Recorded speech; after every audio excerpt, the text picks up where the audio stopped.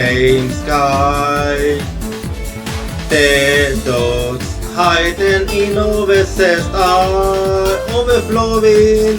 The soul in the sky and down into silvery isles. Over pain of not being able to find this order is making the path of dude become hazy. As silver isles in the sea, overcasing pupils, where slowly reflecting the same dream. Even if we stumble, even if we are in youth, let's take off, making the wind over wings.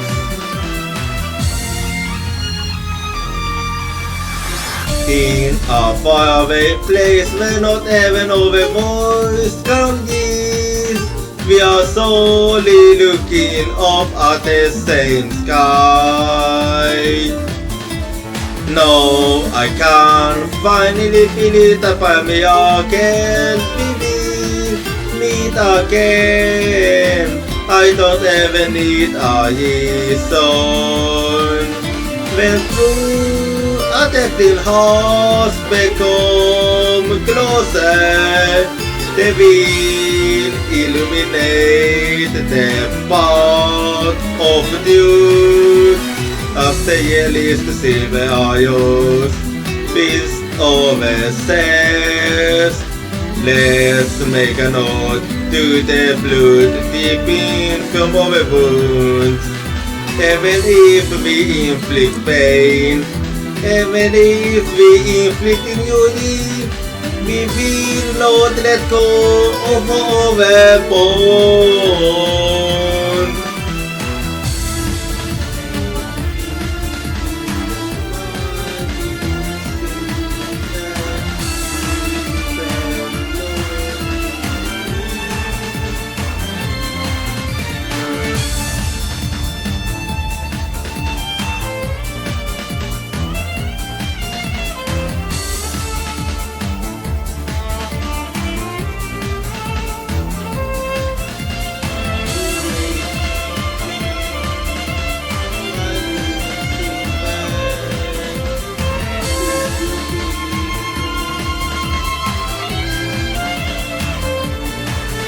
Over there, thin hearts are melting into one, and gradually open up the path of truth. As silver isles in the sea, overcasing pupils, where slowly reflecting the same dream. The silver isles beast overflowing, those in overpursued. No big yes, to us over your misplaced. Even if we inflict pain, even if we become lost and inflict injury, we will not let go of our bond. So even if we stumble, even if we are hot, let's take off, making the wind over wings. The shining wings tighten them by the sun. We'll get a day of life in the sky.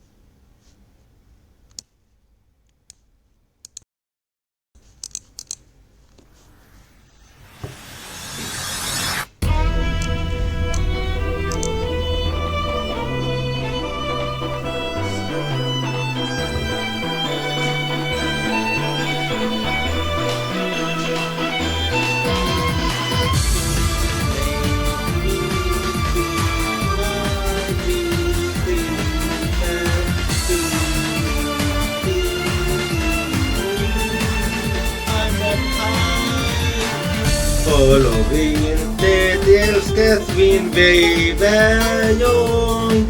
We saw so far as we're looking up at the same sky. The dogs hiding in overcessed are overflowing. The soul in the sky and down into silvery eyes. Over pain of not being able to find this order is making the path of dude become hazy. As silver eyes in the sea, overcasing pupils, where slowly reflecting the same theme. Even if we stumble, even if we are in youth, let's take off, making the mind of a wings.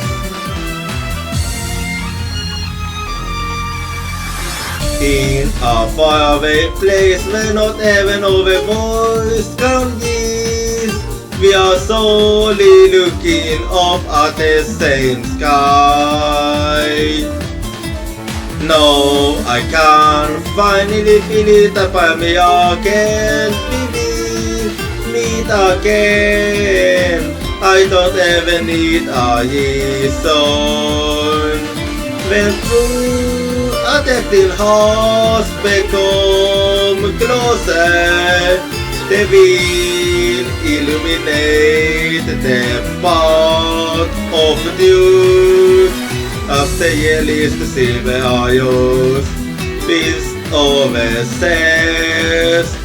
Let's make a note to the blood deep in from our wounds.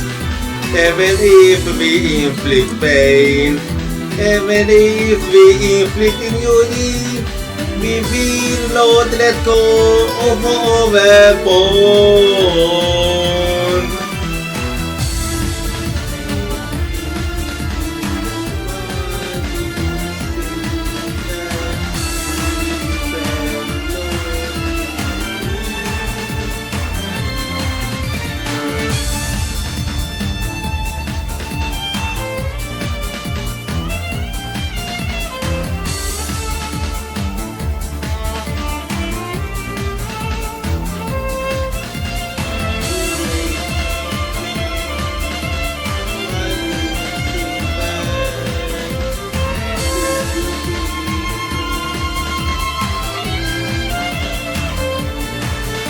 Over there, thin hearts are melting into one, and gradually open up the path of truth. As silver eyes in the sea, overcasing pupils, where slowly reflecting the same theme. The silver eyes beast overflowing, those in over pursuit. No billions to us over your misplaced. Even if we inflict pain, even if we become lost and inflicting joy, we will not let go of our bond. So even if we stumble, even if we are hot, let's take off, making the mind of a being. The shining wings title them by the sun.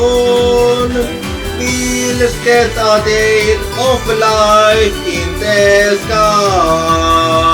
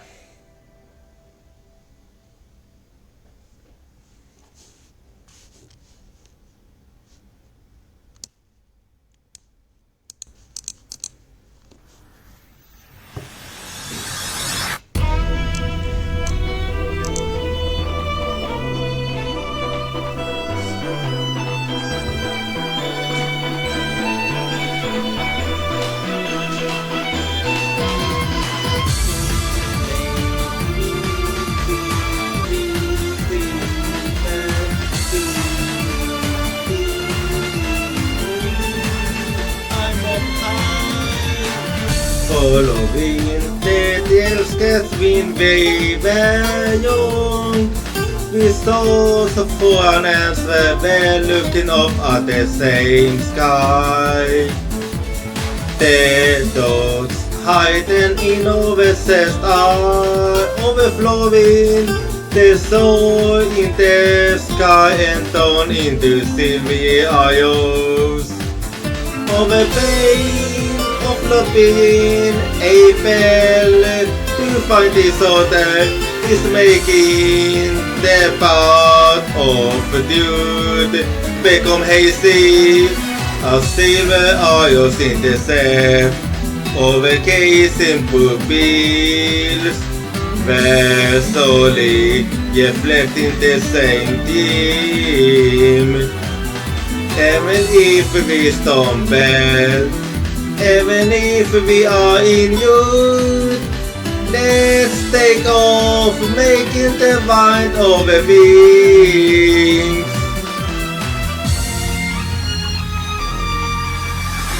In a faraway place where not even our voice can give, we are solely looking up at the same sky. No, I can finally feel it upon me again. We will meet again. I don't ever need a reason. When through a tempting hearts become closer, they will illuminate the path of you. As the yellow silver eyes beast over says, let's make a note to the blood deep in from our wounds. Even if we inflict pain, even if we inflict injury, we will not let go of our bond.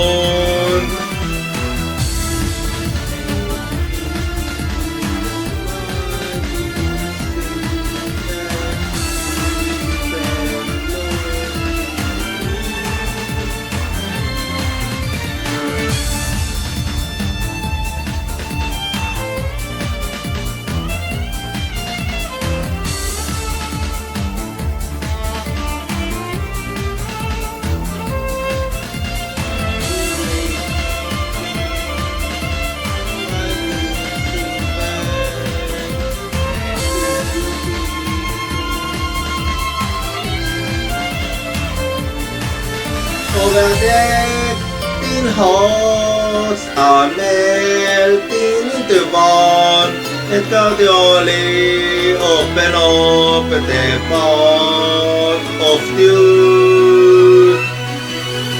As silver eyes intercept over gazing pupils, where slowly reflecting the same theme. The silver eyes beast overflowing.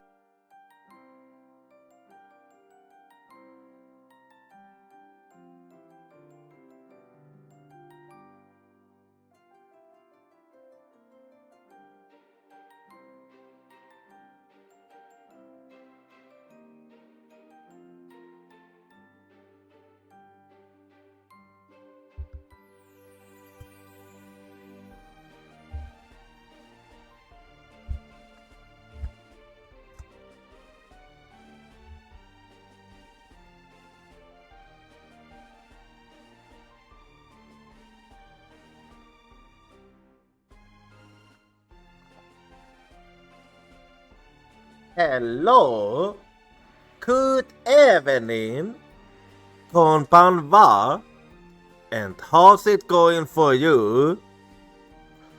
I hope you have been having a good day so far. For me, it's actually been, well, I would like to say it's been a good day since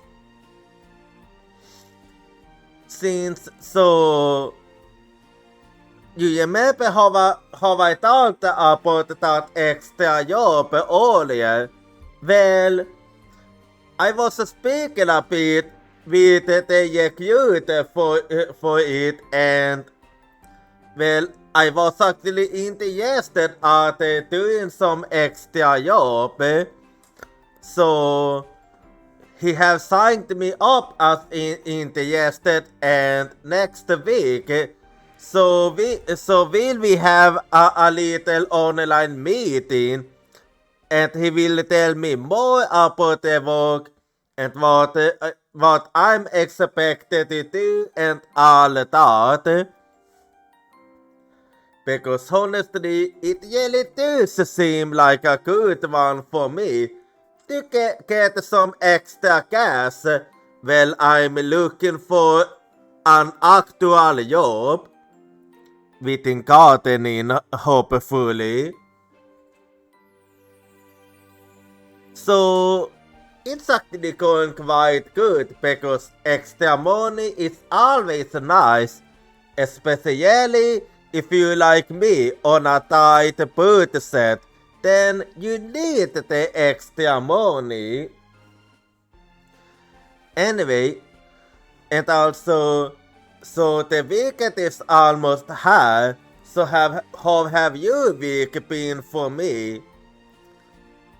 For you, I mean. For me, it's been quite a good week actually.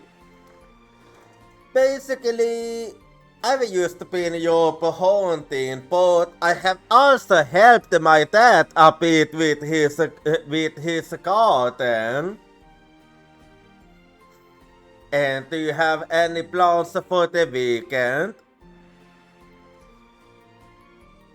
For me, well, so I know I haven't really talked about it that much, but I did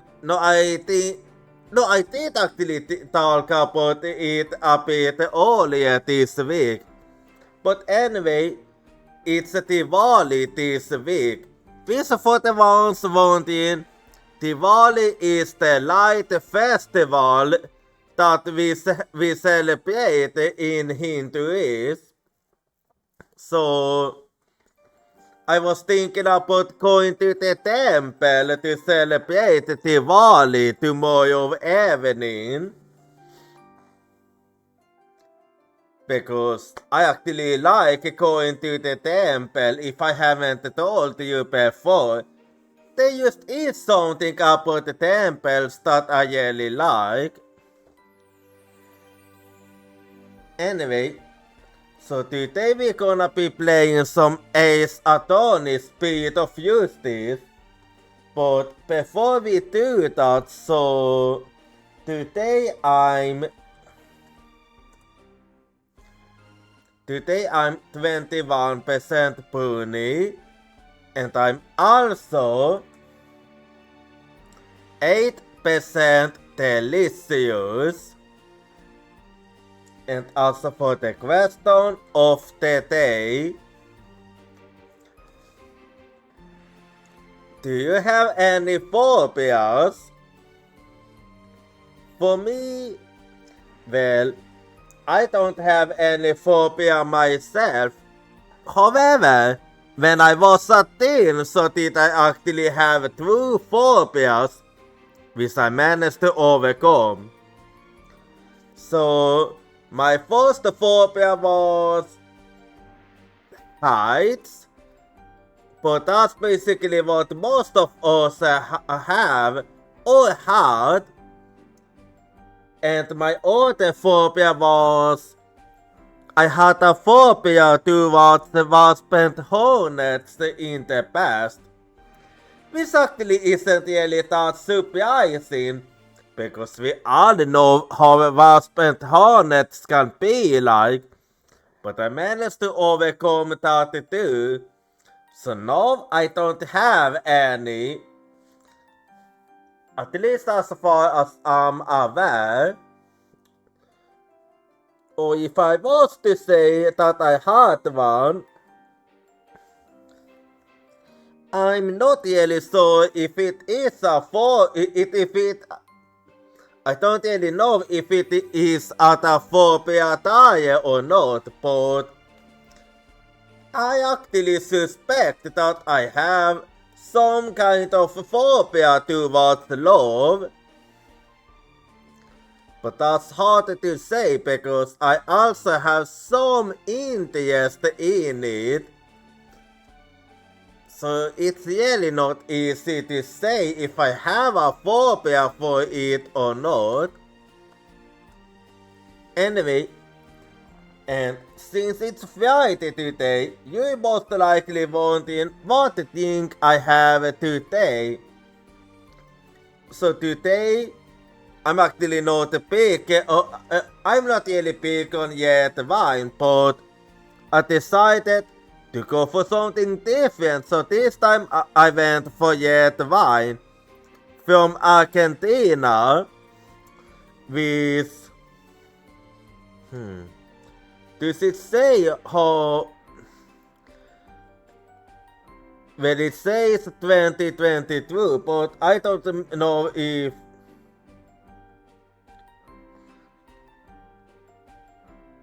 But I don't really know if that means that this wine that they harvest. No, I really don't know why it says 2022. Anyway, so I went for some yet wine from Argentina, some Pumemillo Malbec. So if you wondering why I'm not big on yet wine, it's because unlike white wine, yet wine have this kind of burning feeling, burning sensation. So let's see then.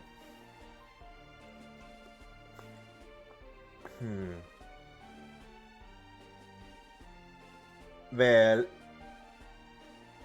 it is have the burning sensation, but all in all, it's actually quite tasty. And I'll be mixing it with a German soft drink, Toast Loster, which have brownie flavor. And I really love brownie, let me tell you that. Like man, brownie is just so tasty. It had a perfect combination between sweetness and saltiness. Anyway, so let's taste this one. Oh yeah! Oh, yeah, I really feel it a brownie taste. So yeah, this one, it even smells like brownie. So that's a big yes for me. It have both the taste and smell of a brownie.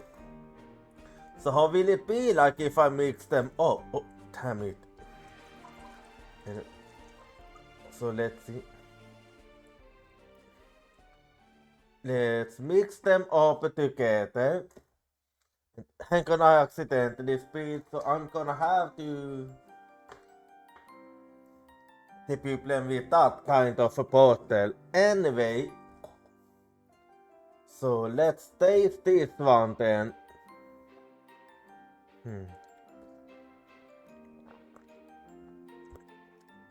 You know what? It's actually really tasty. Anyway, so now that I have fixed my thing, it is now time to play her. So let me use the Saints the quickly här. Hej Anno Hansen! And let me launch the game quickly.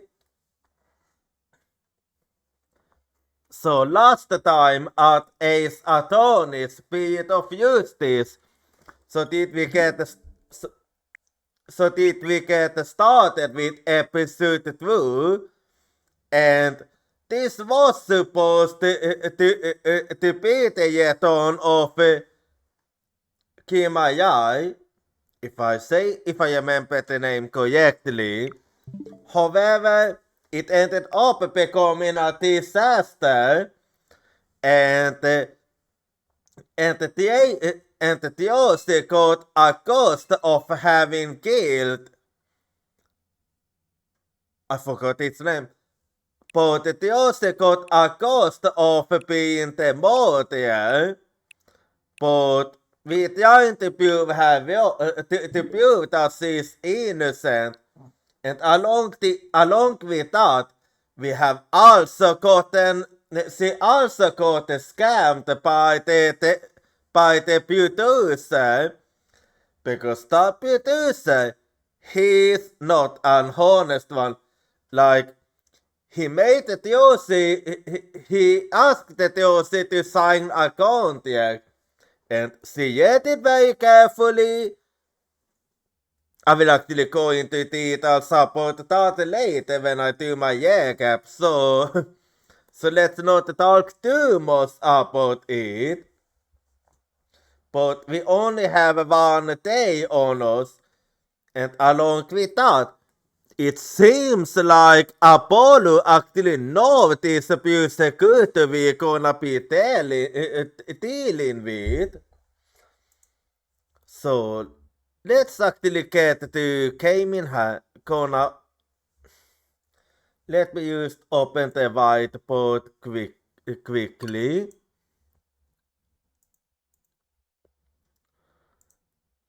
There we go.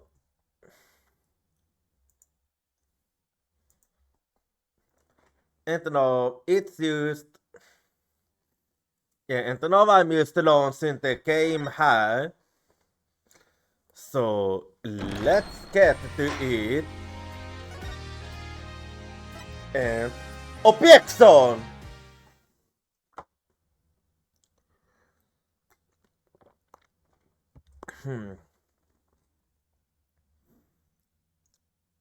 Oh, and this attorney, he's a film.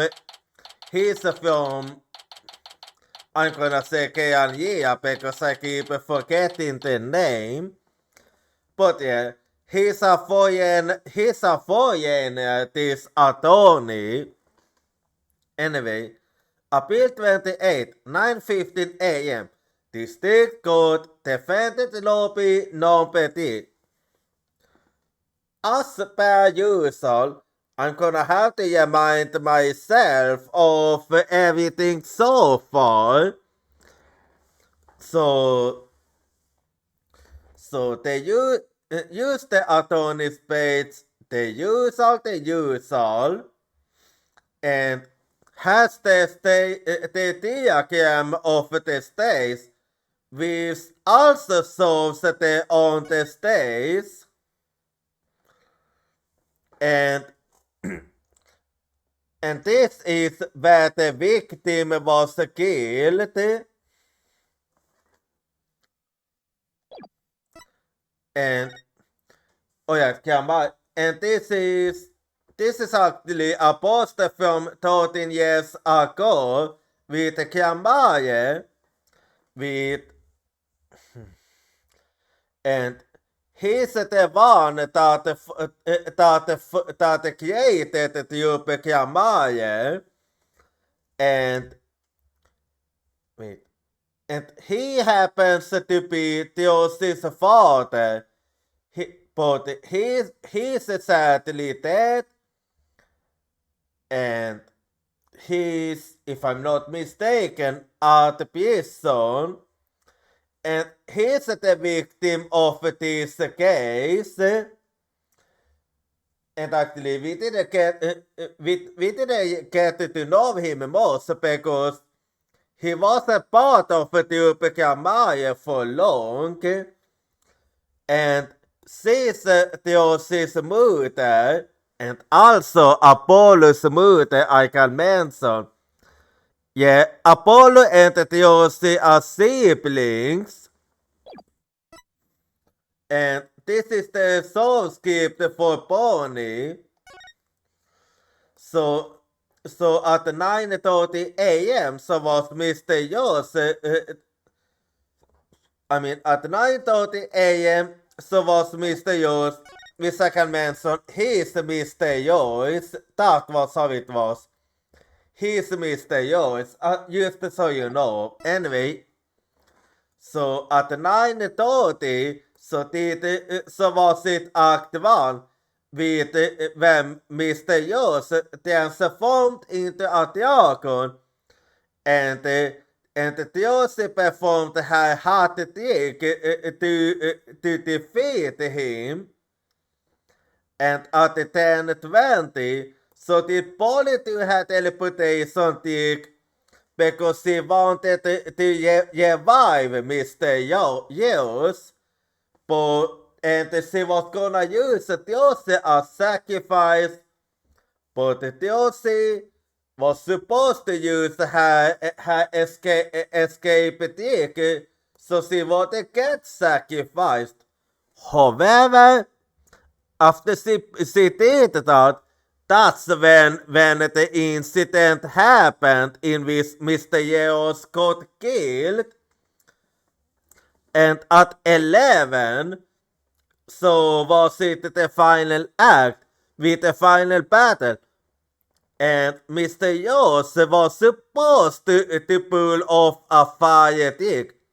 However, because of the incident, this final act never happened. And this is Kamaya's notebook, which belongs to Kamaya. And it's very important for you to do. And and apparently so was Mr. Yeos attempting to steal it for money. Because this one is highly valuable, because there are lots of people that are prepared to pay tons of money to get their hand on this. And has the crime photo, but you know, there's one thing that's very strange about this one. So, when Theosi stabbed the sword was supposed to go on the side of him, like it was supposed to go here, but for some reason it went there instead. And that's actually impossible well inside the coffin, which can only mean that he was killed before he entered the coffin.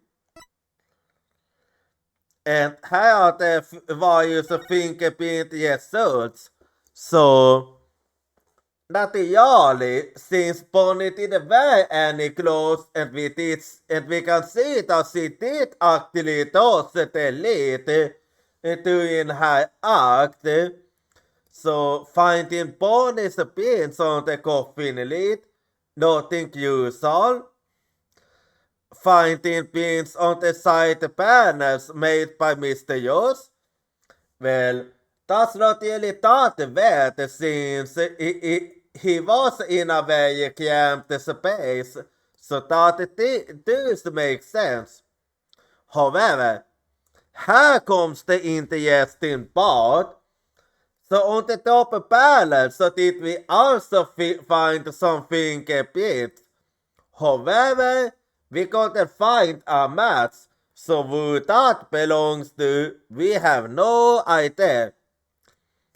And Theosi was wearing clothes, so that the only she wouldn't believe in any fingerprints. And something important to note here is that Mr. Yeos' palm prints was actually reversed.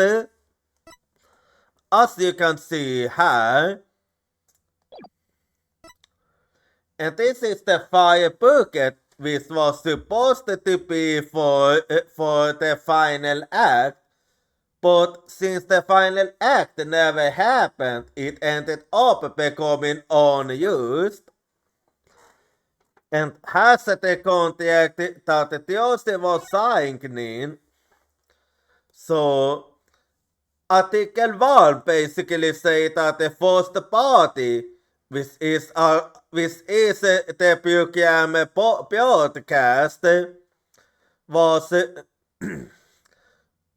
was supposed to pay for all the expenses, but but in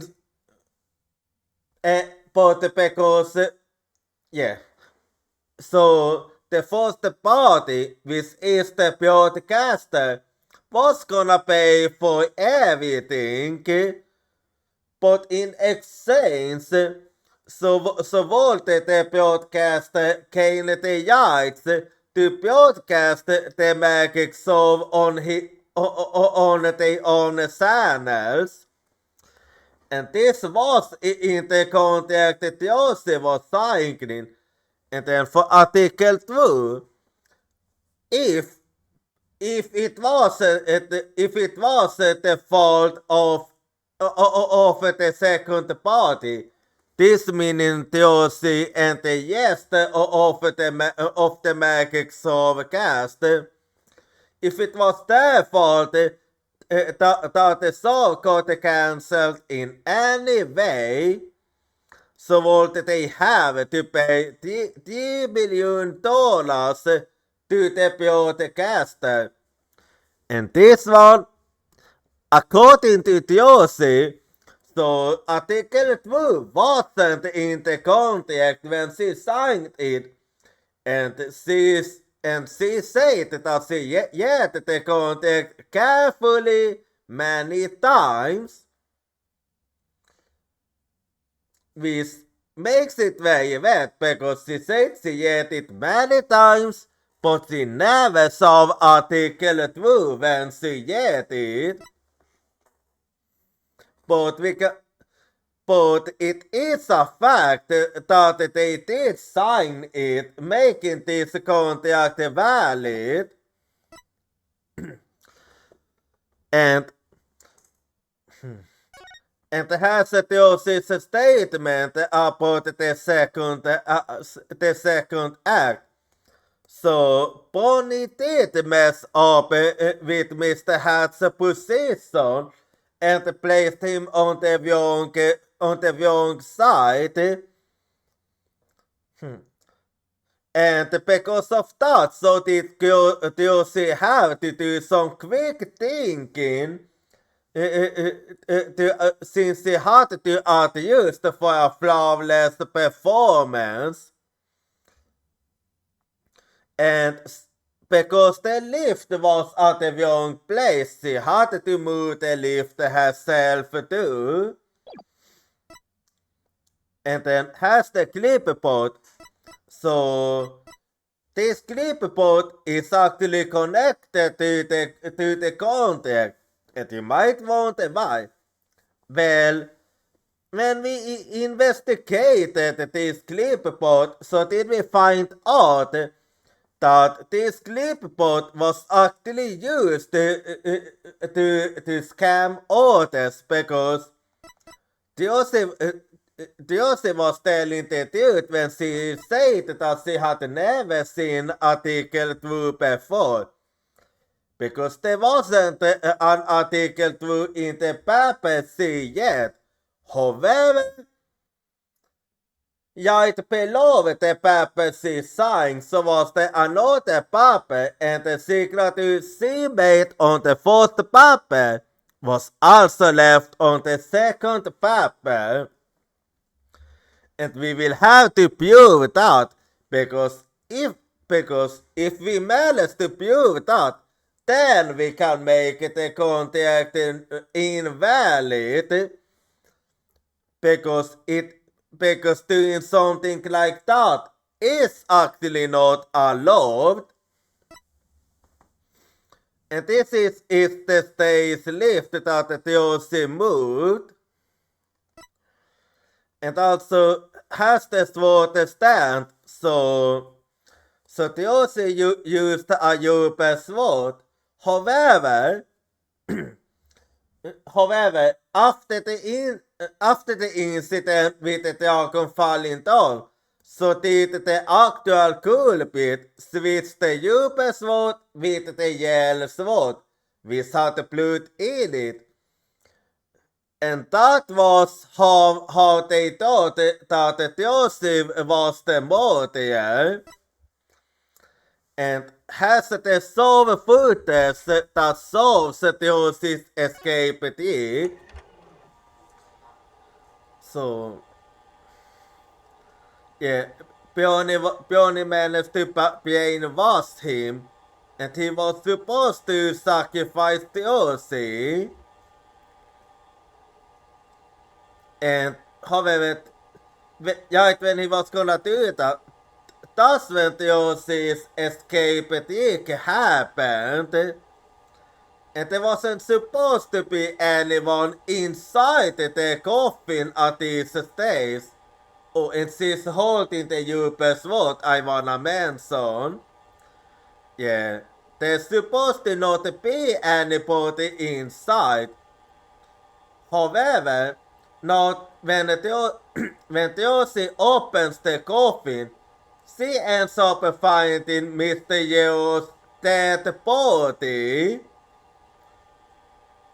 And then after she did, that, as you can see, the dragon fell down. Oh, and you can also see when it was recorded, for 27th April. And also for everyone involved in the case. So, Theosis is the main suspect of this case. And Adela is helping us as our sidekick. And White is currently overseas on vacation. So he can't really be helping us most. And then we have Bonnie. She claims to be a big fan of Theosis. However, in reality, she's actually working together with Joker, since she belongs to the studio Joker is the producer of, and she actually hates Theosis with a passion, or more like she's jealous of Theosis. So she wanted to do everything for her. And then we have Joker Yetings, who is the producer of Take Two TV. And he's also known as Yetings Yaya, and apparently he's famous. And he's the one that scammed Theosis, and we are about to lose our office to him. And here we have the great Mr. Yoss, who is the victim of this case. And then we have Emma Sky, who in this case is the detective and also a forensic investigator, which means she can finally do forensic job legally without anyone telling her off. Now it's up to her. Anyway, and that's enough of the year cap, so let's actually get to it then.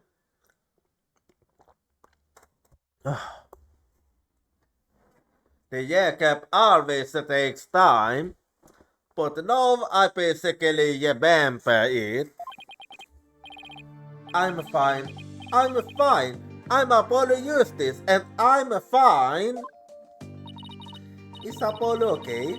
He's been muting to himself all morning. Well, I mean, on top of having to defend and prove your innocence, he also have to worry about losing his place to stay. So of course he won't be nervous. He's been like that since yesterday, cause the pressure of today's deal is getting to him. Poor Polly, he's nearly tearing himself up over all of this. Get it together, Apollo! Yikes! Athena! When did you get her? Daddy, relax a little bit, will you? You're getting yourself way too worked up. Yeah, nothing good will happen from getting too tensed up. Yeah, but I'm alright. I'm fine! You know, I did a little thinking on this Nayuta's Satmati guy. Oh, you did? Well, tell me a little about him then. He's apparently not usual of the meal persecutor. Yeah, he's apparently world famous, or so they say. Oh yeah? When did you find out? Well, they say he was an incredible power. Spirit power, I take it. To accurately get a Dion's karma and his ultimate fate. Okay, that's an interesting power, alright.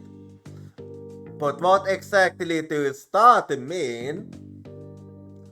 Well, I'll have to find out for myself. What is that supposed to mean? I don't have all the details, but apparently he can foresee how the arguments will go and even lead his opposition. You mean, basically, it's gonna be what I'm used to dealing with. Not an easy battle. So the defense basically ends up going in whatever direction he has in his head. Okay, well I really have to be careful then. Man, this isn't going to be a cake of a wall. Wait, no, man, this is I promise that I can eat.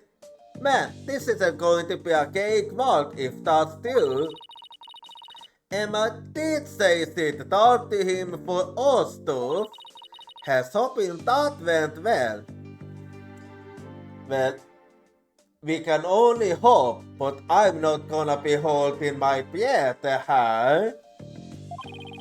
In any case, it sounds like he's going to keep us on overdose. That's why I know you, Yeti. Why I know I can leave Josie and the office to you. I believe in you, Apollo.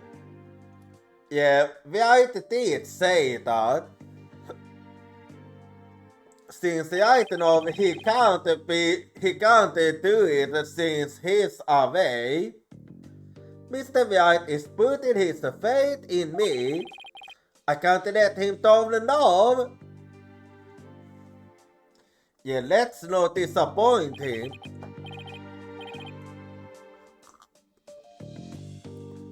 I'm fine.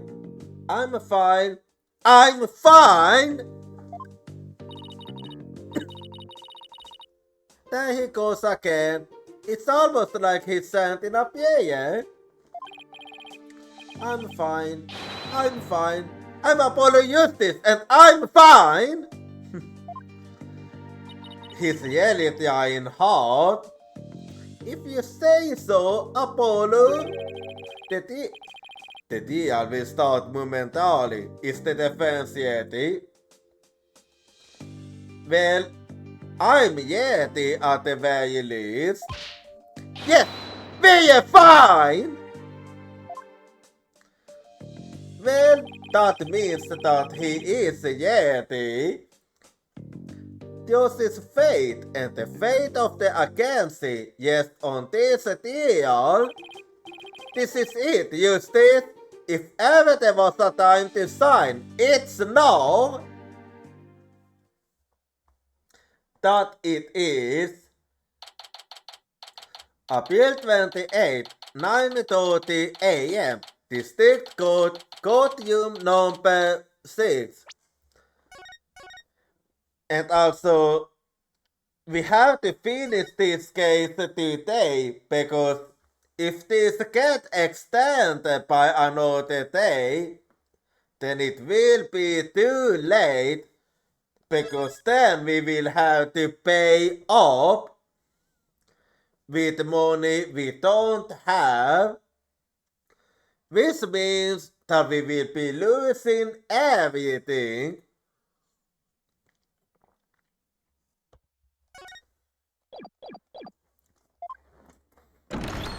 Så här vi går den.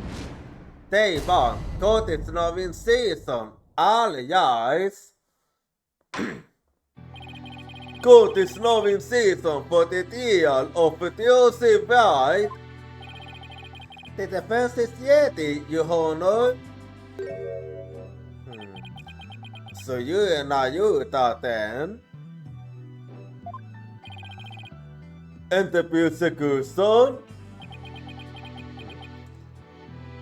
You're not gonna... Don't tell me that you're meditating right now. Björsekursen Satmati. 1,000 pardons. It was rude of me to keep you waiting. I was praying for the victim.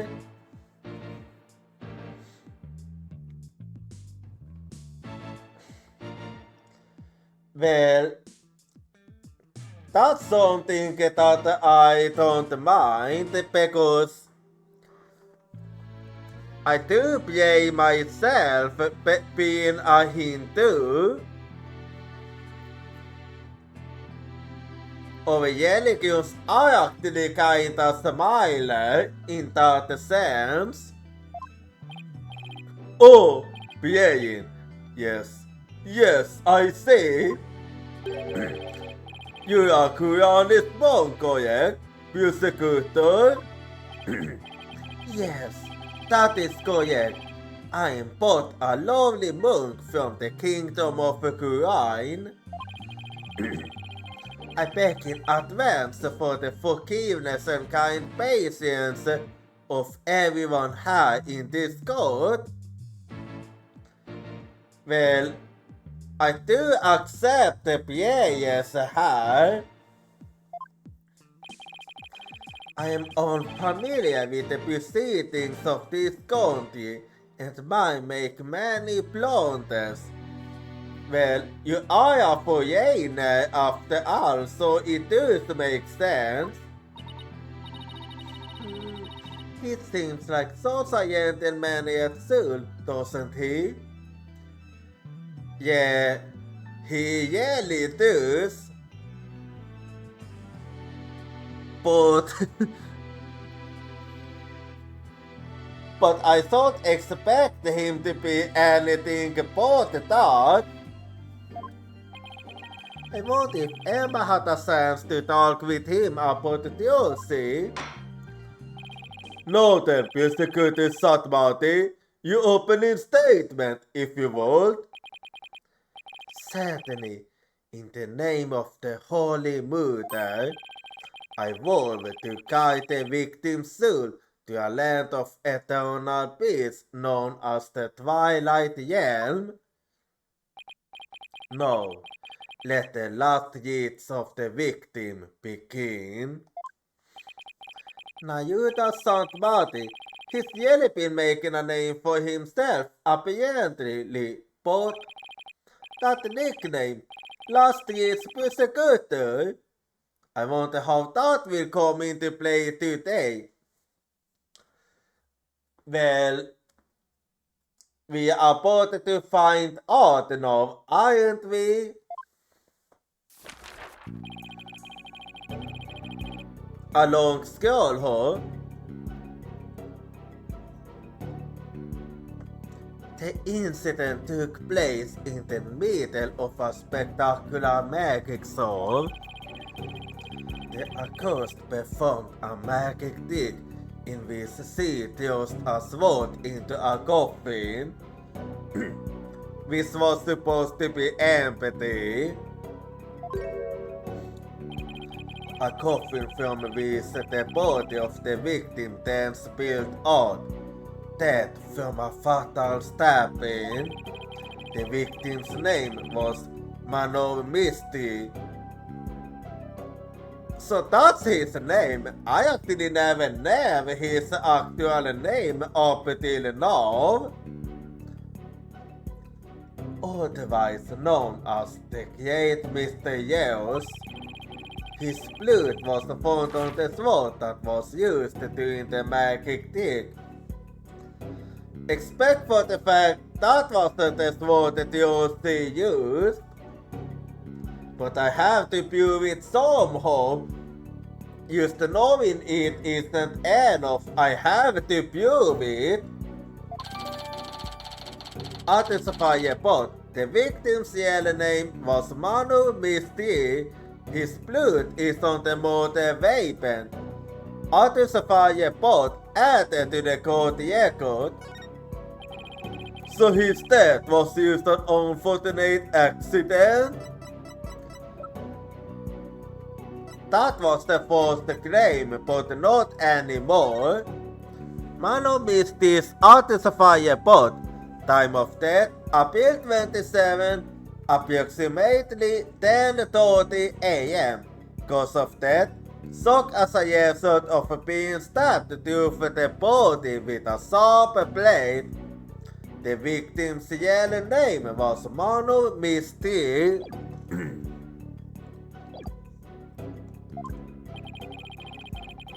It is only natural for one to assume a source, Your Honor. However, it was no mere accident, but rather a homicide. The prosecution's position is thus that this was a murder made to look like an accident. I see! And you believe this crime was committed by the defendant? After a thorough consideration of all possible scenarios, I unfortunately had no other choice but to conclude as much. But is that really the case? So that's how it's going to be, ho? I guess Emma couldn't convince him after all. Yeah, he really, from what he said, he really tried thinking of other ways. Very well. And now, let us hear from the defense. Naturally, we maintain that the defendant is innocent, Your Honor. If the defense wouldn't mind. Don't tell me that's gonna come into play now, one of his skills. Could you please explain your reasoning? My reasoning? Well, that's actually something we never have had to do. That's actually something we never had to do before. So that's gonna be a bit different from the usual. I would have to say that my main reason is because I believe in the defendant. I see. So you find it difficult to come up with anything more concrete than that, do you? So that's what Athena meant with leading the defense on. What a fine demonstration of the fact that you are indeed a lawyer of a brilliant mind. Okay, I don't know what that means, but I'm pretty sure that doesn't mean anything nice. Brilliant mind? Prosecutor Satmati? Excuse me, but I don't... Okay, I have no idea what he... I have no idea what he used to say. If you don't mind my asking, Prosecutor, what was that you were used to chanting? Yeah, I would like to know too. A Asutia of the Holy Mother that guides those of tainted soul toward enlightenment. It is a Quranic intention to awaken the foolish from the fruitless slumber. I'm clearly awake, thank you very much.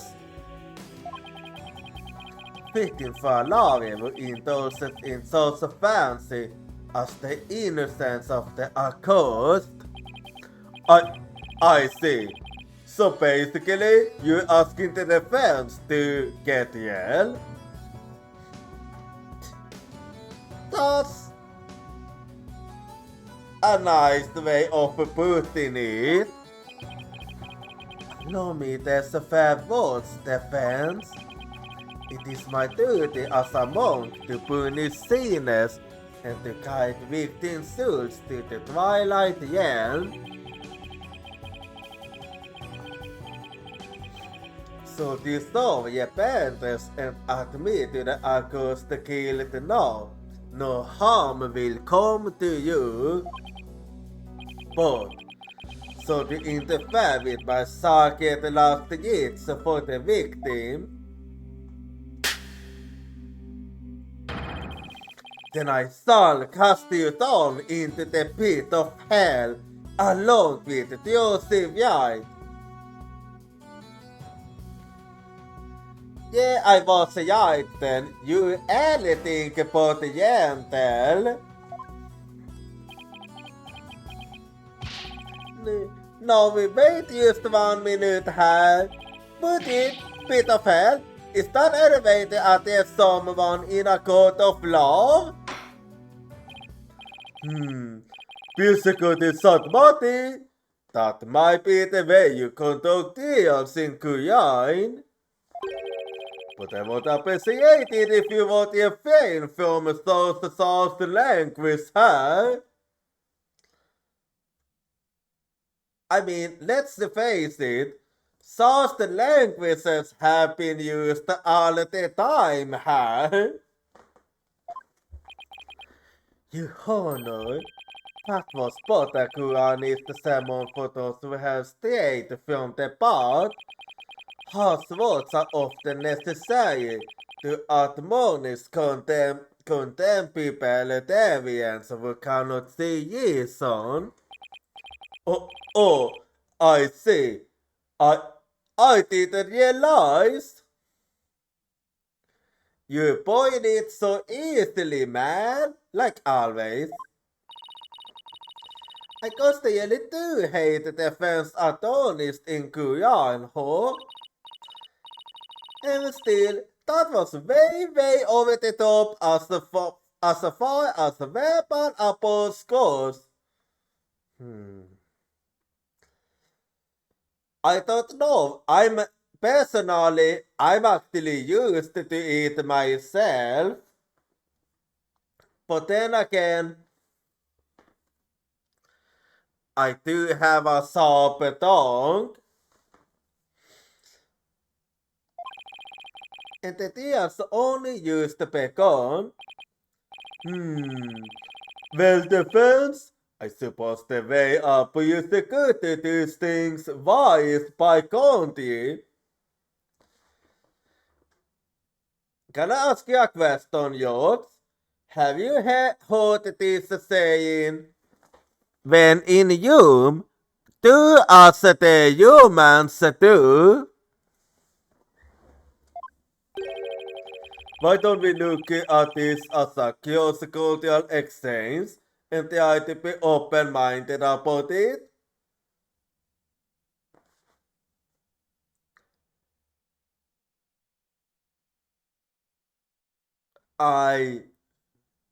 Whatever floats your boat, What? Police, please bring in the first witness. Vänta. What? Uh-oh, it's back.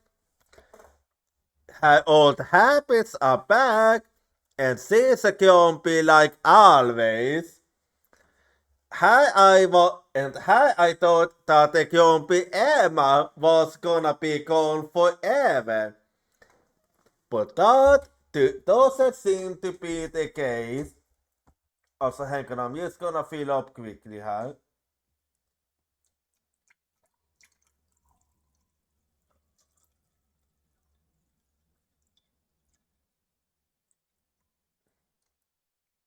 Okay, it has been filled up.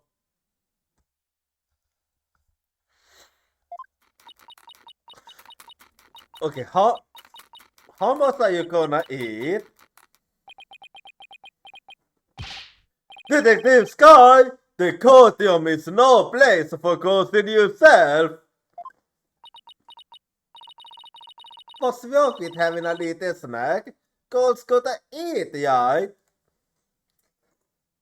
I mean,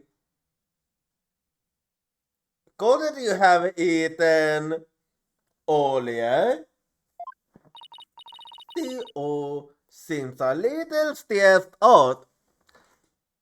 I would say a little more than little. Detective Sky, your testimony, please. Yeah, yeah, about that. Oh, hello there, Maxie. I just wanted to state for the record that I believe the White is innocent. I'm sorry. Detective Sky, this path you seek to follow is misguided. Giving the young to a false hope will only deepen her despair in the end. But I let it go and move on. Acts which go against your duty will earn you divine punishment from the Holy Mother. Oh yeah, that is fine. Then is the people I allowed her, no worries.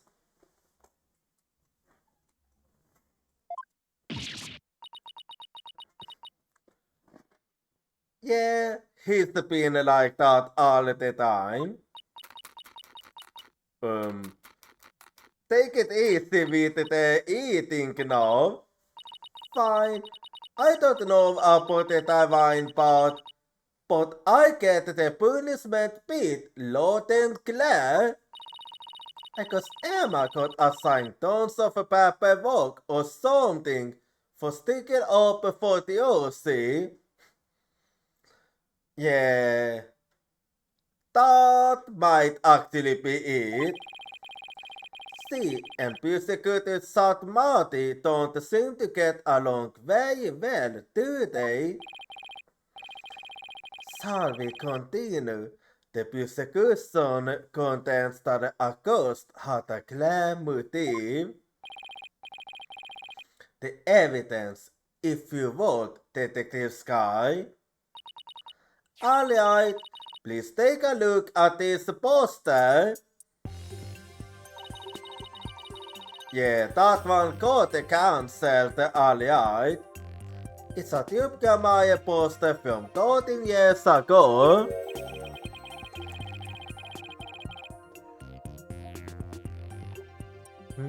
Is it just me? Or is it a little different from the one in Mr. White's dressing room? Yeah, it is actually. This is a revised version of that poster. Oh, I see. This one says cancelled on the mysterious. That's right, Mr. Hughes left Ethiopia after the first version of the poster was printed. So that was when he got injured, I see. Take a look at Mr. Hughes' right forearm near his elbow. See the big scar there? Well, it is kinda hard to miss. He apparently got that when he made a mistake while practicing a magic trick. Also, it wasn't to look good. Oh, that's quite a scar. Because of the accident, Magnifica Maya concluded Mr. Yeos was too unskilled. Just before the door was to open, Magnifi announced Mr. Yeos would be appearing. But in defiance of Magnifi's decision, Mr. Yeos tried to go on stage anyway. This, in turn, caused Magnifi to oust Mr. Yeos from the tube on the spot.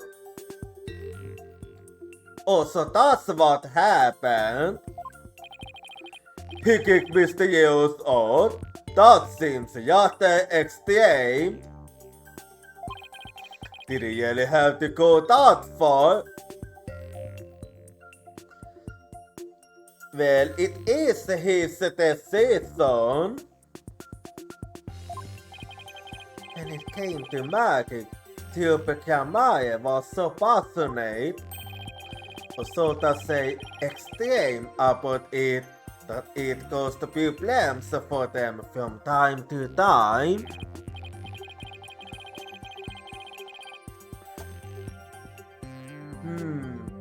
Yes, they even caused this good a mountain of trouble with the extreme antics.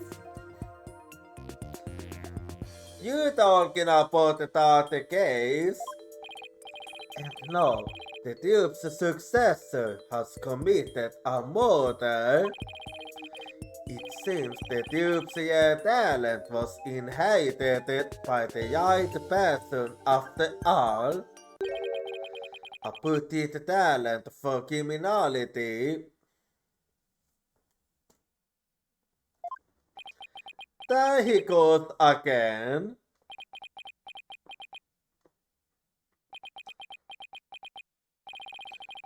You stormed the extreme yourself, prosecutor.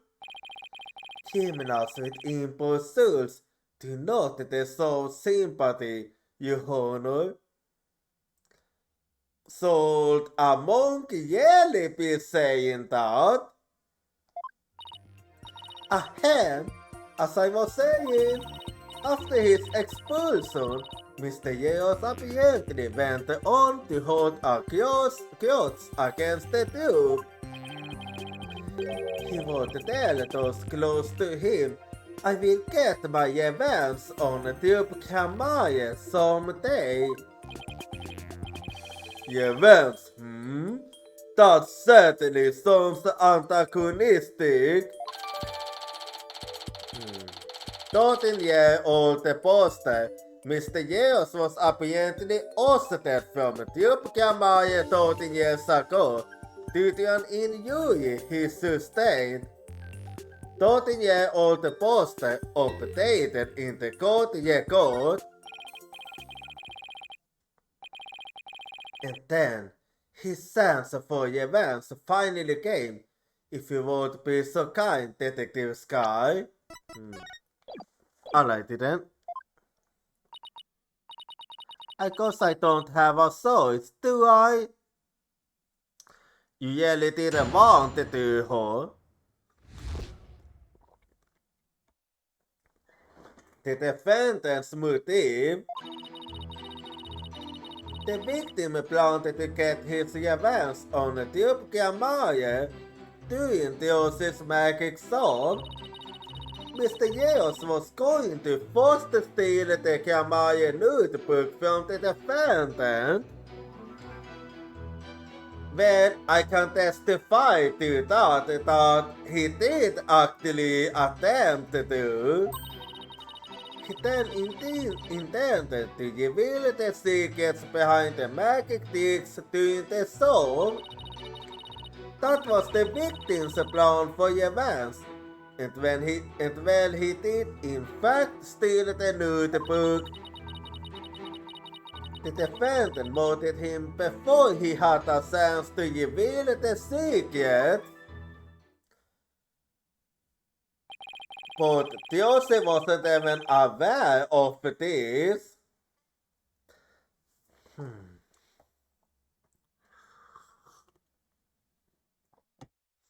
By the time that August had discovered the notebook's theft, it was too late. Her only option was to kill Mr. Yeos and make it look like an accident. That's nothing but conjecture. The victim's assistant, Bonnie the farmer, gave the police a statement. But can we really trust her? She testified that just before the start of the show, Mr. Yeos said, I'm going to reveal all of the Tube Kamaya's secrets on stage today. But did he not? Well, that isn't exactly a great starting point for a portal, is it? Yeah, it isn't. You telling me? Allow me to give you one piece of advice, defense. Oh, and what's that? Yeah, do tell me. A butterfly. Let it go and move on. Telling us to give up again, huh? Excuse me? Helping a sinner will only soothe your own soul. One possessed of an unclean soul will burn in the flames of hell, and then be ever burdened without sin in the next life. But I don't believe in that sort of thing. Besides, I have no intention of giving up.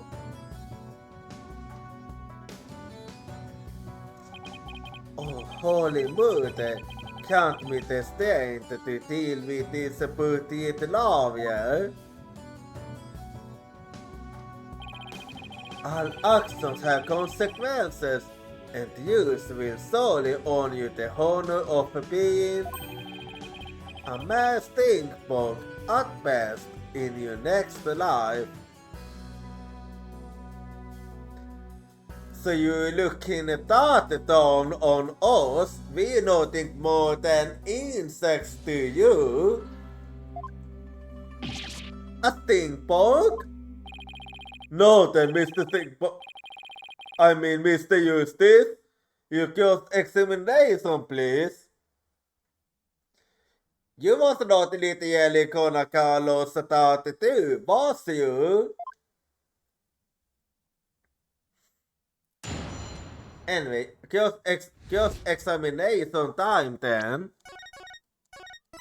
So here we go now.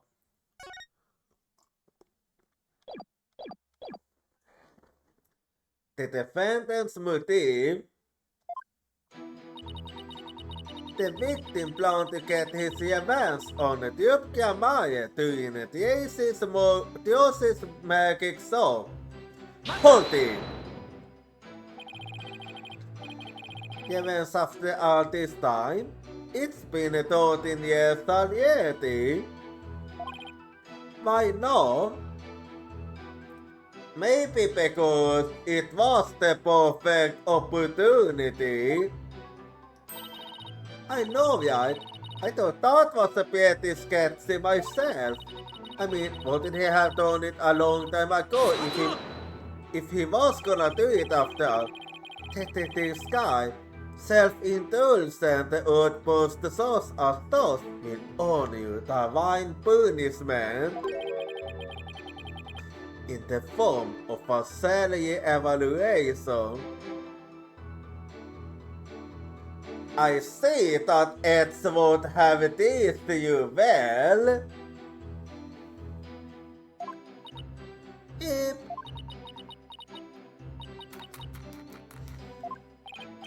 Wait, that's what divine punishment means?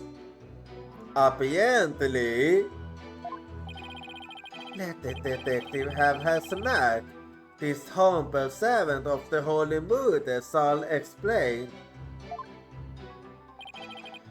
Over a decade ago, Typica Maya was at the height of their popularity, but then the petition declined and they had all but faded from public memory. Until recently, that is, when Joseph White sought to recapture the former glory. The defendant, and at such a young age too, how impressive! Yet she practiced hard. Yes, the accused skill at magic is undeniably impressive. If she had fallen onto the path of sin, she would have had a bright future ahead of her. It's always sad to see such promising young potential go to waste. Isn't that too early to say? No, Detective Sky. How did Mr. Yales plan to get his revenge? And please put down the snacks before you continue with your testimony. Yes, Your Honor. Okay, those are puppy eyes. Mr. Yales was going to first steal the Kamaya notebook from the defendant. Hold it!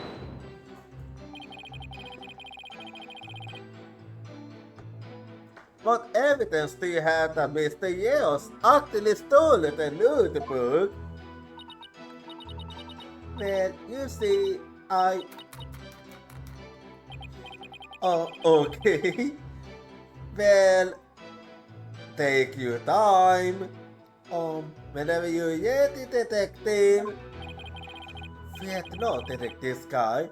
You have nothing to repent for. You shall be proud of the fine forensic discovery that you made. Okay, what do you mean? Forensic discovery? And what is it discovered specifically? Detective Sky identified a certain set of fingerprints on the notebook. Upon further inspection, she determined that they belonged to Mr. Yales. Well, I suspected as much myself, but the detective found the fingerprints entirely of her own volition. For that, I must say well done, Detective Sky. Oh! Get a little too addicted to using your precious white board, did you, Emma? Well, can't blame her. No, Detective Sky. I would ask you to explain exactly how Mr. Yales intended to use the notebook to exact his revenge. Alright, well first he stole the notebook. He then intended to reveal the secrets behind the magic tricks during the show. Hold it!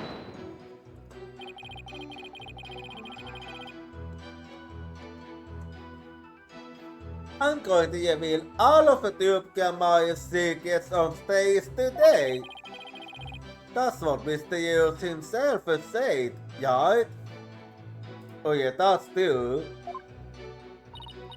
Right, but he didn't exactly specify which Gamaya secrets he was talking about.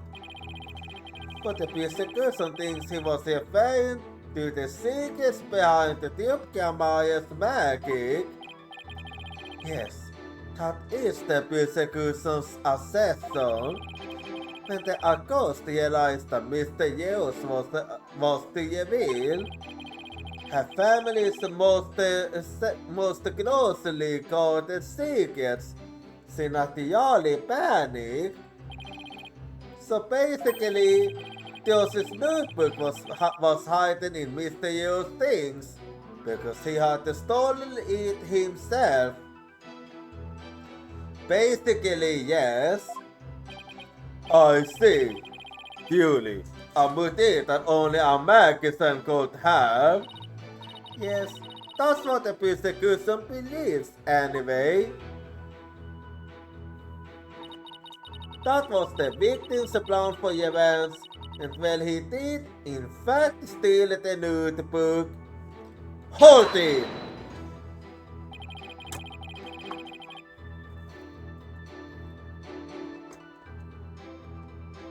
Do you really believe what you're saying, Detective Sky? Do you really think Mr. Wright killed Mr. Yos to stop him from getting his events? Of course I don't think that.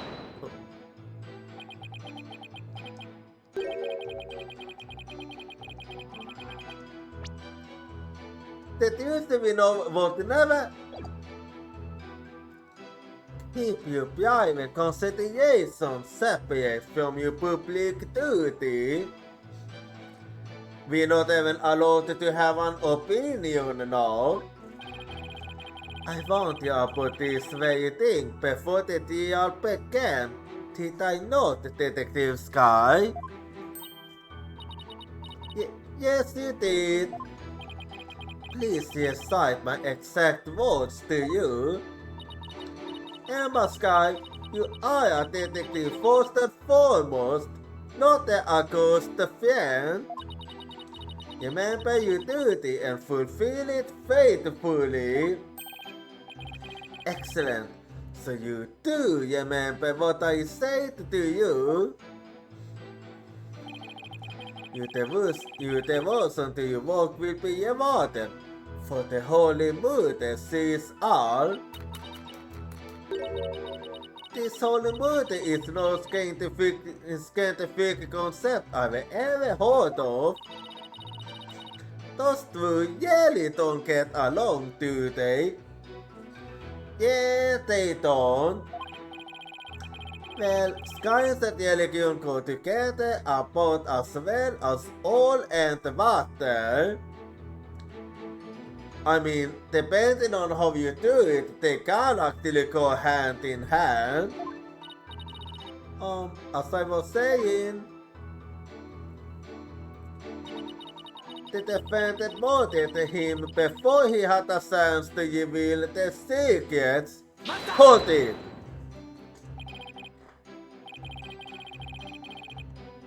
I'm sorry, but what exactly is the basis for claiming it was murder? Beats me.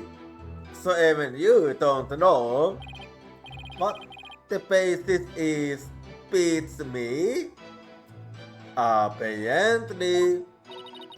You'll have to ask Prosecutor Satmati over that because he hasn't told me his reasoning either. Used to create. Detective Sky. The feeding of information to the defense has not gone unnoticed by my eyes. Oop. The bad karma of acts which go against your duty will impinge upon you in your next life. But even before that, it might impinge upon your job in the form of a transfer. He's doing it again. He's fucking doing it again. Please don't get me kicked out of the 4-in-6 audit. Anything but that. Poor Emma. She's really been risking everything for us. Yeah, he doesn't hold back at all. What was that about him being gentle? Maybe security shot bounty. What are you accused for claiming homicide? It was the luminous tape in the on-the-stage passes. I realized that it had been moved so that Mr. Years would climb up into the downstage coffin by mistake. What? Okay, and what's your basis for that? Mr. Years, who was waiting in the on-the-stage passage, was supposed to have used the upstairs ladder somehow on the left. He was to climb up into the coffin that had been set up in the backstage area. After being thrown into a stuffed dragon during Act 1, Mr. Years was supposed to come back to life and emerge into that coffin. But the luminous tape had been moved to mark the downstage ladder. So the victim climbed up into the coffin and the stage itself by mistake. The very same coffin the accused just has walked into. So that's what happened. And you have proof that it was my client who moved the tape? But of course, Detective Sky. Oh, that's right! I identified the defender's fingerprints on the luminous tape. You what? He actually had proof? Very typical. Well, defense, are you finally ready to let it all go and move on? Absolutely not. Detective, please add the information about the pins on the tape to your testimony. The defender's pins were on the tape. I thought she must remove it during the show. Hold it!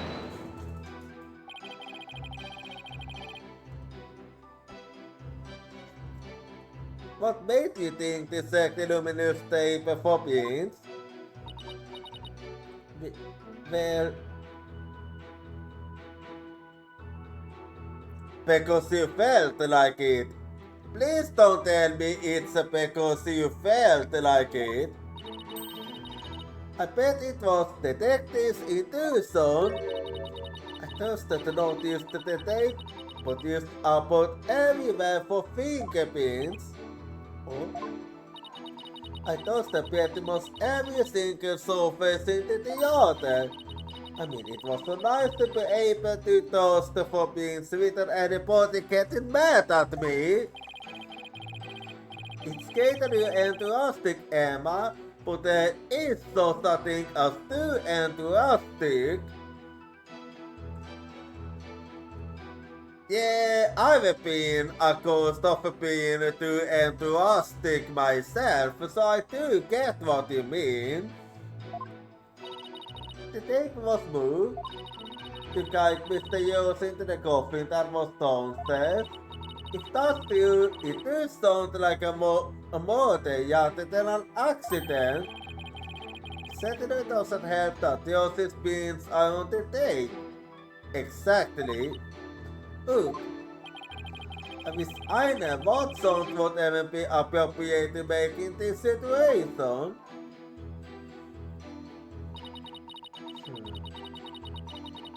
Well, I'm gonna have to think now, huh?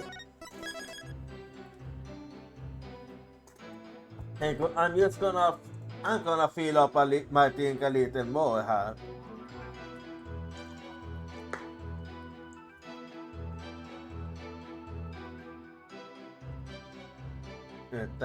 Okej, där vi kom.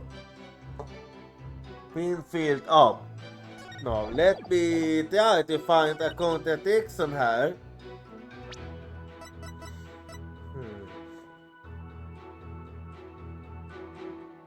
Well,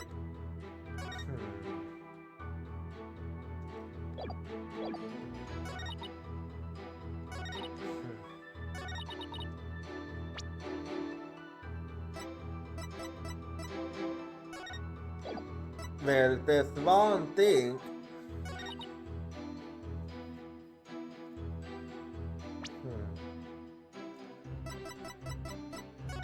But there is a problem here. Are you absolutely certain of that? Objection! Because I mean, Joseph was very close after all. So that doesn't really make sense. I'm sorry, Detective Sky, but there's a flaw in your testimony. Oh, really? The prosecution is claiming that Mr. Wright moved on the stairs tape during the assault in order to guide the victim into the coffin downstairs. Yeah, but the thing is, Joseph was very close, so she wouldn't have left any fingerprints. But it doesn't make sense that she would leave prints on the tape at that time. It doesn't.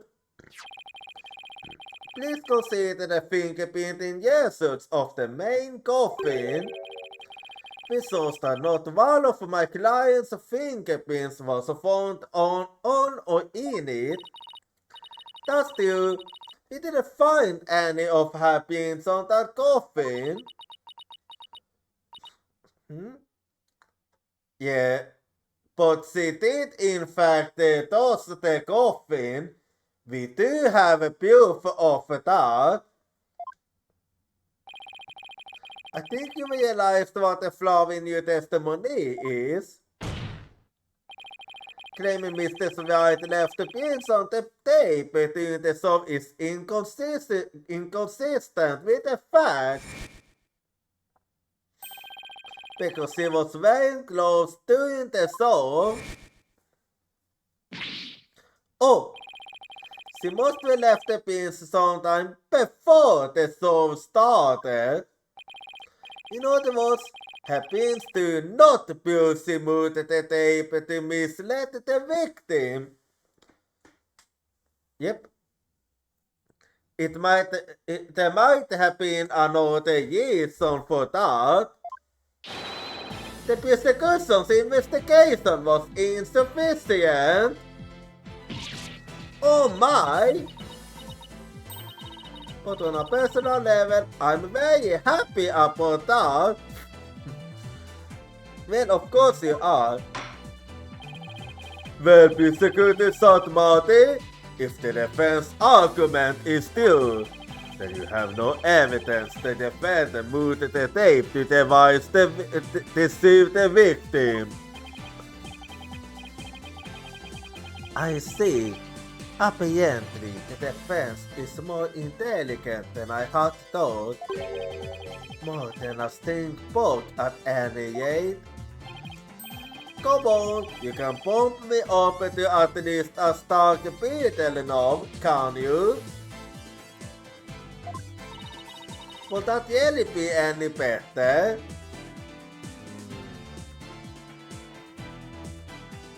If you ask me, I want to say yes. Of course, way better. Stark beetles are cool with those huge multiples of theirs. I don't know exactly what you mean. If the defense wishes to be promoted to a stark beetle, then answer me this question. Alright, shoot. What's the question? Even with no evidence that the accused moved the tape to misguide the victim, the victim still climbed the ladder using the tape as a guide. and entered the coffin on the stage. The accused then just has walked into said coffin with the victim in it. So what you saying is, the fact remains that the victim was stabbed to death, right? I do get what you're saying. Precisely. However, this does drastically change one aspect of this case. If the accused did not lead the victim into the coffin on purpose, then it means the victim's death could have been accidental. So we are back to that now. If it was indeed an accident, the defense can argue that it was involuntary manslaughter. I see. If it was involuntary manslaughter, they could plead extenuating circumstances, and the severity of the crime could be mitigated. Well, I'm not satisfied with that. Defense, if you believe the accused did not murder the victim, then do you argue that it was an accident? It wasn't an accident neither. This is it, the all-important question. The defense argues that Mr. Yu's death was... I would like to believe that it was a murder, but not a murder committed by Josie, but a murder committed by someone else.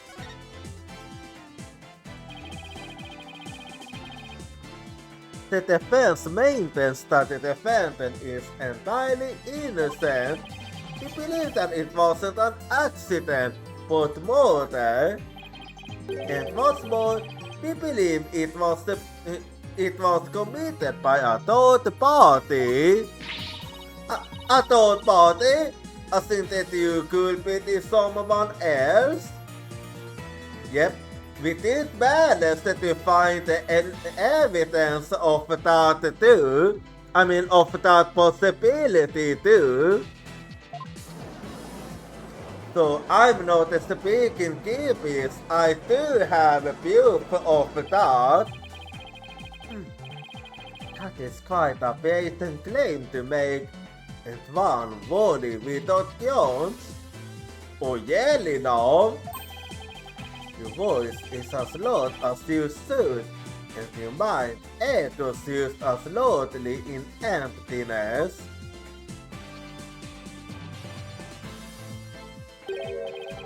Sorry, you were both a load yet pepper in your previous life.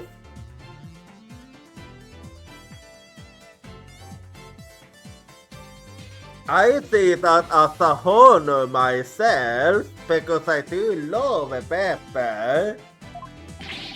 I've been demoted to a vegetable. Don't you mean promoted? Wow, I didn't know a person could be reincarnated as a non-sentient plant. In any case, I do have grounds to make this claim. And that is the... Let us hold this reasoning of yours then. Alright, but before I give it, there's one question that we need to address. If the victim was killed by some third party, then the sword the defendant thrust into the coffin wasn't the cause of death.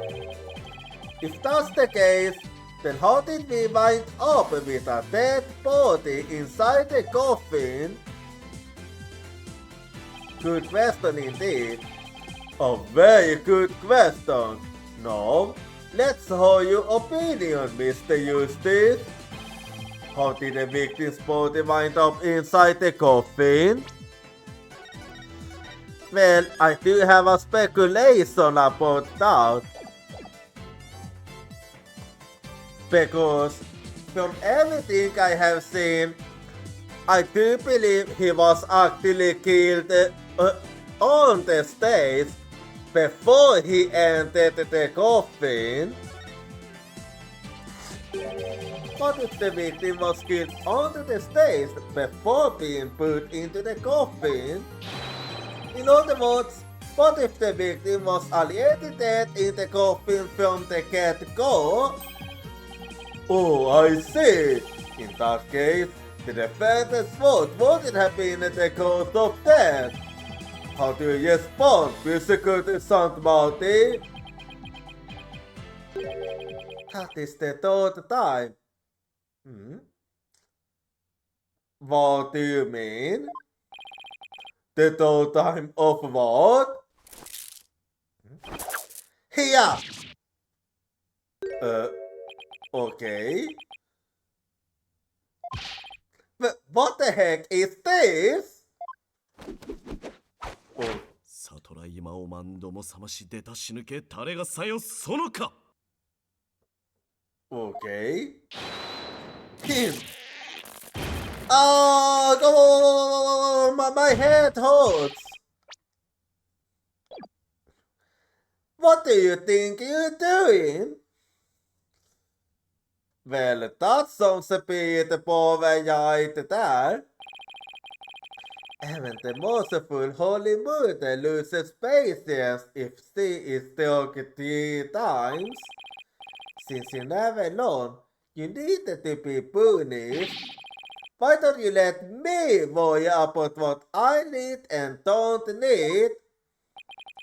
It is what it is so for interfering with my sacred last rites for the victim. You are a painless lawyer, chasing phantoms. You know nothing. Let this humble servant of the Holy Mother give you an edifying sermon. A sermon? No. So we're getting a sermon now, I see. There is a passage in the sacred scriptures of Guianese. A cornet frog will swallow even a snake. Okay, I have never heard that saying before. Huh? A cornet lawyer has unexpectedly struck back hard against the prosecution. Did I get it right? Ah, okay, yeah. Well, that is true. No, for I am not done with my sermon. And yet, the frog still dies, its belly biting and torn from within.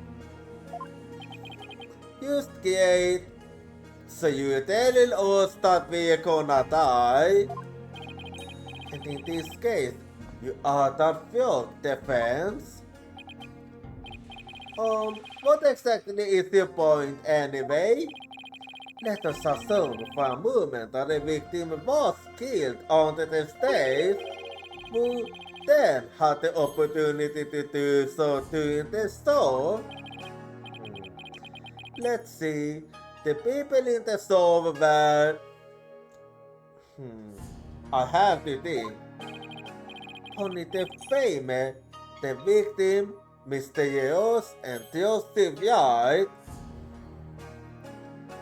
Yeah, that is true. Only the Fame was on stage still for the entire show, as easily confirmed by the footage from the show, which leaves us with only one suspect, Joseph White. Yes, he wasn't on stage, that's true. Now, do you see? The accused killed Mr. Yost as he waited on standby on the stage passage, and then placed his dead body in the coffin above, thus making the murder look like an accident. No!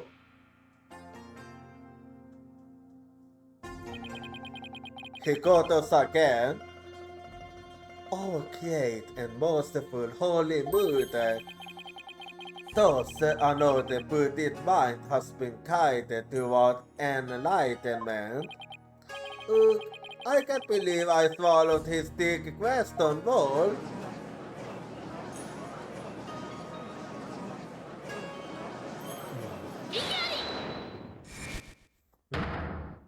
Athena?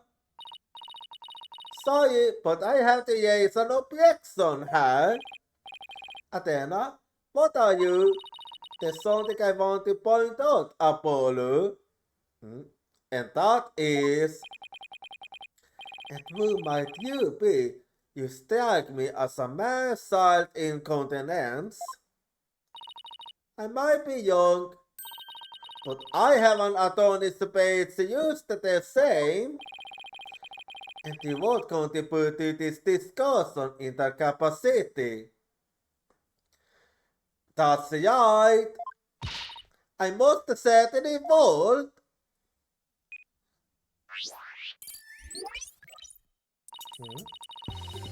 Oh, so you have gotten a new function, I see. You just argued that the defendant killed the victim onto the stage, but let me remind you that Mr. Wright is a goal. Clearly, solidarity an objection simply to point out certain obvious fact. Your Honor, please send for this little side garden to come take her home. But I'm not done with my sermon. You don't need to talk like persecuted Satmati, you know. Yeah, sermon. Listen, if the victim was killed in the on-the-stage passage, then his body would then have to be hauled up to the stage, right? However, Mr. Wright is a young girl, and a pretty petite one at that. She couldn't possibly have hefted that last body up and put it in the coffin. That's true. It doesn't seem like it would be a yet difficult task for the defense. It does seem like it won't be a yet difficult task for the defendant. I don't think even I could do it. I thought you were still getting that. What do you think of that, persecutor? Was decided on? If I really do, the businesses of Christ are jävet as the pillars of our belief. So not really hold nothing but deep respect for women. Okay, I liked that. I liked that very much. You have my approval. You have my approval.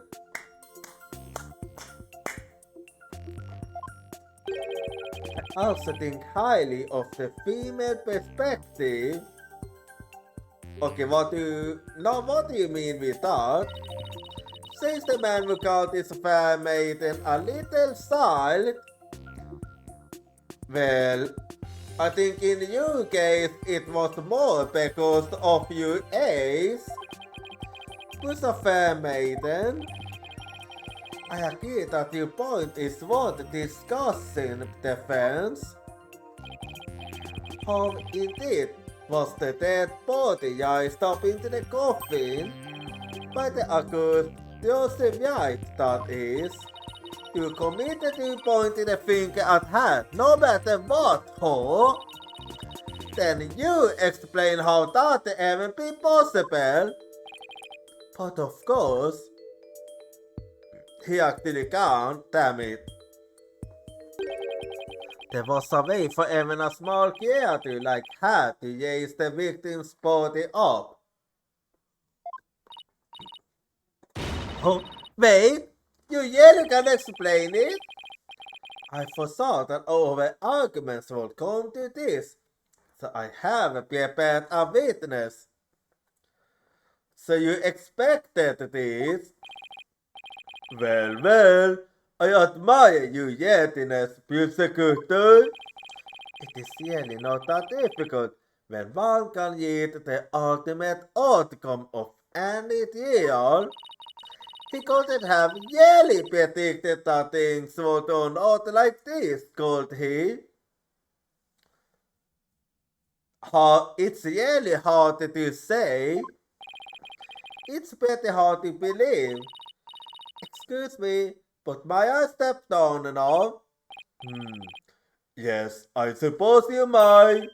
One moment, Detective Sky. Okay. I'm sorry for, the way I handled all of this. You did a fine job, Detective. Your testimony was invaluable. It was? Yes, you thought well as a detective and did not allow your personal feelings to interfere. You overcame the conflicted emotions you felt and performed your duty admirably. You will be awarded for your fine work. Oh, thank you. I hope we can work together again in the future. Don't tell me he's trying to get her to his side. Emma seems bewildered by the unexpected place. Because he's a pretty nice person, like they say. As long as you're not up against him. Might be so. Now then, let us call the next witness. So who's the witness now? It's Bonnie.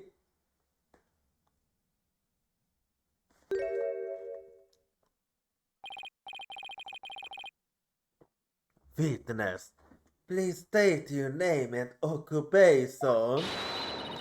Hello, ladies and gentlemen of the court. It's very nice to meet all of you. I'm a Lakumorphin illusionist from the land of fairy tales, Puni the Fame. I can't wait to do some magic tricks for all of you. Please, witness, there is a time and a place for all things, including magic. But it won't be okay if I do use a little magic, right? Come on, please. Look, everybody's waiting. Now's my chance to shine. Well, seems like no. That is your second time. Oh. Okay, you better be careful now. You don't want to do that again. My second time doing what? There will be no further warnings. You should know that from our paper to your meeting, correct? So they have already experienced it. Yep. It's normal exempt from His Holiness Usagi of Sophie. Might we have your testimony, witness? Once you recovered from your disappointment. Well, as who's a fan of Theosis, I don't really want to testify against her. Bullshit! But of course I have to, don't I? As who's a fan of Theosis, huh? Yeah, that's a bullshit. I hate her. I loathe her. I can't stand that Joseph Yai. Just because she's a little good at magic, she thinks she's all that. So this is exactly what has never yet the souls. So, you are a real fan, alright? Of the Stone Tuesday, you mean? Basically, yes. Anyway, So an art pack is coming up. So we're gonna copy it back and I'll see you in 3 minutes.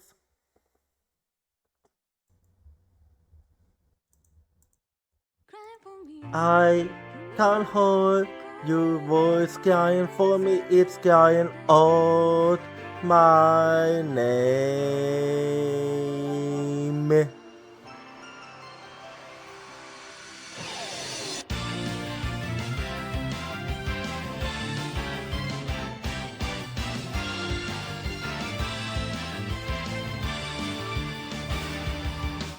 I was acting tough by saying that I don't team because it's scary to lose my team. I have a feeling that by abandoning my team, I'll be able to make up for something else. Tuesday is the determination to say after intangible things like business or love. I can hold a voice crying for me, stand up and fight. Don't deceive yourself. Cry for you in order to answer your voice. I know cry out your name.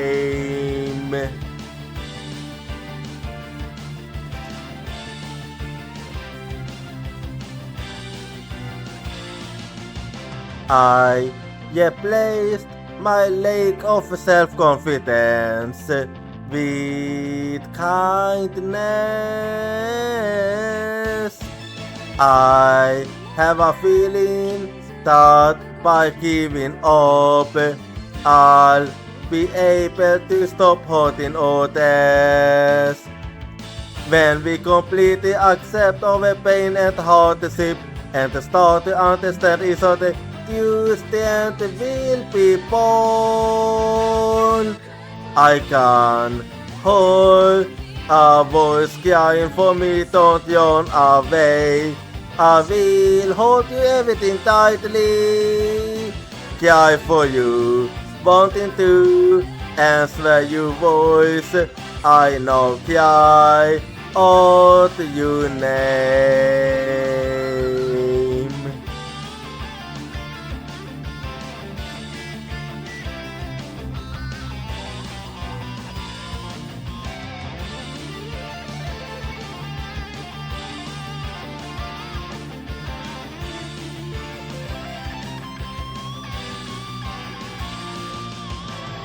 Let's never forget the fact that we can't be healed by overwhelmed of contact and sadness. I'm holding your voice, crying for me, it's crying out my name. Cry for you in order to answer your voice. I know cry out your name. I cry for you.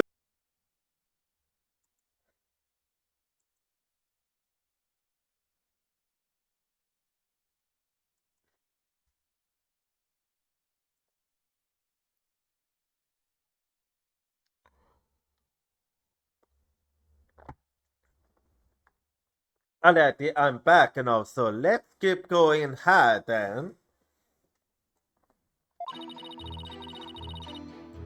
I really can't believe that you killed Mr. Yeos, because it's possible for a small girl to lift a dead body up if she used a stage lift. Is it possible? Could Josie really have? If Josie did use a stage lift, I think she must have used the stage lift number 2. I was on stage for the entire show, by the way. Well, it is true for Act 2. You was indeed on stage the entire time. You were on stage the whole time, and you saw about that. There is no question. The entire audience could testify to that fact. Yeah, the same goes for me. What's more, see some clearly into there we saw footage as well. I could possibly have killed Mr. Yells, not little old me. Therefore, the only person who could have killed the victim on the stage is the accused. Furthermore, by using a stage lift, even a petty young lady could have raised the body up to the stage without difficulty. You gotta be kidding me. Sadly, he isn't. Very well. The defense might now just examine the witness. Well, have we go then.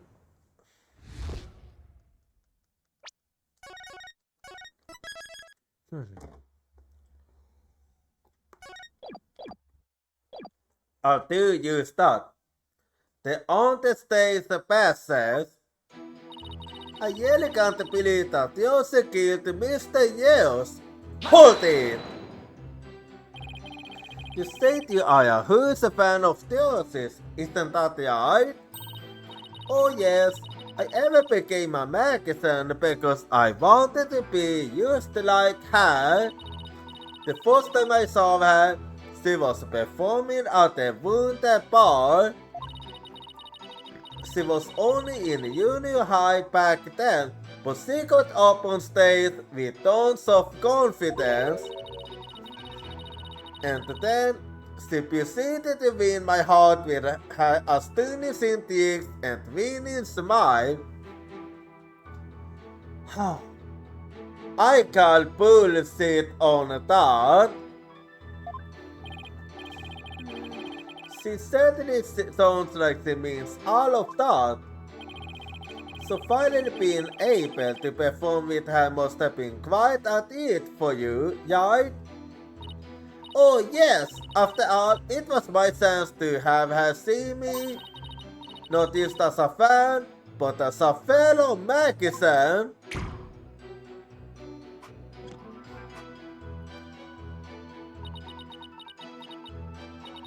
But then that horrible accident happened.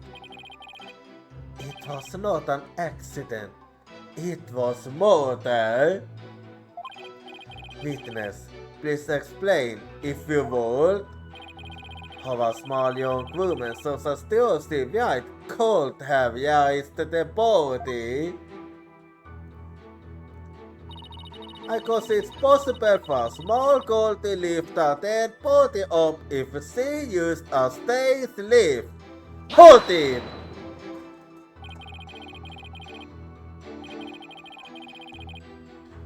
What makes you think it won't be possible? It's not like you tried it all to yourself, right? Well, actually, we did try it out for ourselves. You actually did? You did? Detective Sky, if you would. Oh! So that's why you made me do that? So you predicted this? Detective Sky, what did he have you do? The prosecutor asked me to try raising one of the main police officers with a stage lift. Without a single word of explanation as to why he was making me do it. You kidding? He actually predicted this. It's as if he really can't foresee all of our counter arguments. Do not underestimate this humble servant of the holy murder. More like haughty. Because that means Theosis could have lifted the dead body up. Does that mean? Is it possible? Could Theosis really have? Hold it! Hang on, I need to fill up a little more now. Okay, that makes this the last one. Oh, my bad.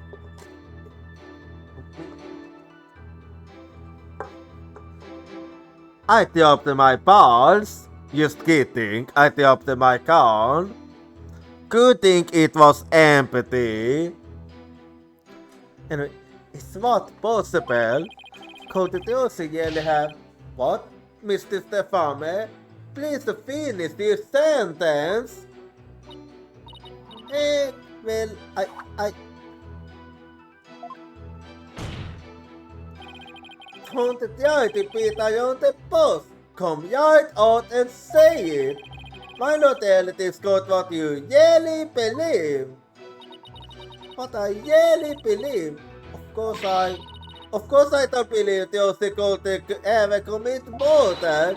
Such an amazing and wonderful magician would never do such a thing. But taking out the facts into argument, what else can I think?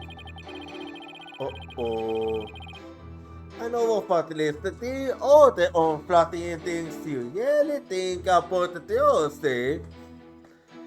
Yeah, you did show it to me. How can you attack this girl when she is obviously speaking with yourself? There is such a thing as reading between the lines, Mr. Eustace. He's giving me that eye again. It's sad how the youth of today lack the ability to do such a basic thing. Don't give me that eye, please. Looking at me like that isn't going to help me stick my foot in my mouth less, you honor. Witness, please describe what the accused might have used to lift the dead body.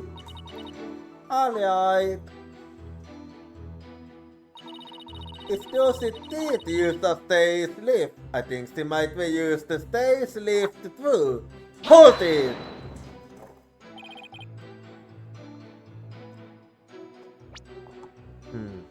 Hang on, just gonna take a little...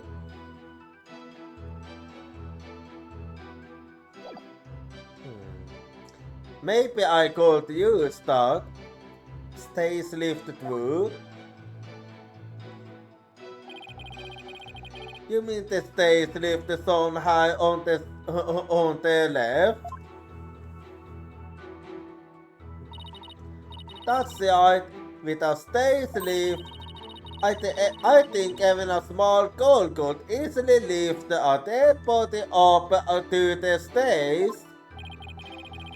And so that makes her the murderer in your opinion? Of course not. I believe in Dorsey. Yeah, you believe in her just as much as I believe that the coffee is a good thing. Which, by the way, I don't even like coffee. Like I said, I'm a huge fan of hers. Oh beauty, how long is he gonna keep this act up? Defense, what position was stage lifted number 2 in after the show? Let's see. If I recall, it was in the fully raised position. Ah!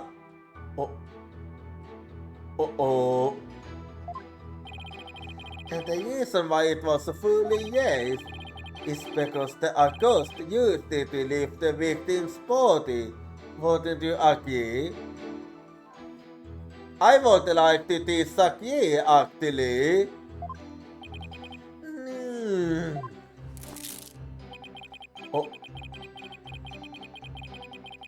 I don't like how you holding it. I don't like how you holding it. Feel free to slowly bullet over value yourself with the flames of hell. You evil yet, Pepper. So now I'm also evil. Yeah. So we officially evil.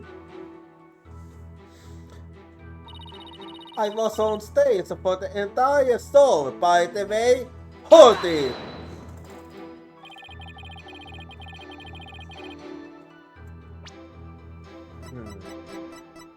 This made me want one thing. Yeah, I might be able to use this one here. You didn't have a single spare moment to slip on the stage passes. Oh, don't tell me you suspect me, no? I'm just trying to do my job by fully examining your alibi. Depending on how solid it is, I might have to suspect you, yes. You gotta be kidding me! Don't spit on my head and tell me it's raining, love ya boy!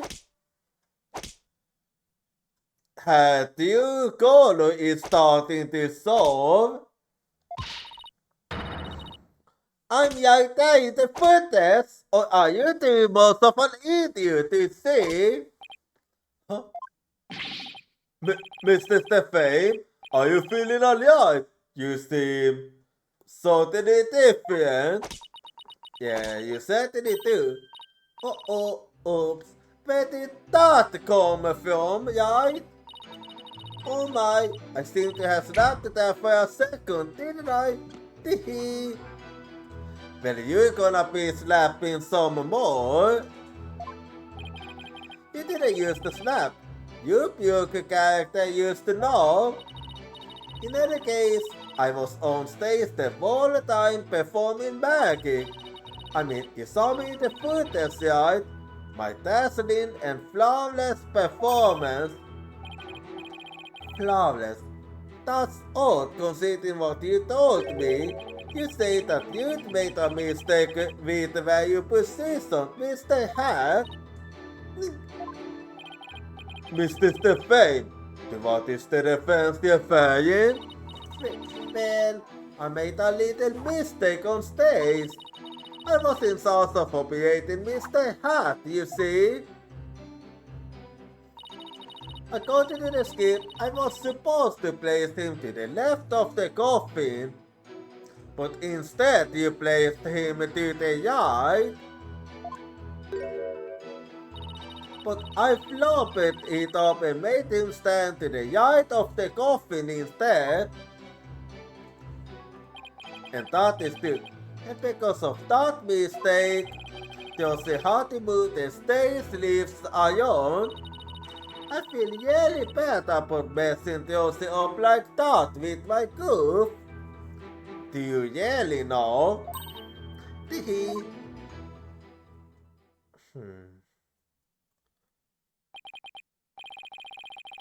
So that's the end of the girl's examination then, I see.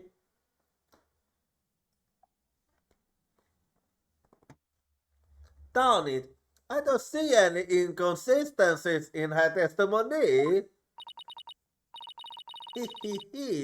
No, do you know who the real killer is? Come on, Camps, don't just sit there. Hand it on you yelling, Pronto. Do it quick, before you kill over up there. You saw when you do colors again. I beg your pardon? Oops, oh, what's gotten into me? I'm so sorry. I give her another 5 minutes before she takes off that mask.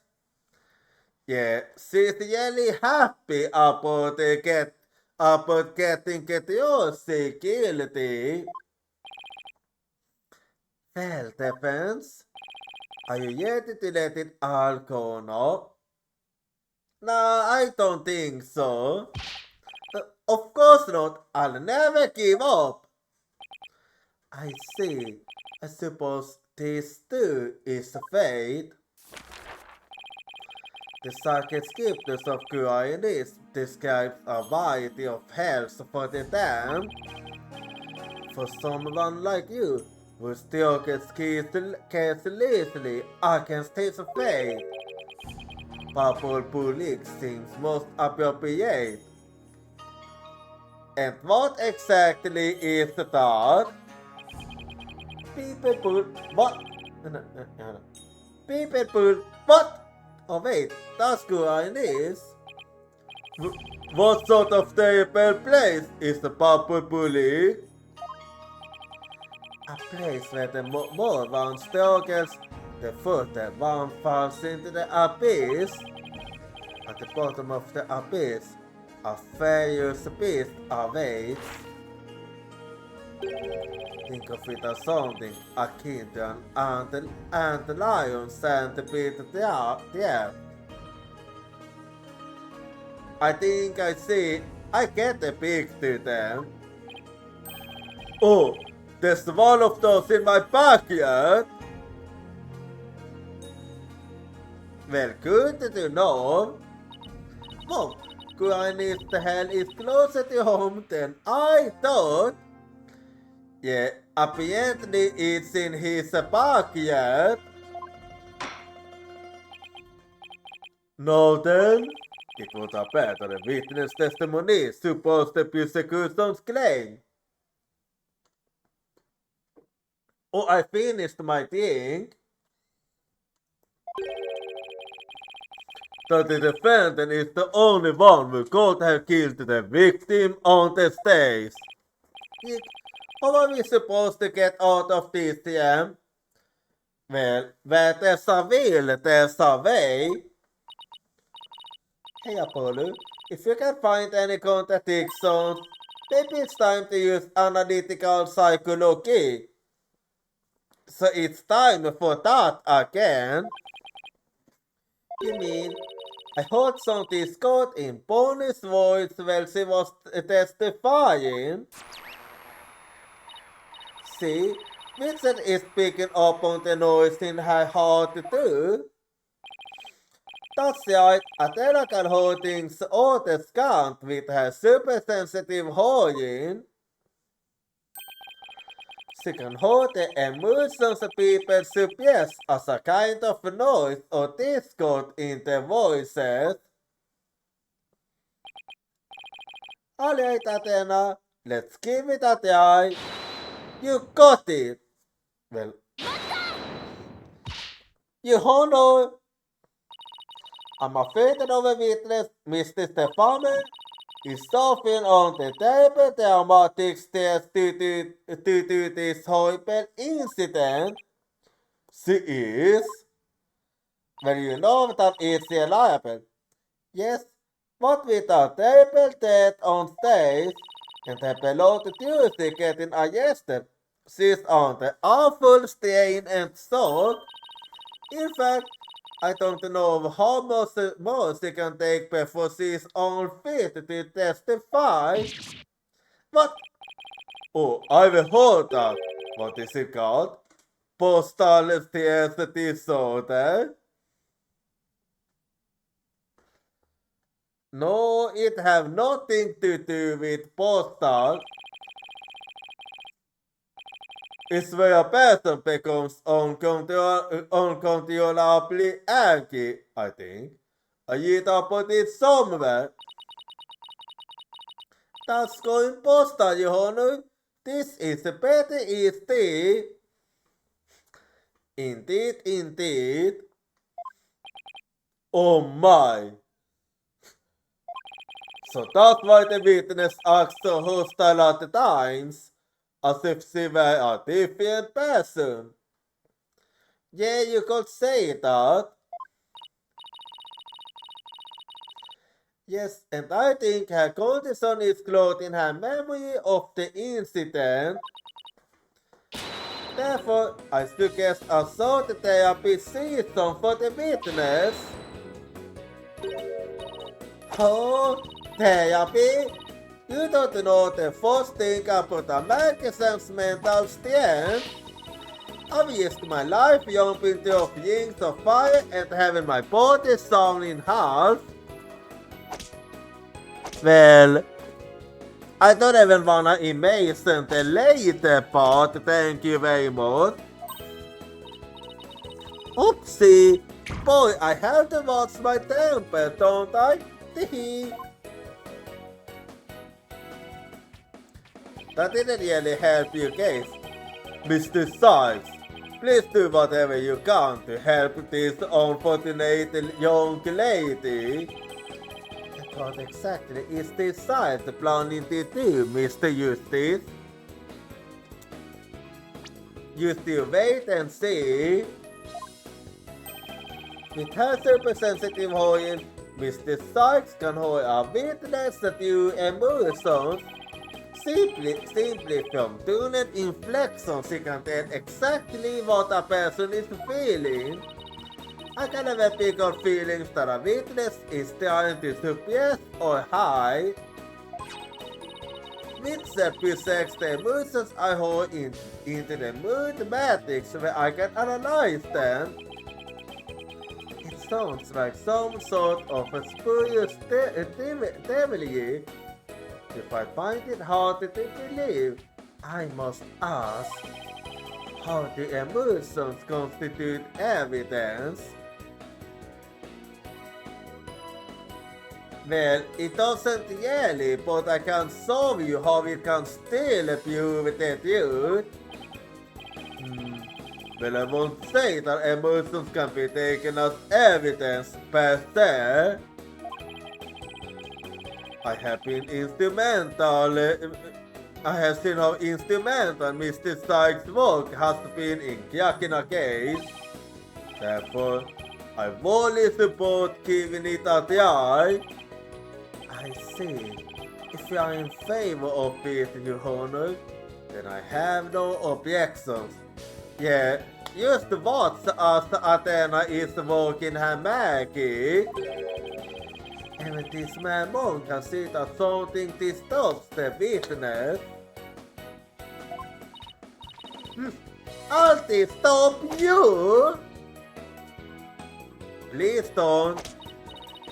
Oh, thank you for understanding, Security Satmati. Apollo, you remember how to conduct a therapy session, right? Yeah, I remember it. I remember it like it was only a 5 weeks ago. Because it was. You want me to delete the season? Of course, you delete on this case after all. Fair enough. Do I need a refresher? No need. I think I still remember from the last time, so let's get right into it. Okie dokie. You ready, Vincent? Let's do this. Okay, here we go then.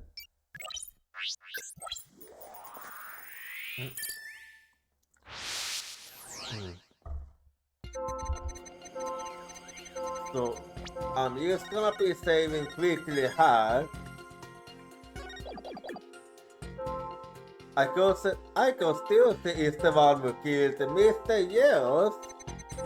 Even she got moved the body without the lift. I was on stage at the whole time, but that terrible mistake. My stupid flop across the truth is so much trouble. I feel so bad about it. Okay, now that's bad. Okay, so I look for inconsistencies between her testimony and her emotions, right? That's right. Like if she says, I was so happy when the sad market is lit up. Or if the sad market doesn't yet ever to she says she was feeling down. When you find an unexpected emotion, go ahead and pinpoint it. Okay, I'll give it a try. Well, I did find one such a thing.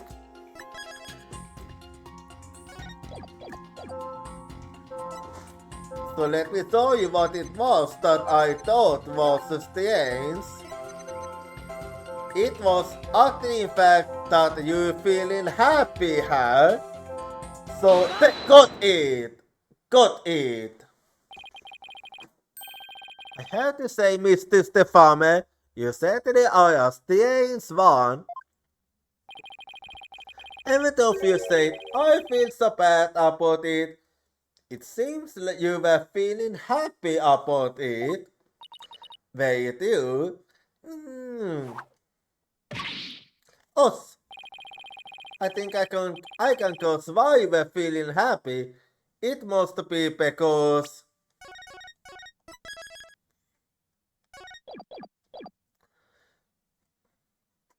could it have been because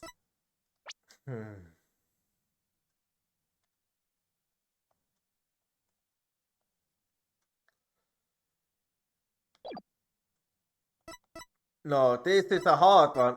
Either that you messed those up or yeah, it must have been because you messed those up. I think you were happy because you messed it.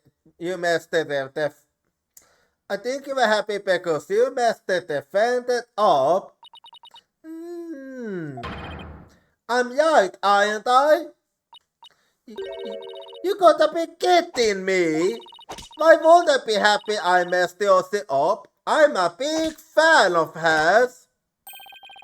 Because we saw you. Yeah, that is the... I hate her. I loathe her. I can't stand that it used to be right. Just because she's a little good at making, she thinks she's all that. So this is exactly what that sniveling bad shows. We saw how you said you hated the CBI, how you were glad she wasn't your bell, and even how it was what she destroyed. Yeah, that is very true. It looks like I hit the pony on the head, so to speak.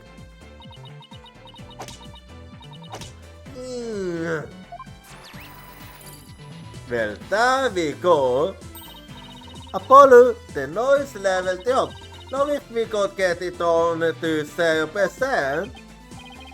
Well, Mr. Stefame, are you ready to confess how you really feel? What do you mean? I'm Polly, the sweet good little pony. I'm a yogi back and working hard to be used like my idol, Tuesday. That's the character I'm supposed to be. What an interesting thing to say. Keep that up, Mr. Stefame, and you're going to have a mental breakdown. Just let yourself be who you really are. Who I really am. Exactly.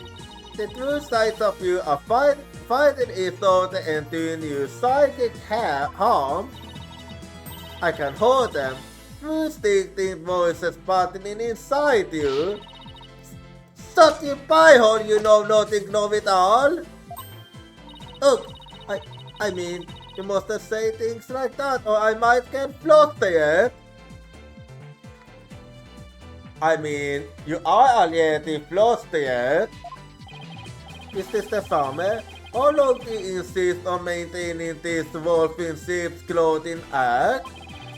We can't end this therapy season until you get yelled with us. Set the wild beast inside you free. Oh.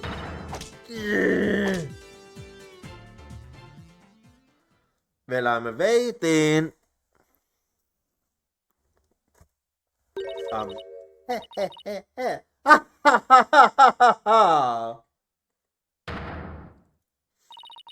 Don't make me laugh. You don't know what dang thing about me.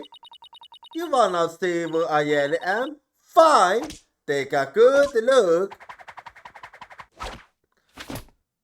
I'm waiting.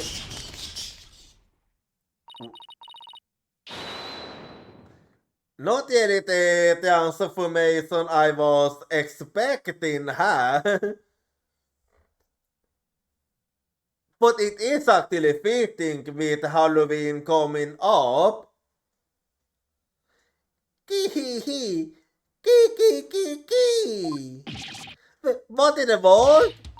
Seems clothing? You've got it all wrong. It's a yappy suit I've got on. And I'm not a wolf. I'm a blood-sucking vampire. A bat with fangs and wings. So we're dealing with a vampire now.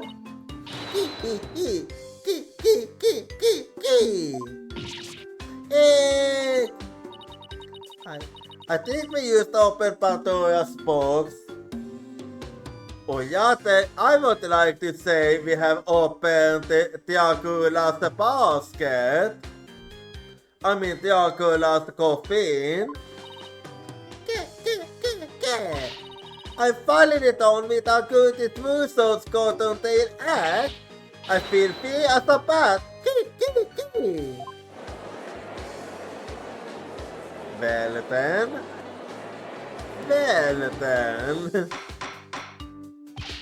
Defense! You therapy season has taken a toll for the walls from the looks of it. There's a perfectly good explanation for this. Isn't that Mr. Sykes? He thinks I created a monster. Yeah, a monster has been created, alright. We play with. Hey you, lobster boy! Woo me? You think I'm glad that Ilse isn't trouble? That I think she's getting her used to the swords? Well, guess what? You're not even trying to deny it.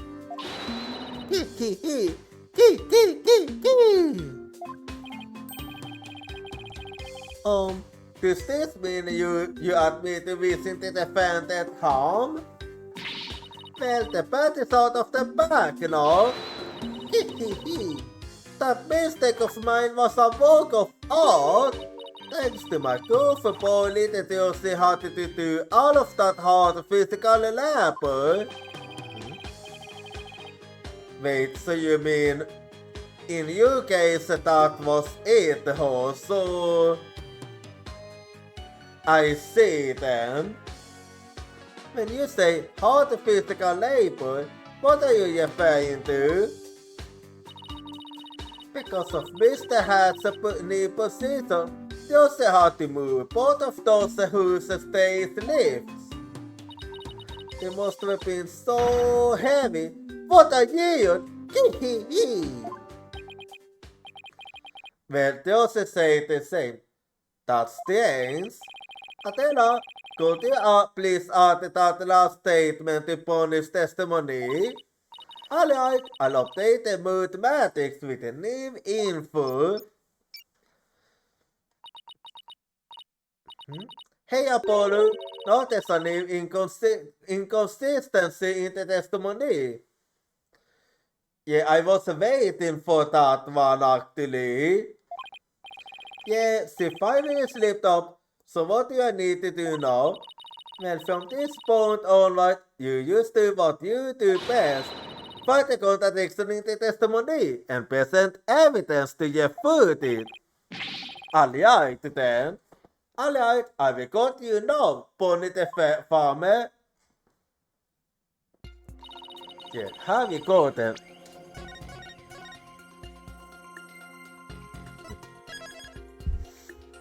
So let's keep going then. Because Josie is the one who killed Mr. Yales.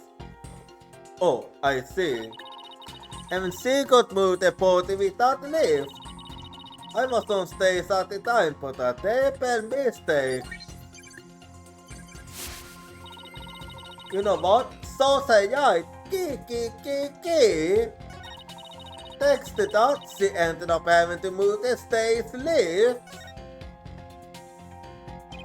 There's definitely a contradiction in her testimony. So you present evidence like you always do. And since we finally found something, I'd say we can call the therapy season a success. Right you are. You can patch the back party over there a success. Anyway, I do know the contradiction here.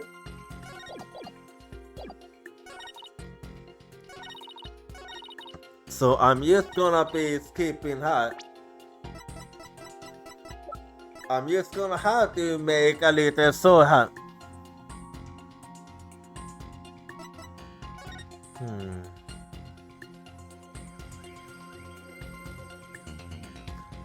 Oh yeah, that's too. She never did tell anyone, so... Objection! How do you even know that the pony? That doesn't make sense. What? So you think I'm crazy now? I thought you have been crazy for quite some time now. No, that's not the point I was trying to make. But I don't hold you denying it. Mr. Stefame, allow me to repeat your statement. Thanks to that, she ended up having to move the stage lift. Hehehe, that's right. And I still...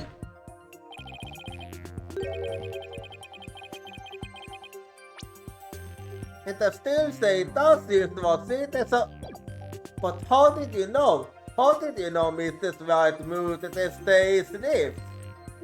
She never told anyone after all. Huh? According to her own statement, she didn't tell anyone that she had done so. What? So how could you possibly have known that she had done honest? You saw her? You saw Mrs. White moving the lift since on the stage passes, didn't you? Yeah. So it's still her. Oh.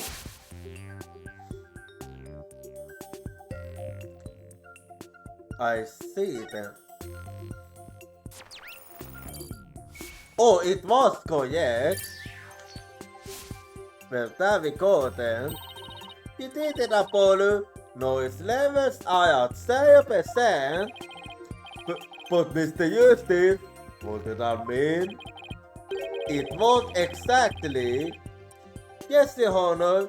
Mrs. Stefani herself was on the stage when the victim was killed. And I hardly needed to tell the court what that means. Yeah, it is mean that you had the sense. You are one artful liar, Mr. Stefani, and one spectacular suspect.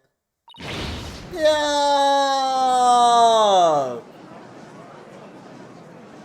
Well, there you have it.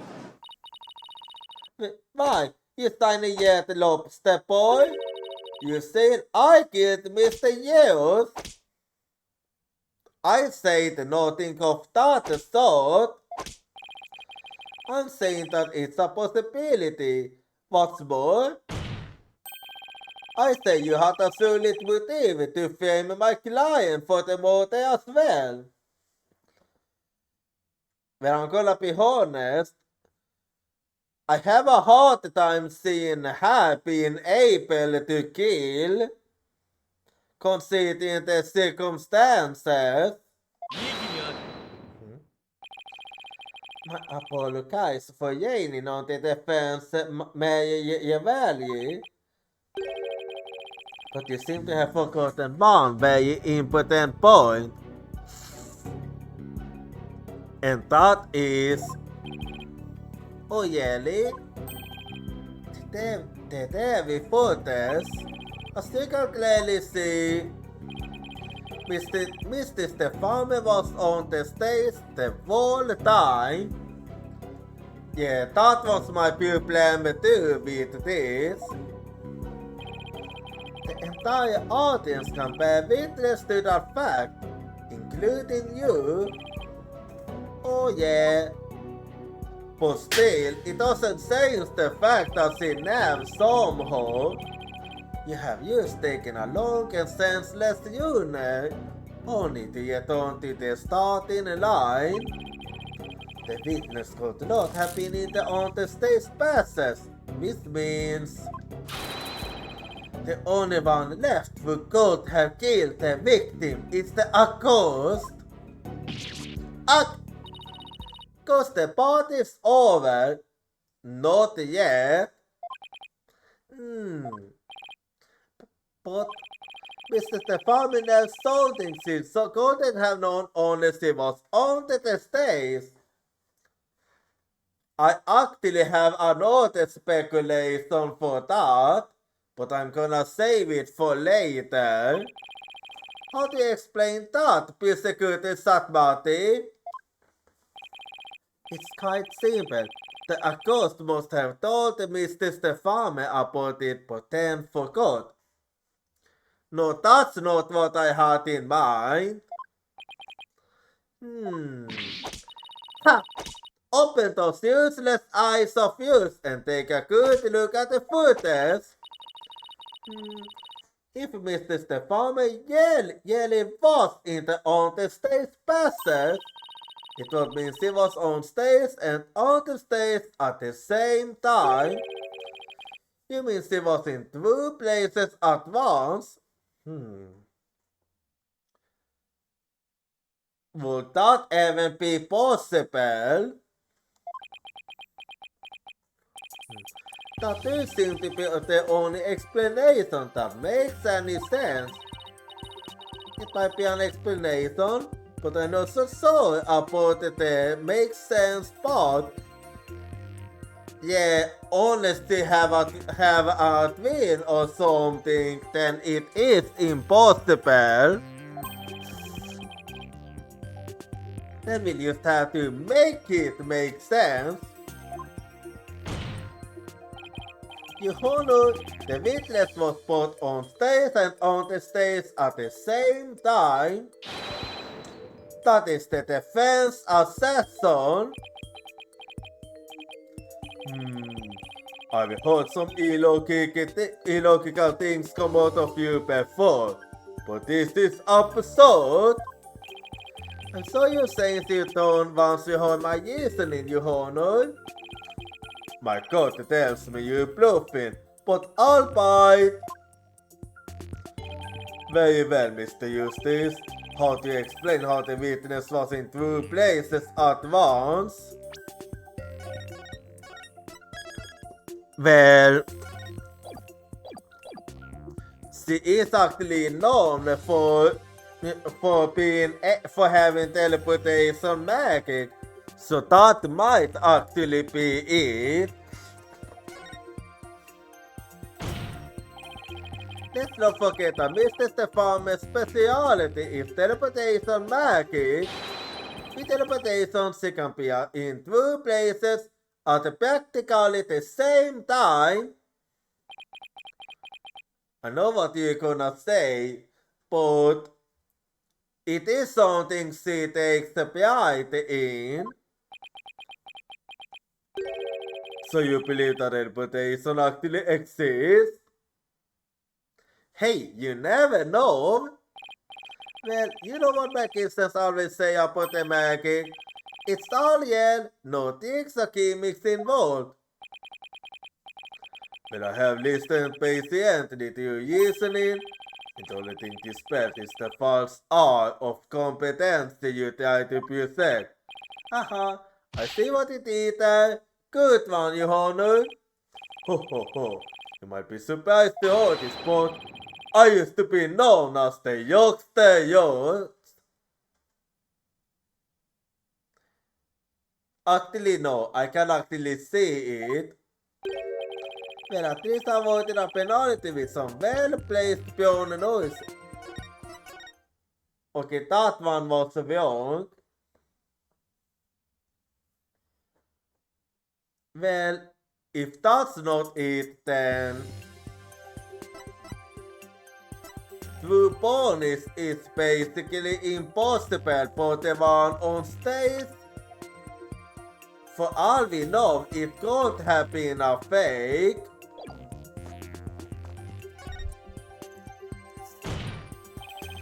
The pony deformer on stage was fake. Fake, Jelly. Such an assassin is not something one would expect to hear from a senior lawyer. Oh, maybe you are the fake and your Adonis face is made out of cardboard. I know what you're referring to. You're referring to that case, aren't you? With a fake wife, Tiger. No, I'm the real thing, I swear. And why God put specifically? Let's just say I had an infuriating experience once, thanks to one. In any case. Okay, that's not it then. In that case...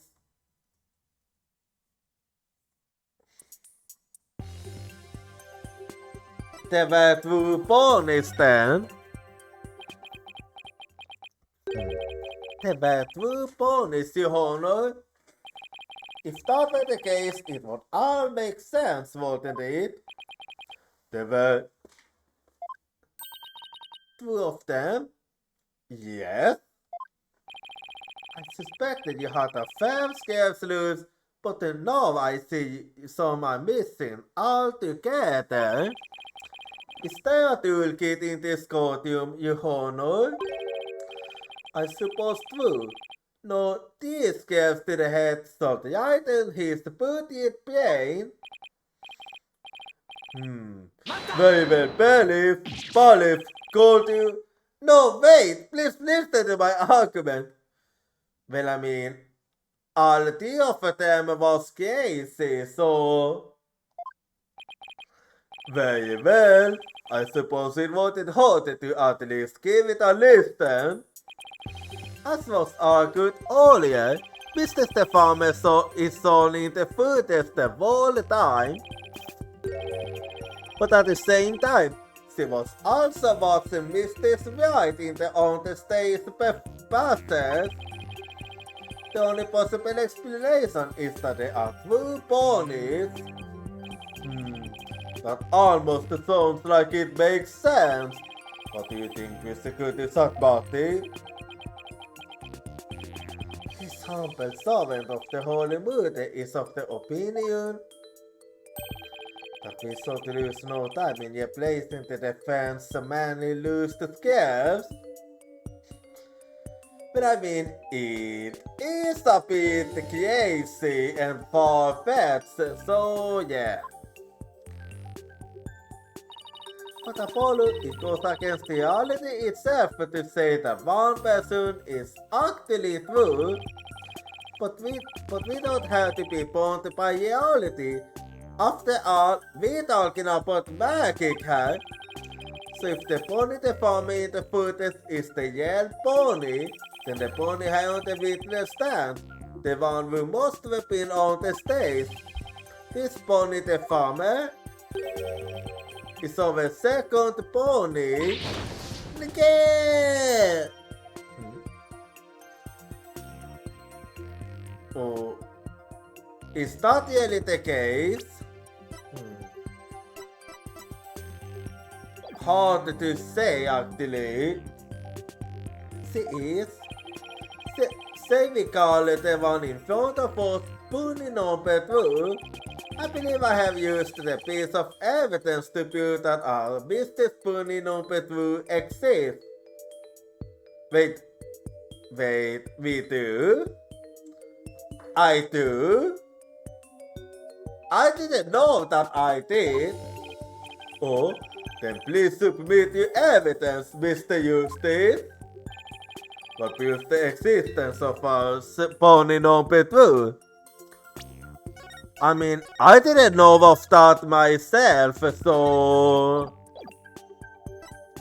I'm gonna have to take a look then.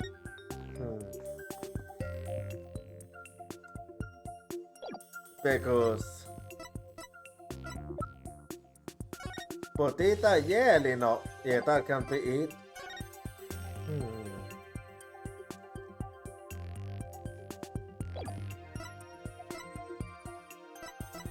Well, the only thing I can think of is this. So is that it? Take that! That piece proves the existence of a second pony. Isn't it obvious, Your Honor? Okay, it wasn't that one then. Well, the only other thing that comes to mind in that case is this one. And by this one, I mean...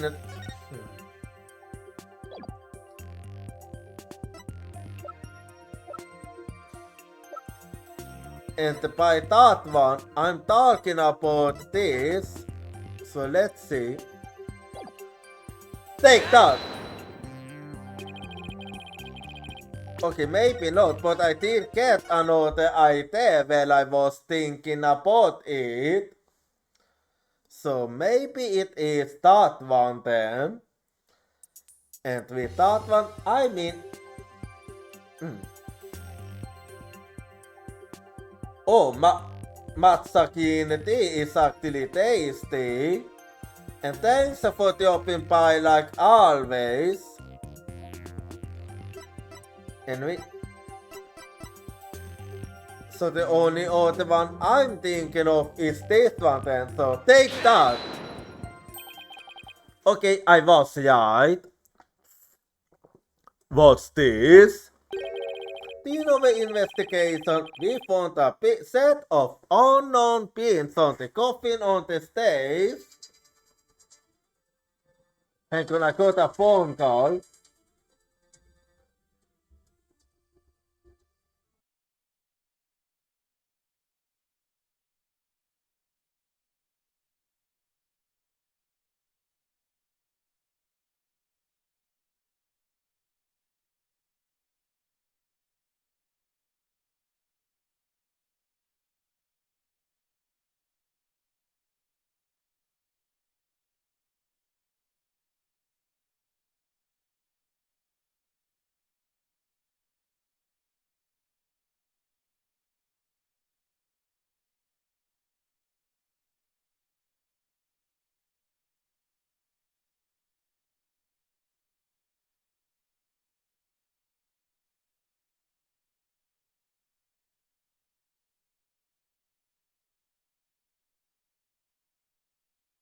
Yes, sorry about that, but okay.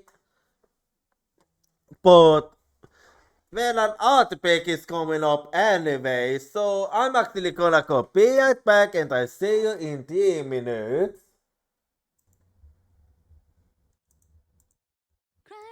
I can't hold your voice crying for me, it's crying out my name.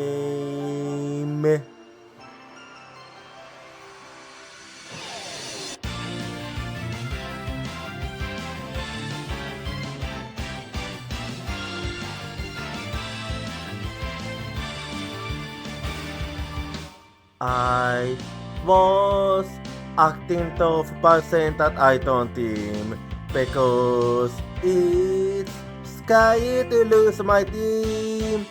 I have a feeling that by abandoning my team, I'll be able to make up for something else.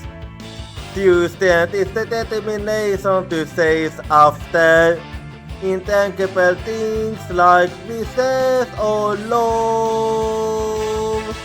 I can hold a voice crying for me, stand up and fight. Don't deceive yourself. cry for you. In order to answer your voice, I now cry out your name.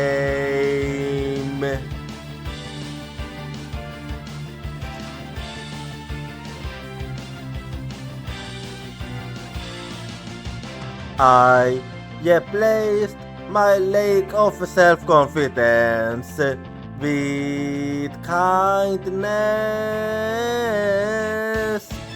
I have a feeling that by giving up, I'll be able to stop hurting others.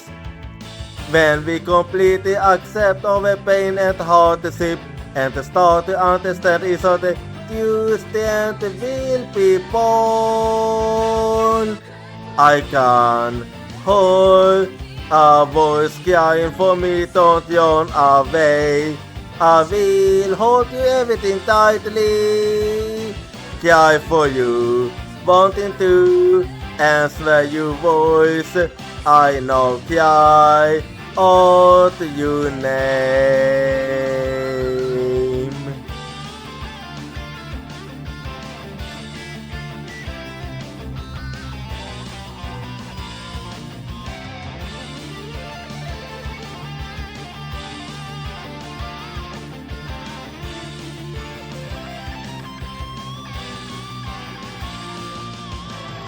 Let's never forget the fact that we can be healed by overwhelmed of contact and sadness.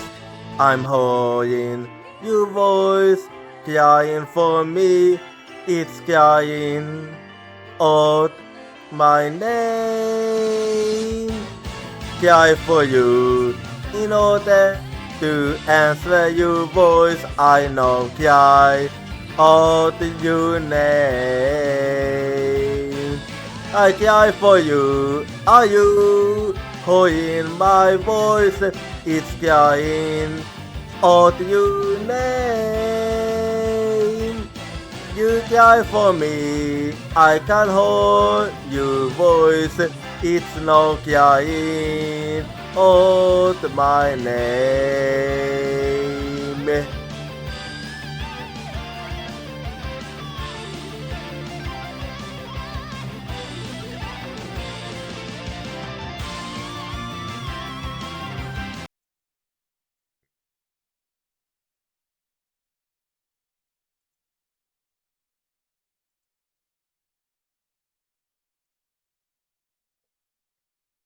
Alrighty, I'm back now, so let's keep going here. The spins were most likely left during the course of the show, but it didn't masterpiece of any of the sorry. But they didn't masterpiece of any of the people involved in this case. Oh, and oh no, the third part is the fingerprints. So you wasn't aware of it yourself, huh? I was not told of this. I see. Well, that I'm gonna use that to my advantage. Emma must have kept it from him. So the question is, who could the spins possibly belong to? You seem to have an idea. Mr. Stefane, och sålde sig Bonnie number 2. Dessa ju fingerprints identity. Kia! Well, have we got them. Enough of this foolishness. One person could not possibly be true. Or you won't be surprised. It is actually possible in some cases. I can think of one case where it's possible for me because I do have a look-alike myself. I used to get it's now a question to that. So I use the mention that I have a look-alike. Now that, why do you believe that I mentioned that? You are about to find out. Those fingerprints could have been left not only during the song, but at any time. It's not like you to lose your cool like that, your security sat bounty. That is true. And I'm sure you know that exactly when the fingerprints were made is not the main issue. Yeah, the issue here is that we can't identify it. What do you mean by that, Mr. Eustace? The issue is, who do these honor pins belong to? They certainly not Pony the Fames. But what if they belong to the person standing right in front of us? Oh, you mean pony number 2 is the second pony? Exactly. Is that what you're implying? We started to get to that look-alike now. It's preposterous to suggest that those pins belong to the witness. I say they must belong to some other unknown individual. Mr. Curtis Sartamati, can you really look at her and still say that? What are you looking at? Take a picture, it lasts longer. Well, from that outpost, I do say that I'm right about this look-alike. How could this be? If we check a piece, I'm so much the unknown set. Well, Pony, the pins that don't belong to the yellow belong to you, don't they, Pony number 2? Care! Witness is what the defense has said to you. Fine, I admit. So I was right about you having a look-alike. The fingerprints are mine. So it is so. Then to start with, you aren't Pony the Fame? What? Ridiculous! I finally made you lose your cool.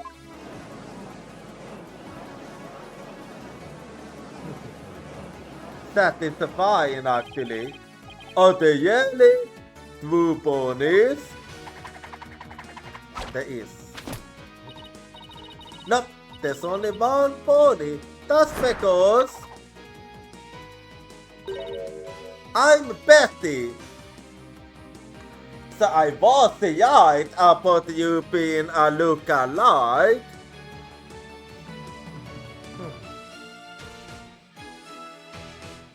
Maybe it's a dude then, so maybe it is something like this.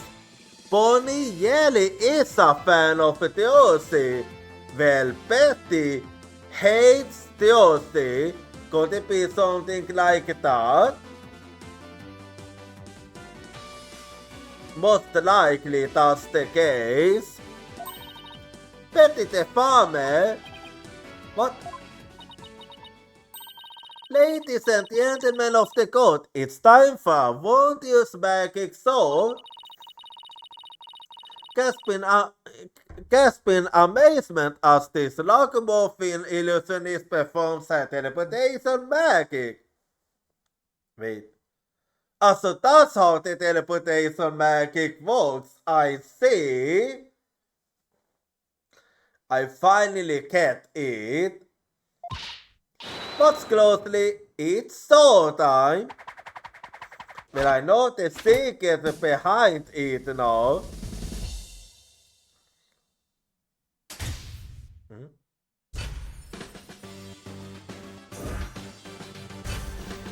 This one must be Pony. And that one is Betty.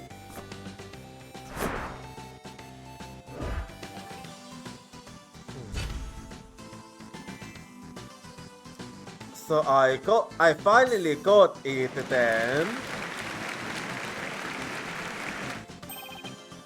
Well, the cat is out of the bag now. Or yet I should say the pony and the bat are out of the case now. What an amazing thing! The witness has suddenly split into two people. Not split, they have been two all the time. It's not a trick, no gimmick to it either. Be simply twins. What? Twins? So that's how the teleportation trick works. Exactly. Ever since I went there put, I've had to hide or pretend I'm Pony. All good and sweet and goody. All good and sweet and goody. I can tell you how stressful it's been, but I don't have to hide anymore. That's right, all the days of sneaking around are finally over. Takeover is strong, but they actually seem pretty happy about it. Yeah, they seem almost thankful, oddly enough. So which one of you is the nice pony the farmer we met in the Tessin? That would be me. And the soft dog pony we saw with the yachting Sierra on the stage was... Hey, what are you calling soft dog? I figured as much. It's all starting to make sense now. Fingerprinting Jesus in addition to pins from the victim and body, but the farmer's fingerprints were found on the top. Fingerprinting Jesus updated in the court record. So, Mr. Justice, this changes the facts of the case rather dramatically, doesn't it? Yes, it does. Because now it is actually possible for one of them to commit murder, and that them being Betty. Fingerprint analysis, pins on the coffin lid, Pony the farmer, pins on the side panels, Mr. Yeos, pins on the top panel, Betty the farmer. Just were close to the soul, so none of her fingerprints were found. Mr. Yeo's palm prints are Yeo's. See emails.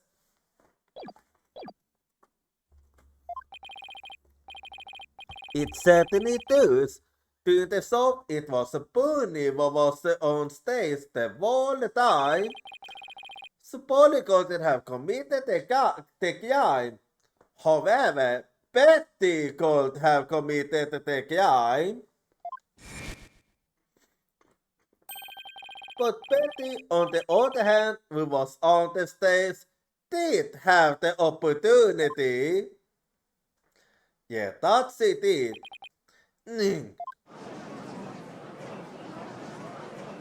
And you can't even get food to that. Well, so we now have two suspects. Wait just a minute there, lobster boy. I didn't do it. And do you have any proof of that? That's right. Betty might have a full mood, but she never kill anybody. Hey, who's got a full mood, huh? Oh. And since you do, I see. Well, speak up, ho. Please save your sibling scoffing for later. Well, then I'm waiting. Betty, you must have been in on the stage passes to the show. Otherwise, you wouldn't have known about the stage lifts being moved. So what exactly were you doing down there? Fine, I'll testify. Anything to get you off of my back? Physical to shot Marty, Betty the farmer is here to testify. What do you say? Yeah, I'm waiting. Betty, you lie to this humble servant of the Holy Mother. You in the job, Eleanor? Hey, what else could I do? I could blow over cover and ruin over magic act. Besides, am I gonna go to you Twilight Hell or whatever for being a liar? You will indeed. However, it won't be after you're dead, Yatter. Oh. Here we go. I shall give you a taste of your punishment on this brutal coal in education hell. I almost feel bad for Betty right now. I almost feel bad for her now. Hey! No then, Betty the farmer, please explain to this court what exactly you were doing on the stage. Yeah, let's hold it then. What happened on the stage? It's you. I had business in on the stage because of the upcoming dick. It was the fire dick, right? The one Mr. Yeos was supposed to do. That's right. It's a very dangerous thing, so I had to make sure we were prepared for it. It was in the script, and I really wanted to see it, but I got it because of the accident. Shut up! You're gonna give it away! Anyway, I was real busy. Yeah, way too busy to have the chance to kill Mr. Yeos. And what was the reason for that? Well, that was certainly different. I mean, I haven't played the case. I have played the create a Satonis, so I'm used to there being more than one witness in a single testimony. How does for a flawless testimony and alibi? What do you mean with flawless? You did leave me with quite a fair questions here and there. Okay, what now? Our magic is the end. It's not a trick or a gimmick. Oh my, she's floating. She's not. I have a pretty good idea what's going on here. You hold on. You can see she's being held up from below. You were supposed to be there, you didn't see that. It's a little something called etiquette. Well, I'm sorry for that. But I can't help it. Whenever I see a contradiction or inconsistency, I just have to point it out. Noted. The defense might begin its cross-examination. Well, här vi går then.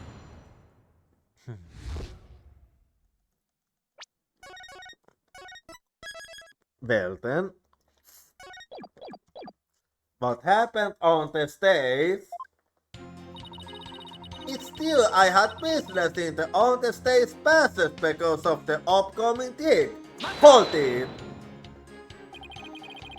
If you wait on the stage passage with neither remind you was the crime scene, then you must certainly result be counted as a potential suspect. But I don't have any motive to kill Mr. Yeos. Let's don't overthinking I don't, but yeah. But you, by your own admission, hate Mr. Right? When she was arrested as a suspect, you said it was what she saw. So you believe the witness killed a man simply due to her dislike of Joseph, right? That's exactly what I believe. Okay, what's with that? As a motive, is that not improbable at best? No, it is possible. It have been done before, actually. But what if I hated Constantine Bear's strong sense of malice against my client? Look, Tracy just made me mad, that's all. I mean, Amethyst is younger than me. She's got so much skill and popularity. And she's good. Besides, she makes me so mad. I wish she wanted to open there. Betty, don't talk like that. Shut your up. So was it used to simple Yeliosi? Say, Betty, that the next stick you were getting yeti for. Oh, the next stick. It was the fire dick, right? The one Mr. Yeos was supposed to do. Hold it! Bonnie, we tried to get Betty's testimony right now, so... Oh, yeah, I'm sorry. You can step down if you'd like. I'm worried about Betty though. I can see why you are worried about her. She does have some anger issues after all. She can lose her temper and say awful things sometimes. Oh, believe me, I knew this. Hey! What are you? My mother? Don't forget, I'm the older sister. You got that? Me? Yes, I got it. Because I told you about the mid-month.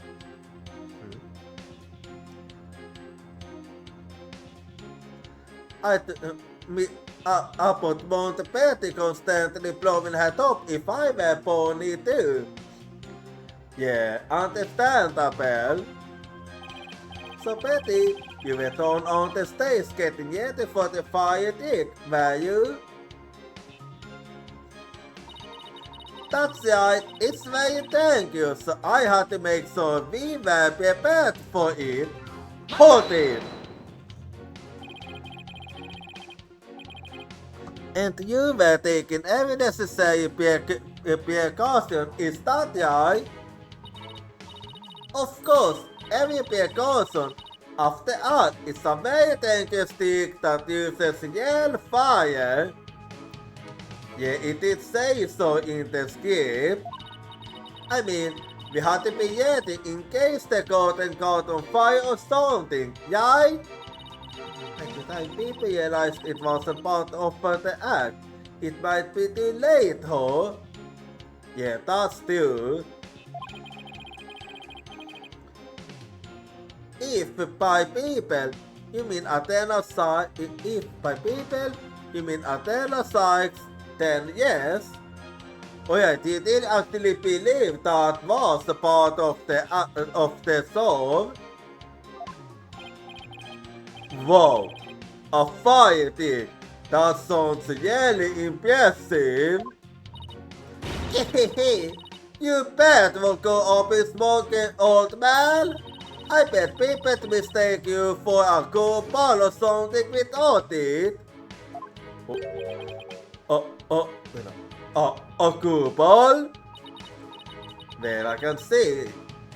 Betty, don't be you to do the... Betty, don't be you to do the yachts. Hey. Betty, you know that fire dick? What about it?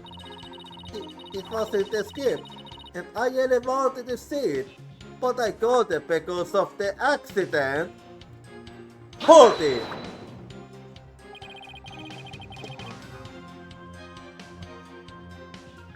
I see the fire dick was a part of the skip. It seems Mr. Yields was scared to perform it later in the show. Did you not get to see him practice it beforehand?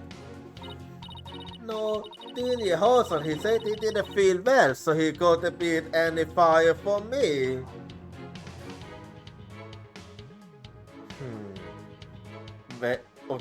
Anyway.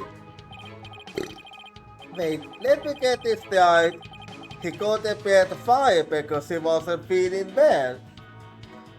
Please don't tell me that he's an actuality icon. My magical powers appear to be on the wane today. That's what he said. So it was just a part of his usual to create Mr. Yeo's stick. Seems so. It's really too bad I didn't get to see the dick because of the incident. This was completely unexpected, of course. Hey! What now? Shut up! You're gonna give it away! Anyway, I was really busy. Okay, what do you mean with that? Hold it! So what exactly do you mean by you're gonna give it away? Yeah, you kinda made me really curious there. See, Bonnie, you're in your big mood. No lobster boy wants to know what you'll be talking about. I'm sorry. I would say it's more Betty's fault than Bonnie's fault here. Yes, well, if you were preparing for the next magic trick, I'm sure you wouldn't have had the time to commit murder. Wow, looks like the old reason isn't senile just yet, huh? I bet you'll live a good long life. Ho. I plan to be sitting up here at least another 10 years. How old was you again? 10 more years? I don't know about that. What did we discuss about in the monologues, Athena? Yeah. But more power to you, I guess. In any case, I was so busy, I didn't have the time to offer any party. Yeah, way too busy to have the chance to kill Mr. Yeos. Hold it! Are you just trying to cover for Betty?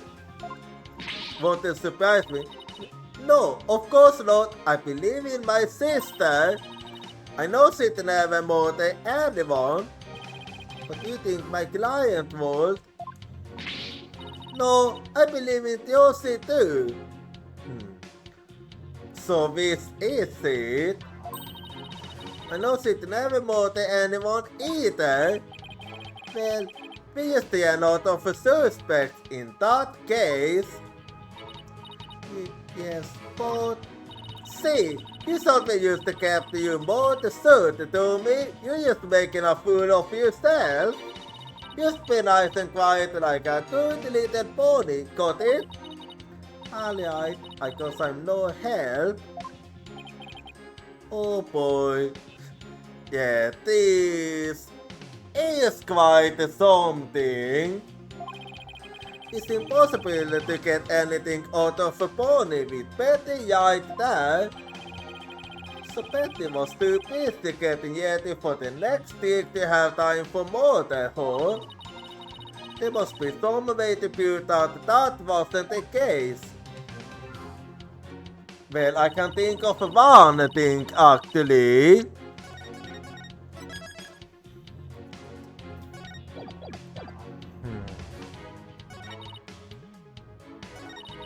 Yeah.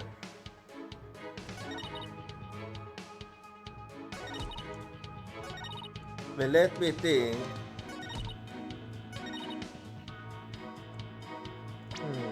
Let me actually. I'm gonna double check här.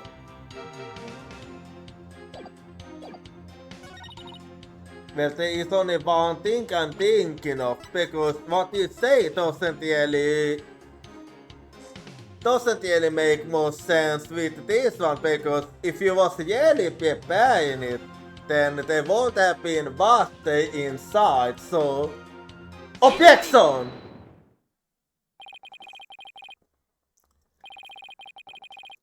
I hate to break this to you, Betty, but there's a big flaw in your testimony. As big as the one in that floating dick you did earlier. Oh, harsh words. Well, let me tell you something, forehead boy.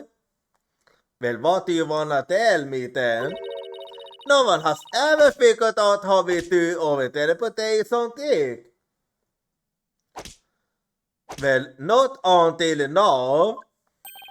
No one expect me, you mean? Well, we have even better tricks up our sleeves. Really? I'm pretty sure you said that one was your best trick. Huh? We do? I told you to keep it safe. No, don't fight, you two. Mr. Eustace, what's this about a flaw in the testimony? The script has this to say about the fire trick. This will be thank yous. Make sure the fire pocket is ready, which it clearly wasn't. However, we found the fire pocket lying empty backstage except for a layer of dust.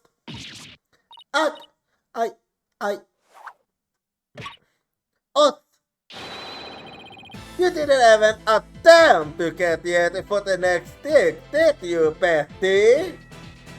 Oh yeah, you didn't have the time. You got me! So there we go then. Betty the farmer, you will explain yourself. There's nothing to explain. Come on, Betty. We can't hide it any longer. We might as well tell them. Tell us what? Shut up! You can barely take care of yourself. Don't try and tell me what to do. Well, if neither of you will explain, I guess I'll have to. The reason Betty didn't prepare for the trick is because she... Yeah. She didn't because she knew that the server wouldn't go on. You didn't prepare for the fire trick because you knew, didn't you? You know that the party would be fun and that the server would then be cancelled. Oh! So I was right then. Don't be ridiculous, you insignificant speck of a man. I'm gonna yank those lame bangs of you off. Is that what you want, ho? Whatever, they can kill back. No stop Stalin and you stellar statute Alieti. I can't reveal my secrets. I'm a magician. Well, the secret behind your best trick is Alieti art, so... You have been safe in the set of an illusory culprit defense. What do you mean with that? You haven't changed up on a convenient target. You have let yourself get carried away. Exactly! Very proof, ho! And yet, I consider a witness based for false words has also been proven. I advise you to confine your deceitful dicky to your magic act, witness. He's not happy, you know. Deceitful dicky! As your court-appointed therapist, I'd like to add something here, Betty. You finally let yourself be who you really are. But if you continue to hide behind the lies, you'll just be imprisoning your heart all over again. But all these questions mean you're trying to put me in prison for years. So I'll be behind the bars either way. Does that mean you're admitting you killed? I'm pretty sorry it too. Of course not. I can't believe you people. Every one of you thinks I did something I didn't do. You... Lobster boy, Kupalkese, Podcast Brat, Sepeyus boy. Well then. She had an insult for everyone där. Kupal, Gissel, heter Casebrat, Yaley. Well, Betty, calm down. Come on now. Deep beats. Deep beats.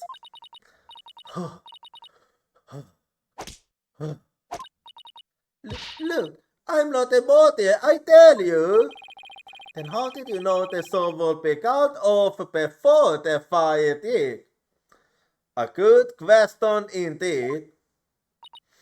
I told you, we can't reveal our secrets. We're on the contract. On the contract, ho, I see. Contract.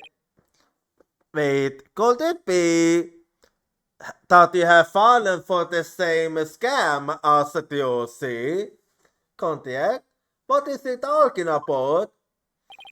Without us by, you obviously a suspect in this case. What is it this time? I'm beginning to see the comic deeds that make up the intricate tapestry that is this case. Okay. Huh? Allow me to summarize your assessment defense. First, that the victim was killed in the on-the-stage passage. That is correct. And second, that the witness and the accused are the only two who could have done it. That is also correct. Exactly. What's more, Betty knew that the body would be found and that the magic sword would then be cut off. Therefore, it's reasonable to conclude that Betty killed the victim on the stage. But what if Betty knew that the sword would be cut off for some other reason? I see what you're trying to say. Like what? In the course of my investigation, I found these things that jag kunde sätta vissa fel med 90. Yeah, I still find it a bit strange too, to be honest. In conjunction with the body tumbling from the coffin in such a dramatic fashion, I seemed to do perfect for my happenstance.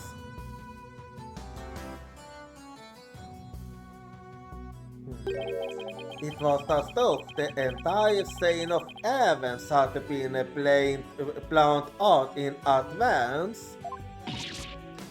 Okay. Wait. From this reaction, does it mean that they really knew that was gonna happen? Planned out? After deciding to take this case, I scrupulously studied everything I got about the mass media in this county. I read the newspaper, all the news reports, I even browsed the tabloid magazines. How very industrious of you! I'm impressed. During this process, I learned about a strange practice powered by the TV world. And that is a practice called the hidden camera bank. Okay, what's up with... I don't really see how that's relevant here. Ah!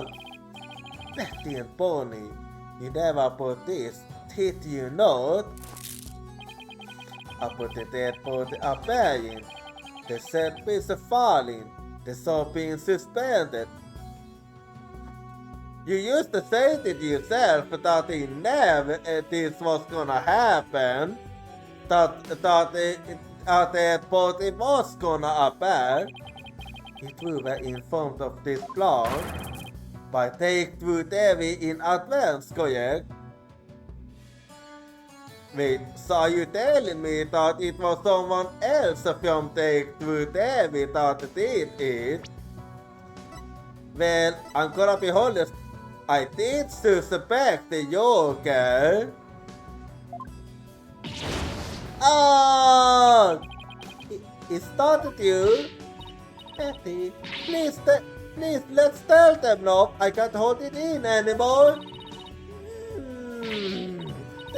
Thank it. Fine, you got those. Everything the Psychotic said is true. The Devastator paid us to cooperate with them on this plan. It was all a prank.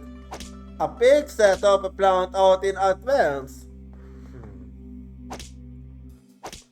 I don't know. Can you really say that the killing somebody is a prank? And if that's really the case, then they really have the worst sense of humor ever.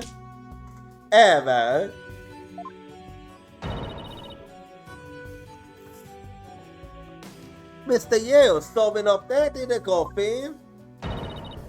The set piece falling down. It was all completely scripted. Why am I not buying this? Like, honestly, it used to seem like bullshit.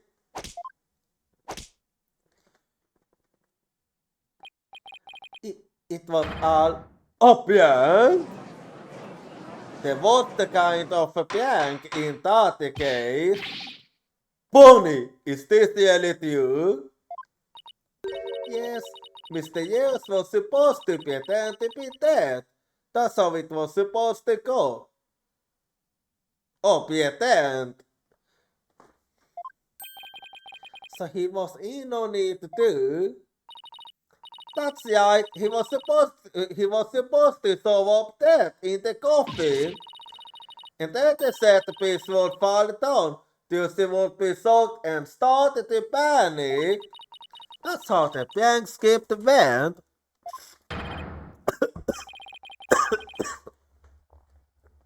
Sorry.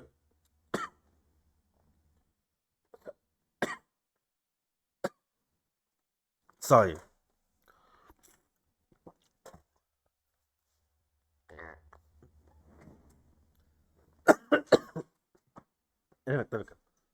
What?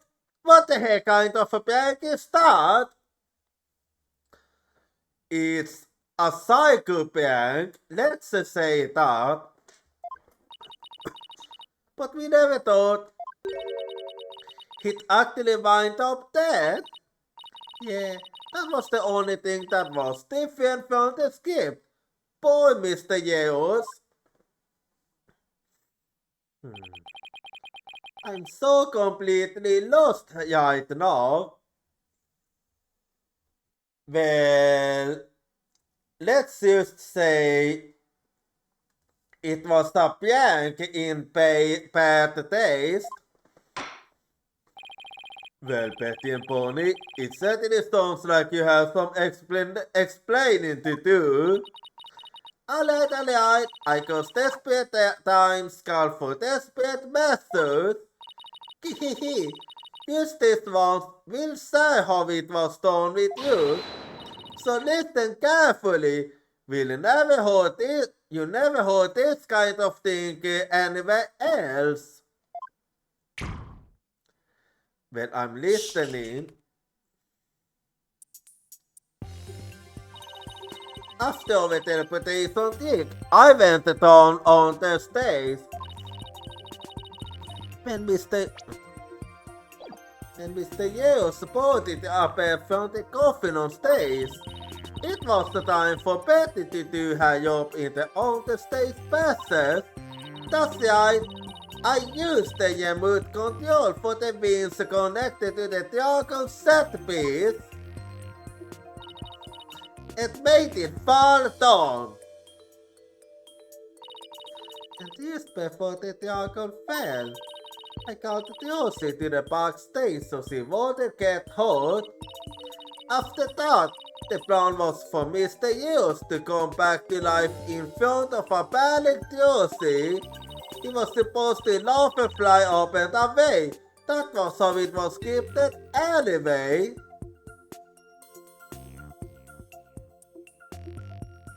Yeah, that's a prank in bad humor, alright? I mean, a prank in bad taste.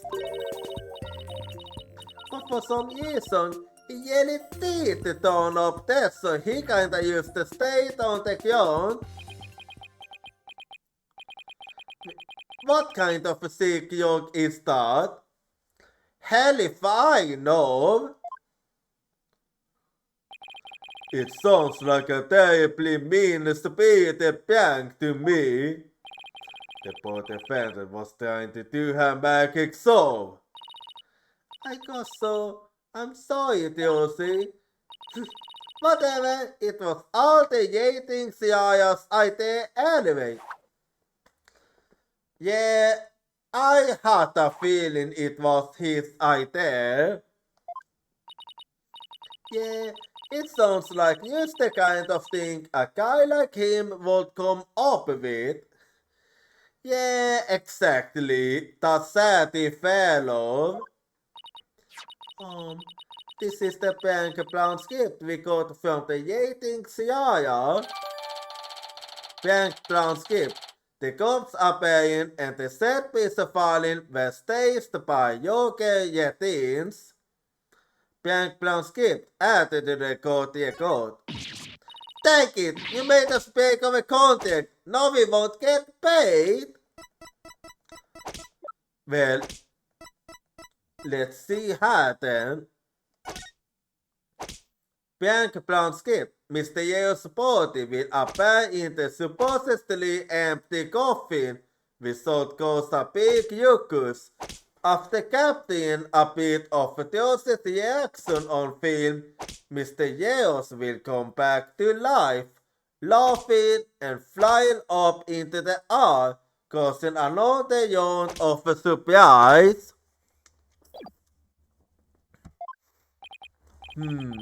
But where does this all leave us? Who killed the victim? And when? Yeah, that's the question now. Yes, exactly. Those are the key questions. If Mr. Yeos was only pretending to be dead in the coffin as a part of the prank, then when he was on the stage, there would still be life within him. And if that is the case, then Betty, who was also on the stage, might be excluded from our list of suspects. But without logic, we can also exclude the theory.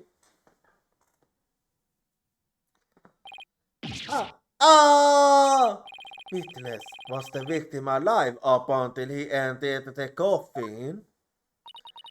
Oh well, now that we've spilled the beans, we might as well show you this video. Let's see it then. Greetings, Wire! It is I, the great Mr. Yeos. We are currently in the middle of Deuce's escape dig. Having snuck off the on-the-stage bastards undetected, I'm now hiding backstage, preparing to play a little prank on Deuce. I'm about to hide in the coffin, which Deuce will stab with her Uber sword. And when the coffin opens, ho ho, I will be in it, acting as though I've met my maker. Can you imagine the look on Deuce's face then? Ho ho! I can hardly wait! Well then, he's about to hide in the coffin? Yeah, that proves it. It would seem the deeds of karmic destiny have led us to the truth. Not entirely.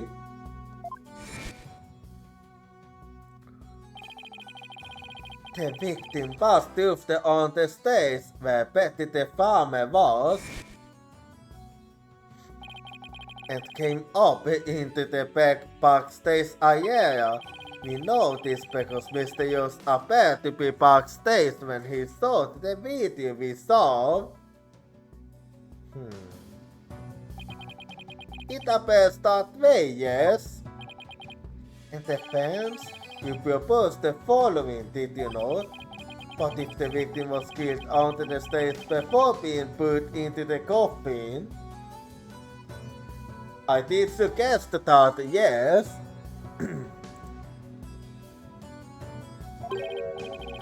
But then, what about this video? His footage was taken just before Mr. Yeos entered the coffin. You're right about that. Oh, so does that mean? Yes, it is horrible, but dude, the tragedy did indeed play out right there on the stage.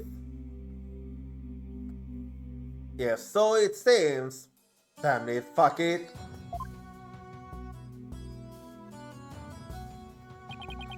Went into the coffin where Mr. Yeos was hiding. Just right, it just have played.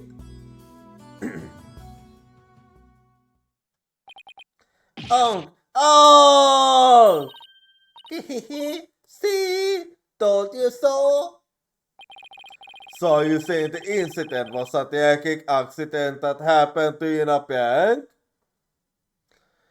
Yeah, it still comes down to that. It will be an accident if the accused had no knowledge of the bank beforehand. Wait, what do you mean? So let us ask the August herself. Mrs. White, did you have your knowledge of the bank? What? I... Tell him, Josie. You didn't know anything about it, right? Of course I didn't. I didn't know a single thing about it. What is it now? Still think you can play innocent, do you? In that case, you leave me little choice but to present you this piece of evidence. It looks like some kind of a nude. Oh! That's... What is it? I found this note in the dressing room after the incident. At the time, I did not understand what it meant, but all is clear to me now. Bonnie, get a video camera after Mr. Hughes comes stumbling out. Josie White. About the placement of that signature.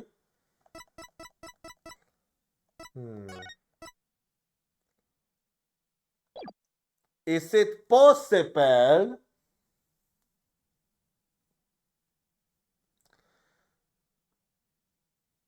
Is it possible that might be the case? What's this? Let's see.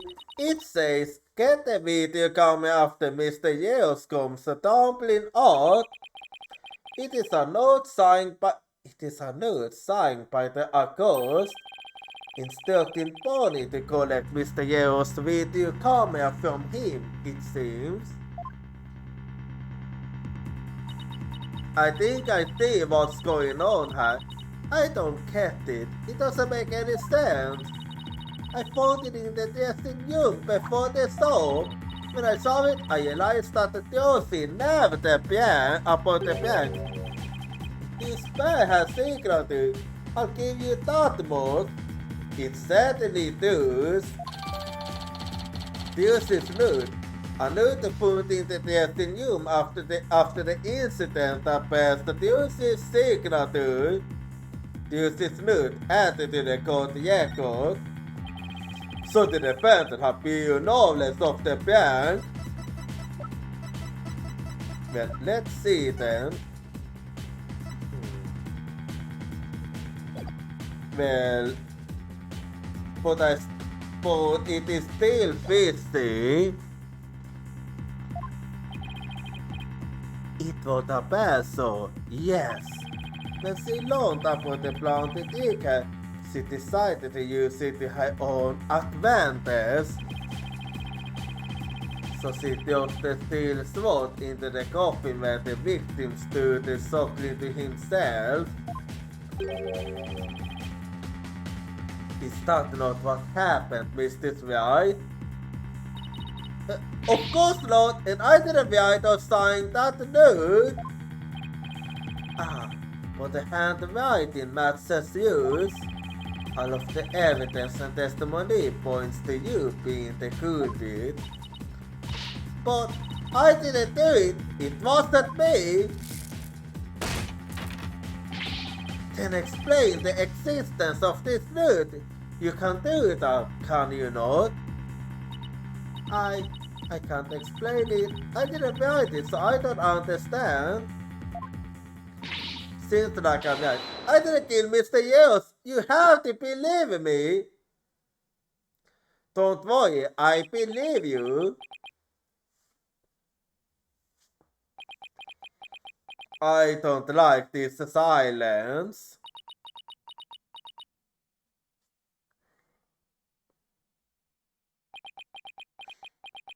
The silence isn't good. The silence is deafening. Yeah. And since we're having a silence, it is time for a silent outbreak. So be at the back and I'll see you in 3 minutes. I can't hold your voice crying for me, it's crying out my name.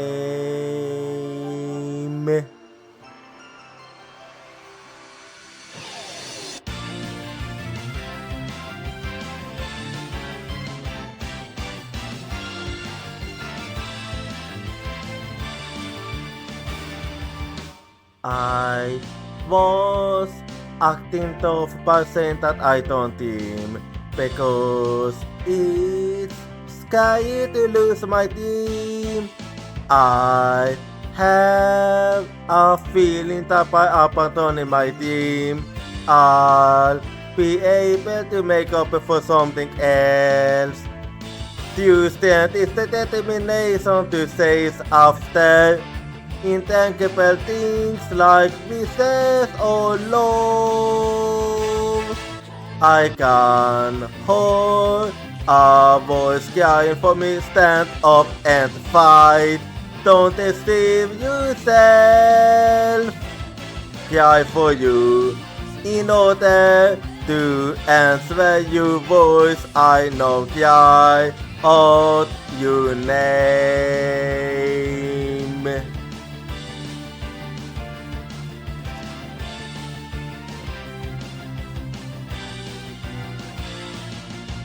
I replaced my lack of self-confidence with kindness. I have a feeling that by giving up, I'll be able to stop hurting others. When we completely accept our pain and hardship and start to understand each other, Tuesday will be born. I can hold a voice crying for me, don't run away. I will hold you everything tightly. Cry for you, wanting to answer your voice. I know cry out your name.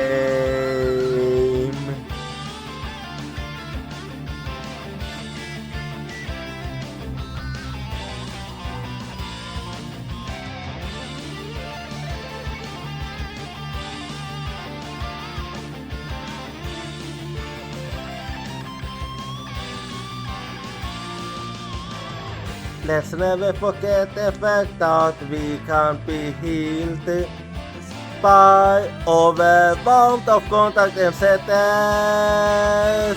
I'm holding your voice, crying for me, it's crying out my name.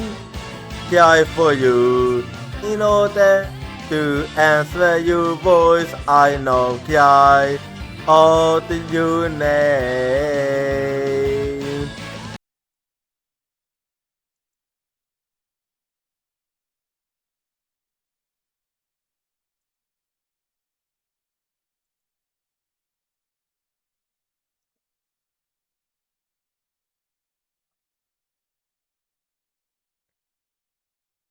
Alrighty, I'm back now, so let us actually keep going now. Continue struggling against the deeds of your own karma if you wish, Accursed. Even as you are inescapably caught in the web of fate you respond for yourself. Is that really the case? Because I mean, I do have a proof that there's a scam going on, so Mr. Right, it is time to resign yourself to your fate. No, I didn't do it. I love it. That sweet looking girl, Amode, she took all of us.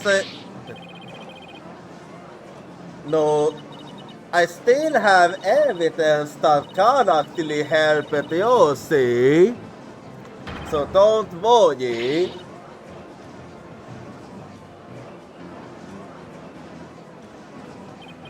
It's not over yet. It's not over yet. Anyway. Ha! I knew it! That sweet looking girl, Amode. She took all of us in with that act of hers. I told you, I knew she was a homicidal little bitch from the start. But I didn't do it. I really didn't. Why doesn't anybody believe me? Shut up, you killer! We won't fall for that anymore. This is bad. Well, all we can do is prove that she didn't even know that she was signing that one. Your Honor, I suggest we put an end to this tragedy now. Give you official ruling and let us offer the victim's soul the last gift it deserves. Very well. I suppose I have no other choice. This court hereby finds the defendant guilty. Good. Because we still have a fighting chance. The defense has an objection. Apollo. You, even though you would. Well, we have a fighting chance still, so don't worry. I won't give up, and I refuse to let either of them down. Mr. White was counting on me, and Josie was put all of her faith in me. Mr. Justice, the fact that you have raised an objection means that you have evidence with which to refute the prosecution's claims, correct? Actually, I do have evidence. Yes, of course, Your Honor. Do we really have anything, Apollo? Yeah, we do. Are you forgetting? Actually, we do. There's one piece of evidence we can present here. Very well, Mr. Justice. You might proceed. Alright then, as we saw in the show footage, there's no question that the defendant used a sword into the coffin. Yeah, that's an undeniable fact. The defense doesn't dispute this point. But let us not forget that this was a magic sword built with tricks and illusions. We can take everything we see at face value. So you're saying some sleight of hand was somehow involved? Exactly, that's what I'm saying. Yes, the defense contends that the sword the defendant used was not the cause of death. Now what was it Josie told me she did used before she tossed the sword into the coffin? Very well, let us see your evidence then, Mr. Justice. But remember, you interrupted my verdict to make this claim. You will be severely penalized if I find you are bluffing. That's fine, Your Honor.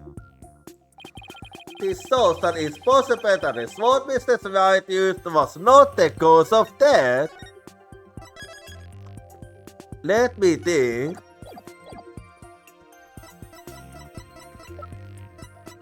Yeah. Here we go, so... Take that! Was this a sword from the sword?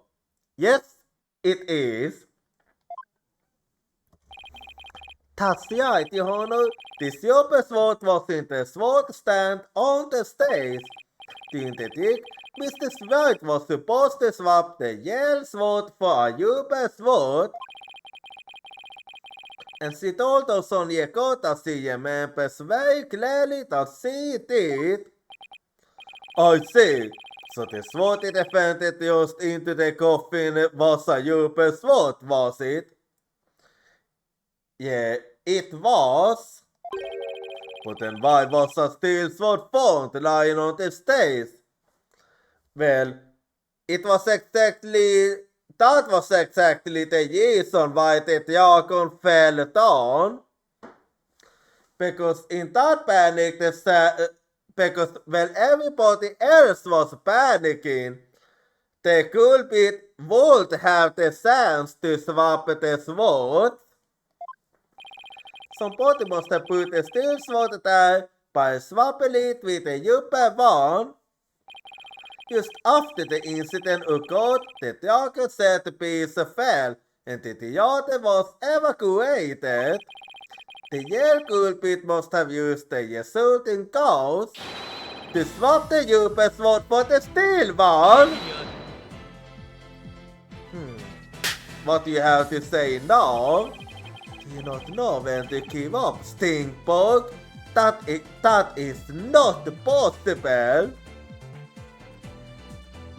Okay, but why do you say that? I wanna hear your reason for that.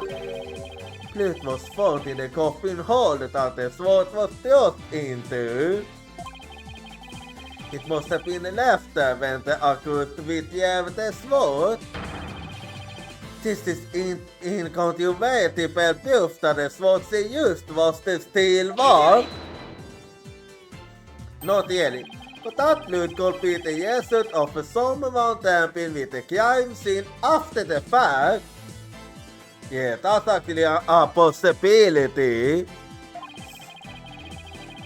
After the set piece fell and the audience was cleared out of the theater, there was plenty of time for somebody to plant that blood there. What now? If the sword the accused used was the Uber one, then when exactly do you propose the victim was killed? Given that Mr. Hughes was alive when he entered that coffin? Could it be... Oh wait, could it be that he was killed after the dragon fell down? Or... Finding the answer to that question is precisely why we need to continue this trial.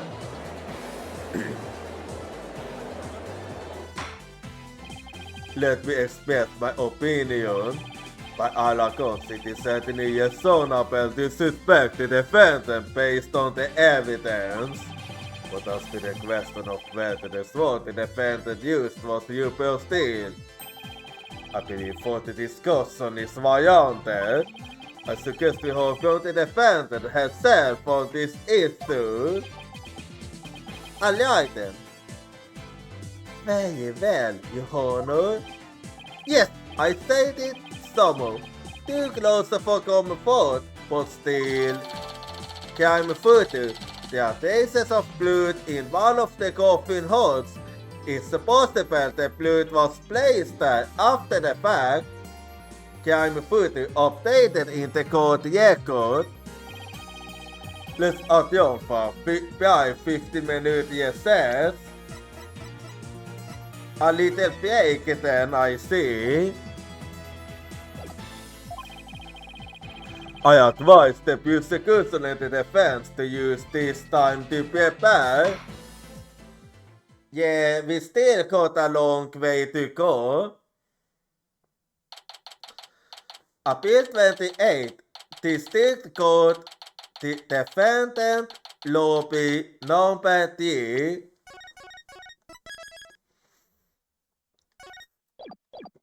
Well, we did good. That was Harry. Tell me about it. We barely made it youth by the skin of my teeth. You mean always, right? I can't say I'm crazy about a persecuted Satmati either. You know, with the way he says, let it go and let it go and move on as if it's nothing. Well, he must he must be very used to do this, and that's why. Let it go and move on, huh? Varför? Är man inte gjort i något secret conclave of villains or something? Villains? Are you talking about yourself, Joker? like, I, in your case, I can tell instantly because you have a certain way of speaking that basically makes it easy to tell. Got you next to evil scheme in the works, Alieti. What do you want? Heh, keep making that face, Sam, and everybody's gonna say it's the Samuel. Look this way, Josie. No, smile for the camera. Let's see those poorly whites. Is it that what the Kamaya kid tells you to do? You so have a lot of time on your hands. How does it feel, Josie? Everybody online can't stop talking about you. They're calling you a yell witch out there. Could this be the end of Stupid Kamaya? Go away, you keep! Oh, what's this? Something used to start into flame. It looks like a yellow gorilla or something. Could it be Josie's pet? Filming is prohibited inside the courthouse. Do you want me to get the bailiff? Oh, filming? What are you talking about? I don't even have a camera on me. You had it used a second ago. Huh? What happened to the camera? It is disappeared right before our very eyes. Hehe, I'll be enjoying the rest of the juices from the gallery. I put out a call for Deuce's fans to come and support her earlier, by the way. Bet I'll get some good footage out of them. This is gonna be good. Hang loose, baby. Well, you won't be in the gallery for long. He got in some of Deuce's fans, but for what purpose?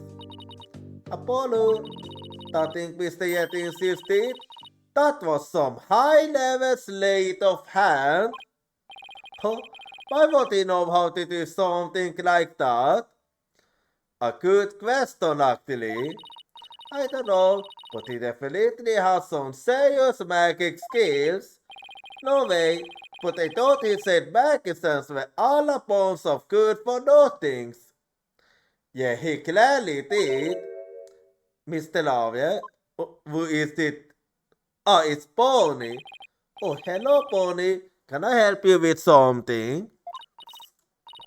Oh, well, there's something that's been bothering me. And what is that? Yelly, what is it? Well, you see, hey, Tommy, what are you whispering to Lobster Boy about? Well, here we go again. Betty, what the heck do you think you are? Are you crazy? You want a piece of this? You know you have to talk to me first before you do say anything. You happy? Me? But I shut your mouth, you don't Pony. Come with me? No! Okay, what was that about? I wonder what was bothering her. There's no way we find it out with Betty constantly hovering over her like that. Go to support the Yankon Wayne. Let's continue then. Will you be ally testifying? Yes, it's used. I wonder what Mr. Yetis has up his sleeve. I thought he's speaking in actual fans. Yeah, probably not. I wonder what he has up his sleeve too. Well, I kinda have an idea. He'd better not be trying to get on the Theos's skin right now of all the times. You Theos right and you'll be fine. Oh, there goes Apollo with his best trick. That's right, whenever I'm feeling down, I always tell myself I'm fine. Alright, I'll give it a try. I'm Joseph White and I'm fine. Thanks, Polly. I think I can do this now. Much better. Tata Polkol. Tata Cole. Good luck up there on the stand. You'll do great. Thanks, I'll be fine. I can do this. Alright, Steve, you can do this too. Time to focus on the rest of the deal. Well, let's continue then. Appeal 28, District Courtroom number 6.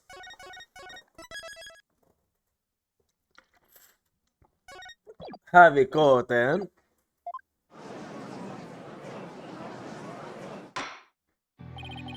Court is now back in session. Defendant, please step up to the witness stand. Joseph White McKesson. Let them speak.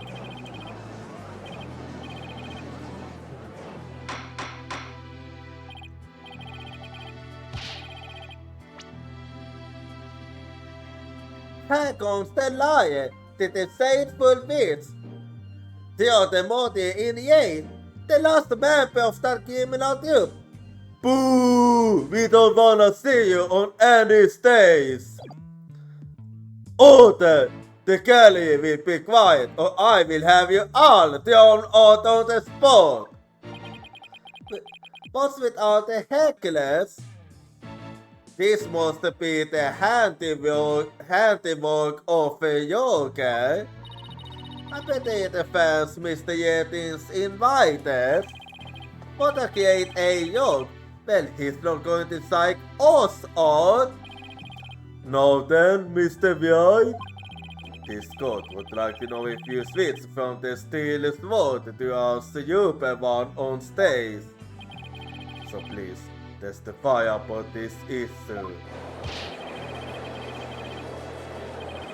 They just don't know how to sort up, and they got a warning.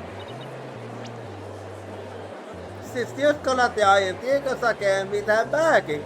Hurry up and convict her already. Give her the death penalty.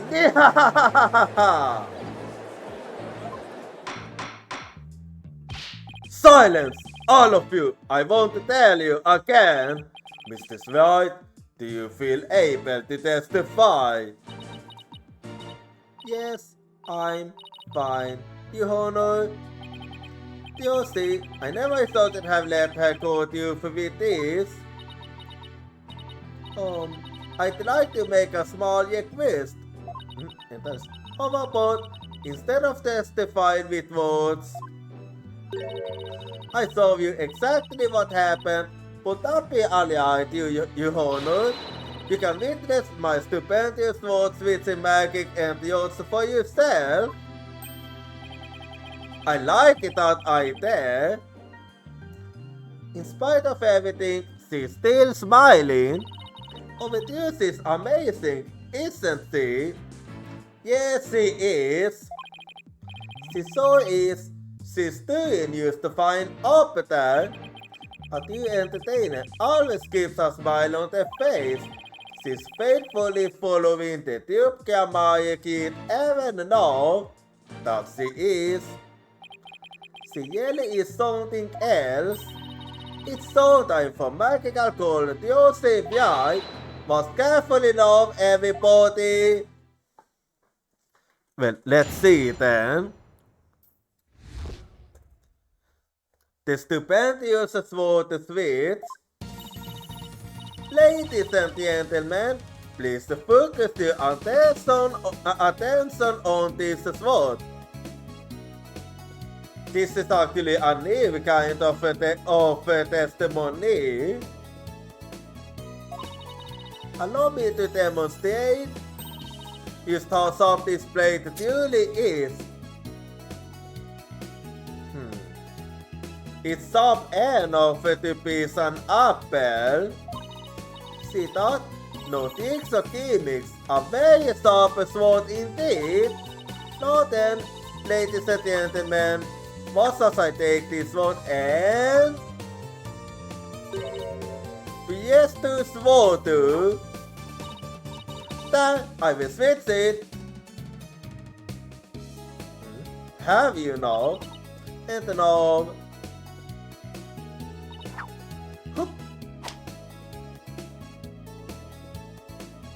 well, if you haven't, they will be blood on your hands. As you can see, the plate is not still, but deeper. So you really did it, huh? That's actually good.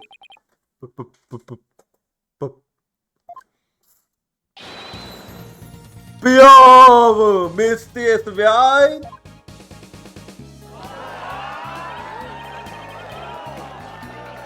It's working actually. Whoa, she switched them in a flash. I couldn't see her do it at all.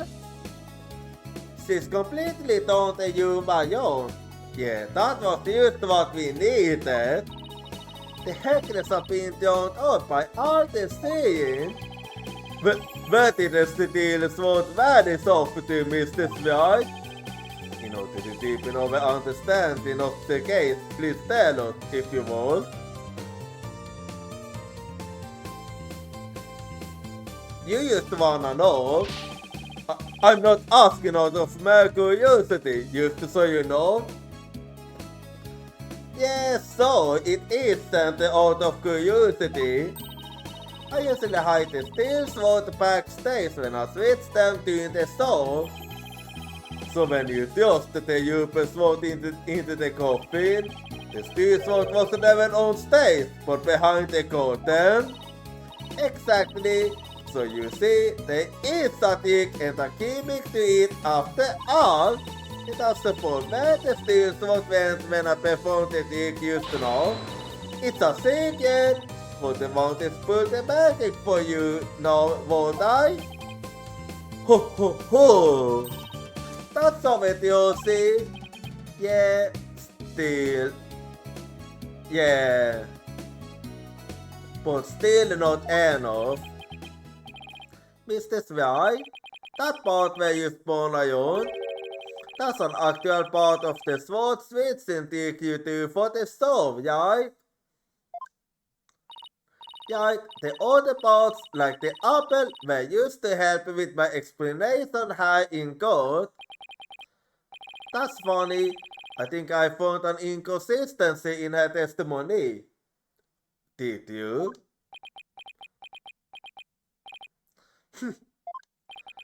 And it looks like I'm not the only one. Yeah, not good.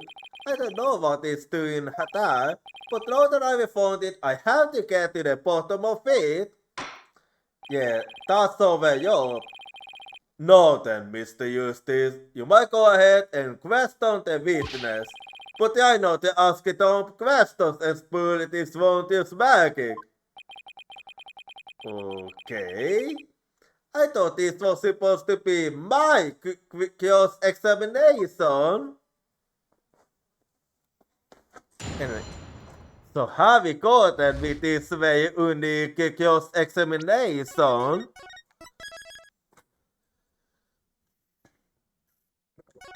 So let's see that. The stupendous sword switch.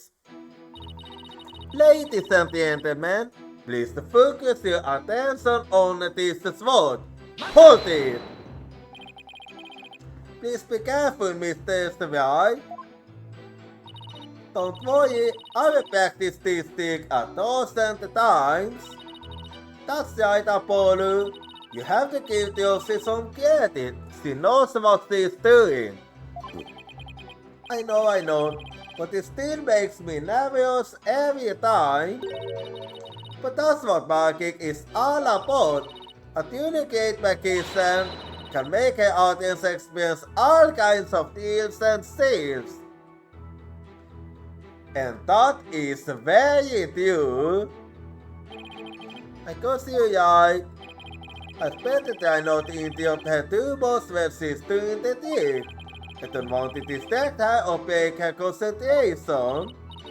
And now, ladies and gentlemen, back to the exciting world of magic. Allow me to demonstrate just how soft this blade truly is. Hold it! Mr. Svi? Please don't swing that big tanky stink iron. Somebody could get hurt. Apollo! Please don't shout when I am swinging, say the blade iron. Somebody could get hurt. Yeah, I would say Apollo is the yellow tank here. Oh, ha. Yeah, sorry about that. I couldn't help myself. It's no better than to talk to me when I'm on stage. Mr. Eustace, I'll see you in my samples of the court is adjourned. Uh-oh, we are in trouble. Uh-oh, I don't suppose somebody could make me disappear before that happens. Let's just watch quietly, shall we, Apollo? And now, back to the show. See that?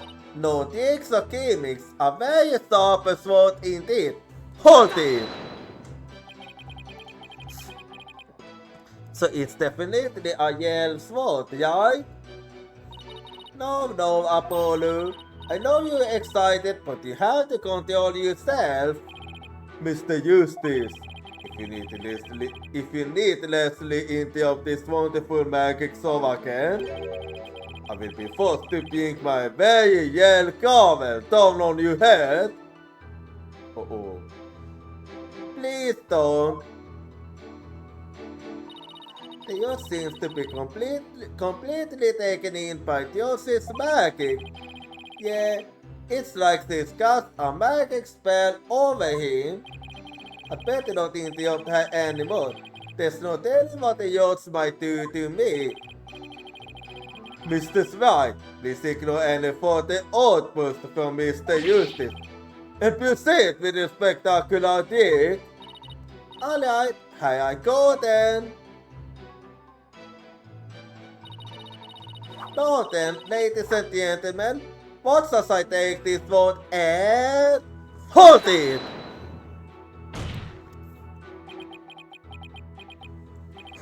Oops, I did it again. I will hold it up to high, Apollo. Can't you lift it quietly like a big boy? Sorry about that. I got a little too worked up. Apollo. Now, boys and girls, watch carefully and please don't kick the seat in front of you. I will now take this sword and... Well then... Yes, to sword dude. There, I will switch it. Hold it!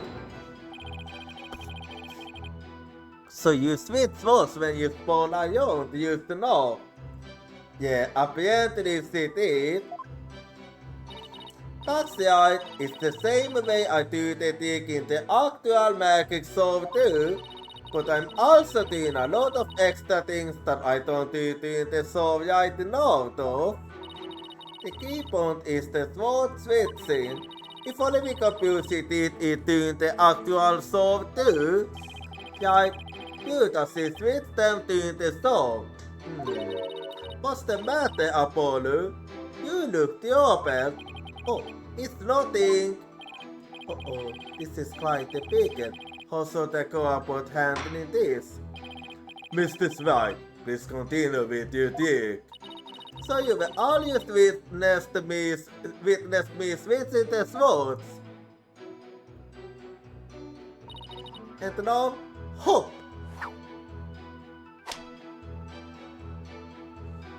Hold it! What's that? Hey! What do you think you're doing, Apollo? But you were putting yourself in danger. I gotta use the standby and not say anything, something. Apollo. Mr. Eustace, you're putting your head in danger for meeting my comment. Apollo, you'd better apologize before you become this case next victim. I'm very sorry, everyone. How did it come to this? I mean, yeah. I like boys and girls. If you want to ask for an anchor, wait until the end, okay? Now then, my sword was sharp and still just moments ago, but as you can see, the blade is not still, but you, bear, hold it! Wow, that's incredible! When did the world did you switch them? Huh? But I explained it once already. Yes, we did. Oh, could you show it to me again? So, but remember, a magician doesn't usually say her secrets, so this is a very special exception,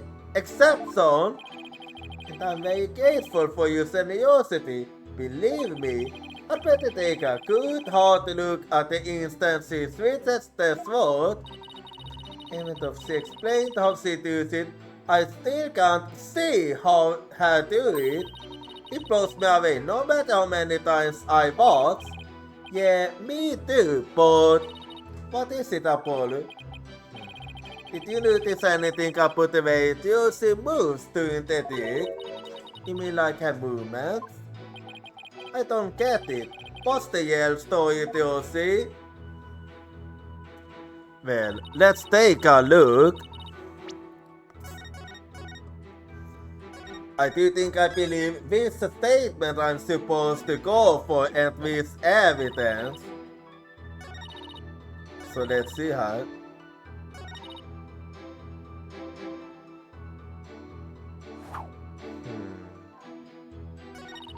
I wanna take a look again.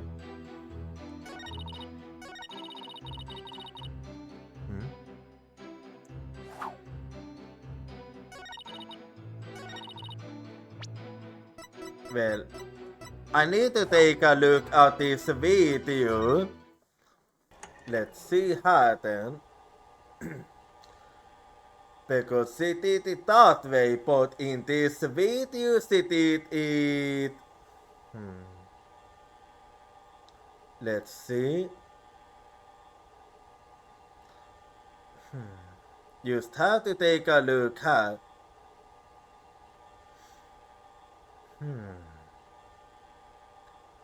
Let's see.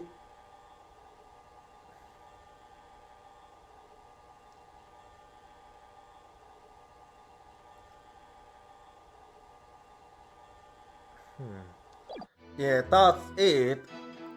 It is different, huh? So, objection!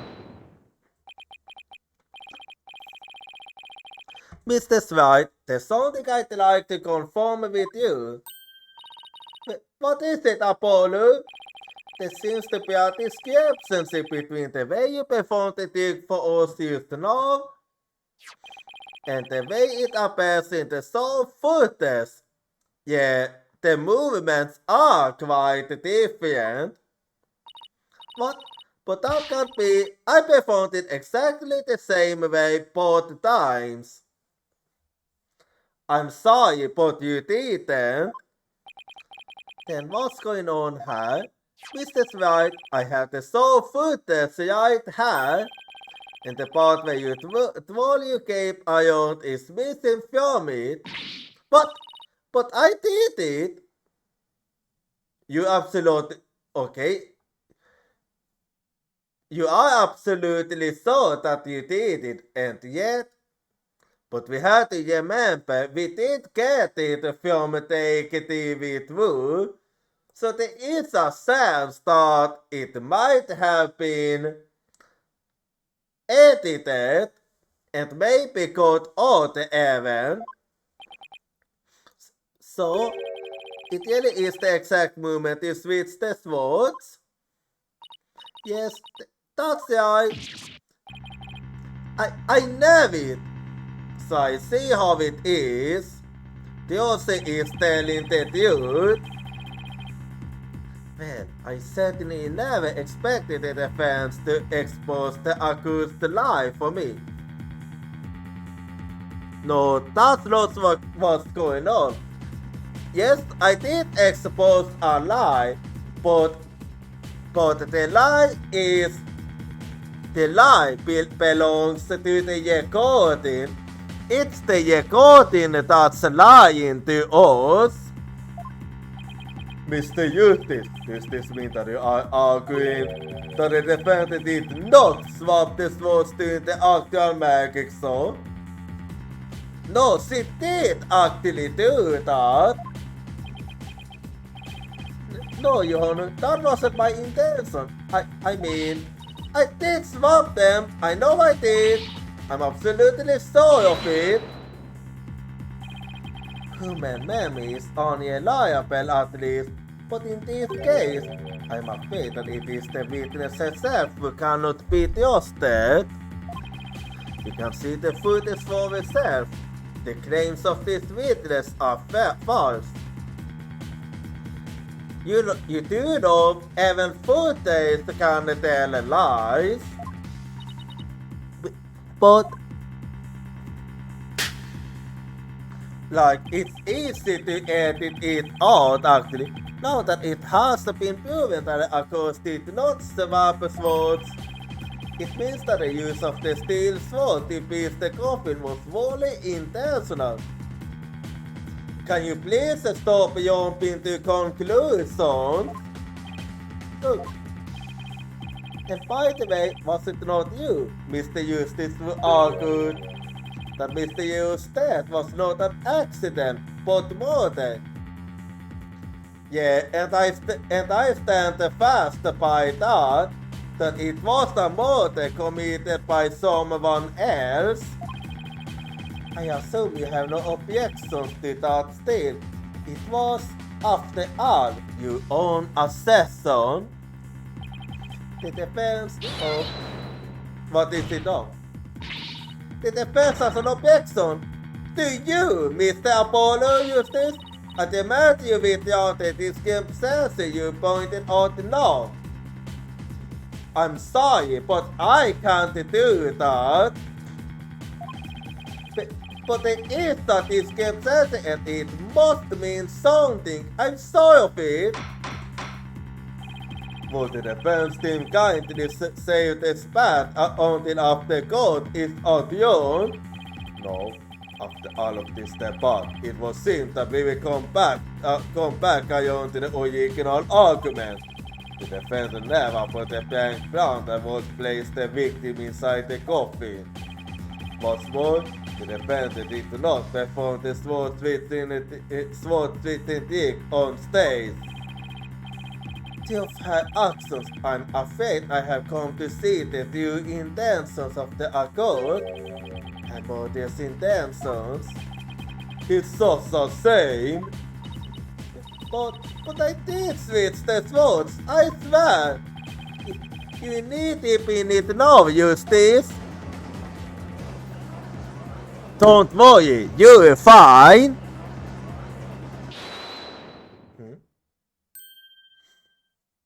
What is it? Excuse me. Let's see. You are this one again? Penny? No, that's not right. Potty. It's Bonnie. It's Bonnie. You were mixing the two names together, you honor. Oh, pardon me. And you have something you wish to say, Bonnie? Yes, your honor. I'd like to testify. About what? The more I think about it, the less possible it seems. I don't believe they also killed Mr. Yeos. Bonnie? Oh, I see. Don't... Of course, Betty have to put in, always.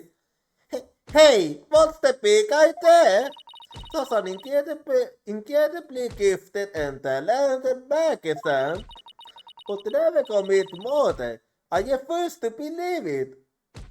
So I was right then about Bonnie being a fan of the OC. What are you talking about? You happy ain't hard? You keep you the episode. I got a pack of a baby girls for you. So 7 those and the pipe down. No, I won't be quiet. What's the matter with you? Didn't you hold me? Did she say something to me once? Huh? She said, no matter how scared you get, no matter how mean people are to you, you can't give in or give up. That's what being a professional magician is all about. Isn't that right, Josie? Yep, that it is. That's right, Bonnie. I've always been afraid to stand up to Betty, afraid to defy, so I did what she said. But when I saw Josie today, she gave me strength.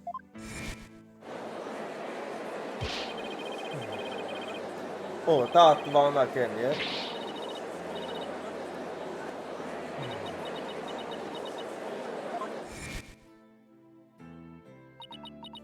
Yeah, but that didn't mean... I'd like to make a small request. How about instead of testifying with words, I saw you exactly what happened. Would that be alright, you honor? You can witness my stupendous words, switching magic, and also for yourself. Still her gorgeous, the way she kept smiling despite everything. She's just incredible. So I'm not going to yawn away. I'm scared, but for once, I'm going to be brave.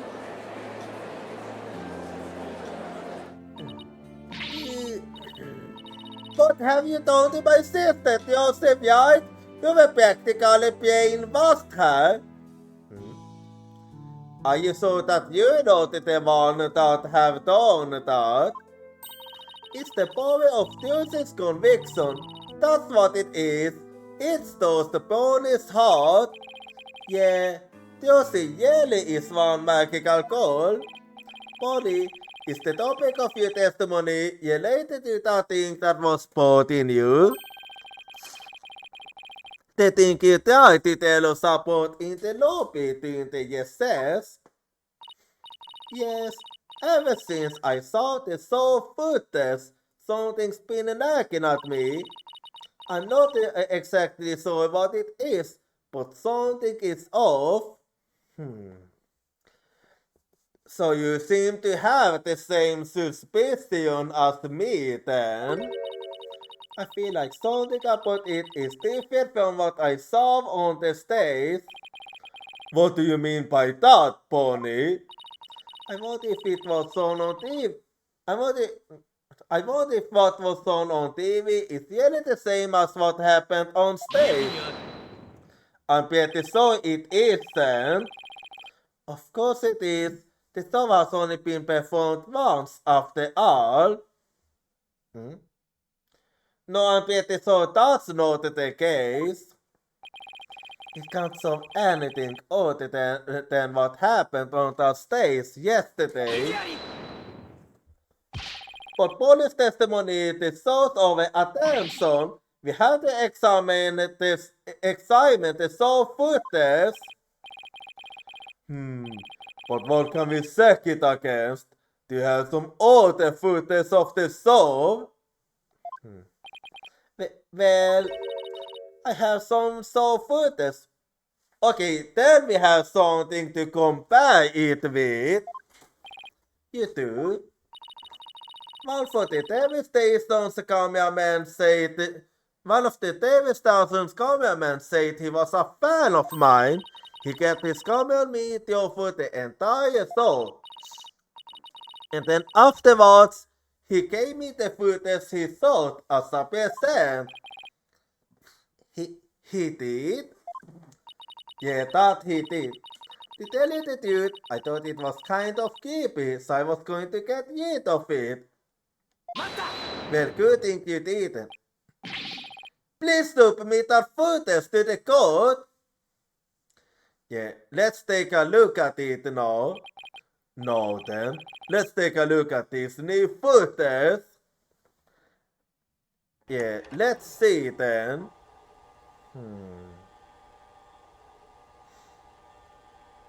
Yeah, it is a different one, alright. Yeah, I see what you meant by creepy. That was certainly creepy.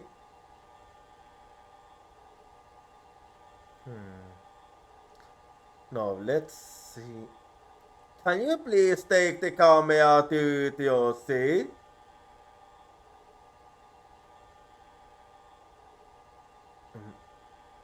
What? What is happened there?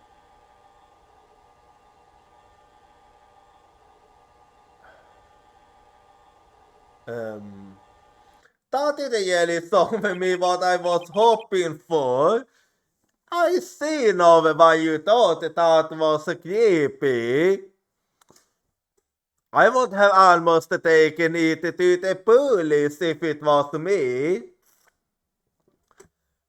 Wow, okay then. He really did keep his camera on Pony the whole time, didn't he? I think this cameraman needs to keep his personal feelings out of his work. I believe the same. Well, the fans, they still believe this new show footage is worth inspecting. Well, there was something that caught my eye there. Of course I do. Okay, so how are we going to go about this? Let's start comparing the two. We might find an inconsistency between them. An inconsistency, huh? Well, but how should we go about it here? Yes, the two pieces of footage are of the same scene, so they sort match up. But Bonnie felt there was something off about the original footage. So if we can pick out what's different between the two, we know what Bonnie found strange. Exactly. Plus, we might figure out why the original doesn't show the sword switch in deep. The horror that the first would like to compare the two pieces of footage. Wow, what's with all the bots popping up today?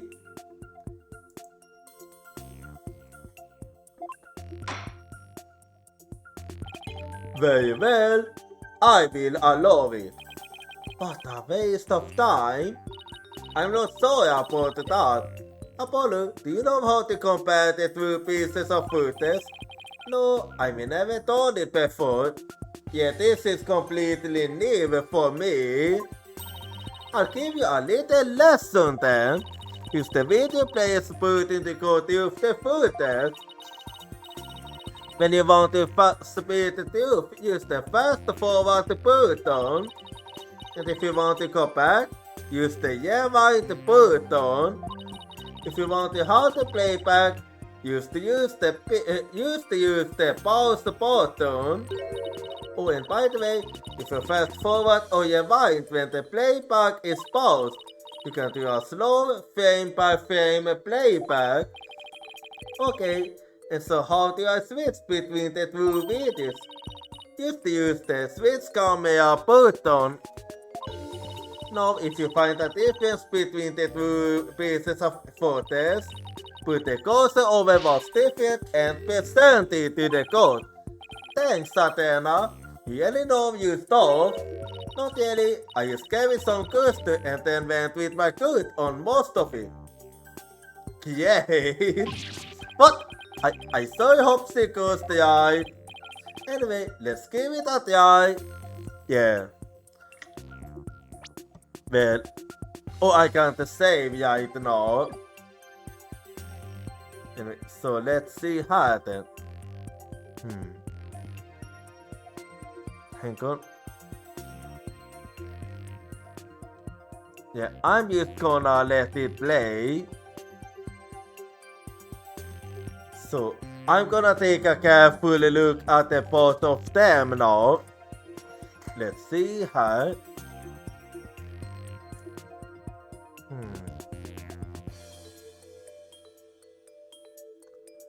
Well,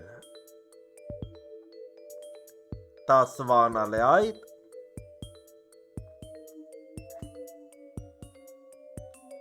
And then this is happening here then.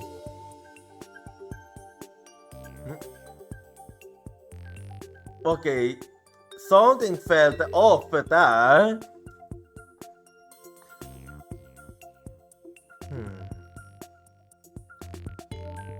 And then we'll go with this one here.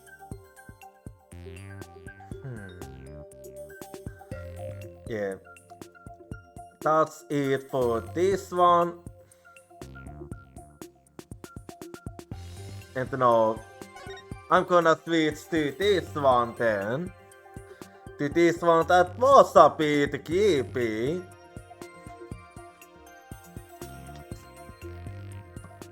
Yeah, zooming in on that, of course.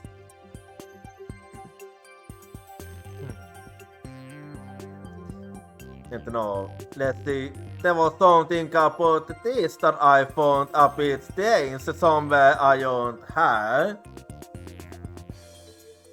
So, let me use the C here then. Yeah, this was the bit that I... Oh, my bad. Yeah, I'm gonna have to actually... I actually find this really strange because there was no signs of the gods there. So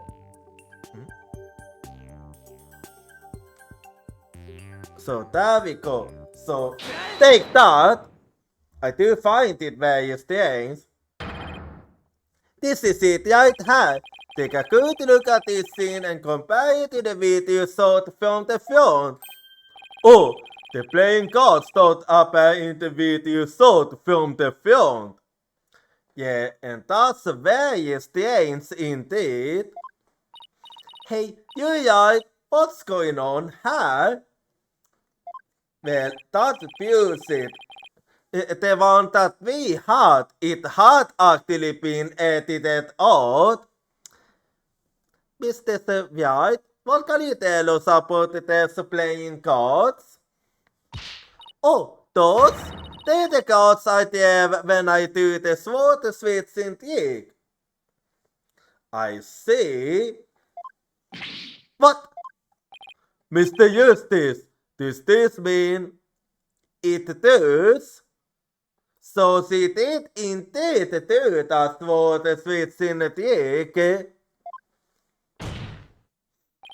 Yes, it means that the sword switching trick was good from the television footage. So the footage was edited. Yes, it was. Yes, with malicious intent. That is absurd. But you can't deny it anymore. Well, we must get to the bottom of this right away. And we shall be doing that after the art break. So be right back and see you in 3 minutes.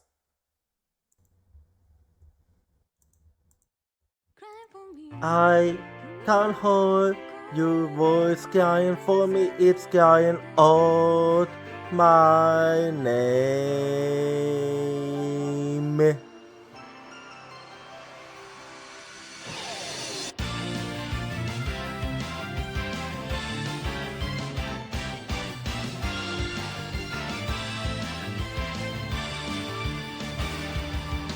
I was acting tough by saying that I don't team because it's scary to lose my team.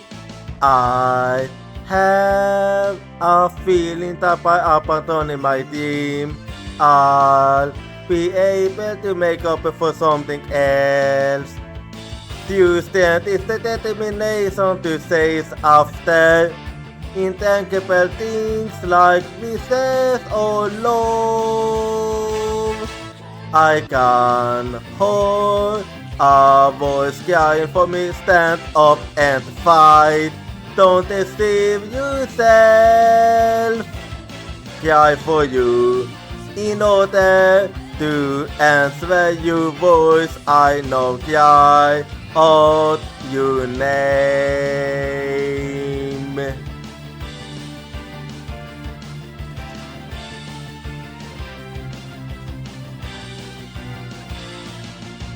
I replaced my lack of self-confidence with kindness. I have a feeling that by giving up, I'll be able to stop hurting others.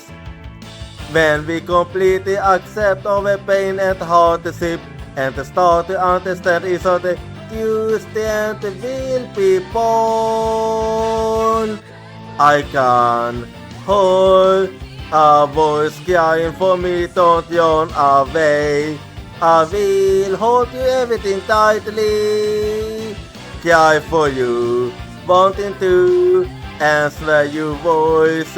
I know cry out your name.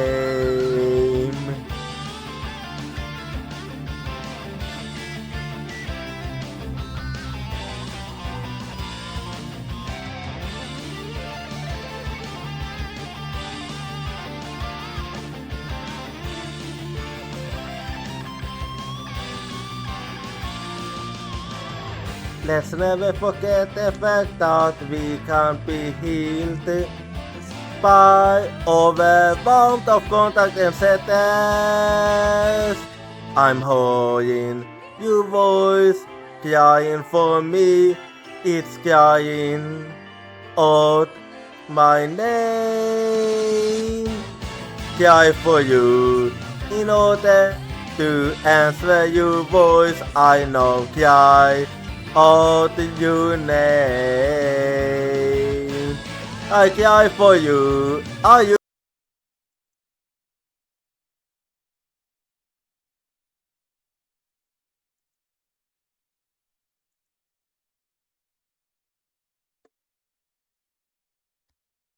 Alrighty, I'm back now, and we're gonna keep going here then.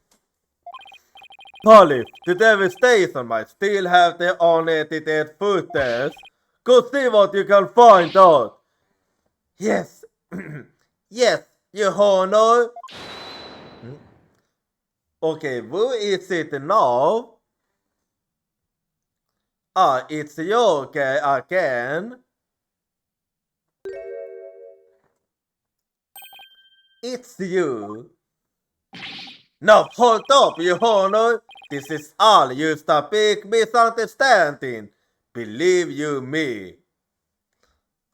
I'm not gonna believe anything you say. Kivakai a chance to defend himself before you start pointing fingers. And who might you be? Yike, sorry about that. Got ahead of myself there. Here is my business card. Some to make you acquaintance, you honor. Oh, well, how very polite of you. It's lovely to meet you too. Prosecutor Satmati, please take my card. A business card? Ah yes, I heard about this custom among businessmen in this country.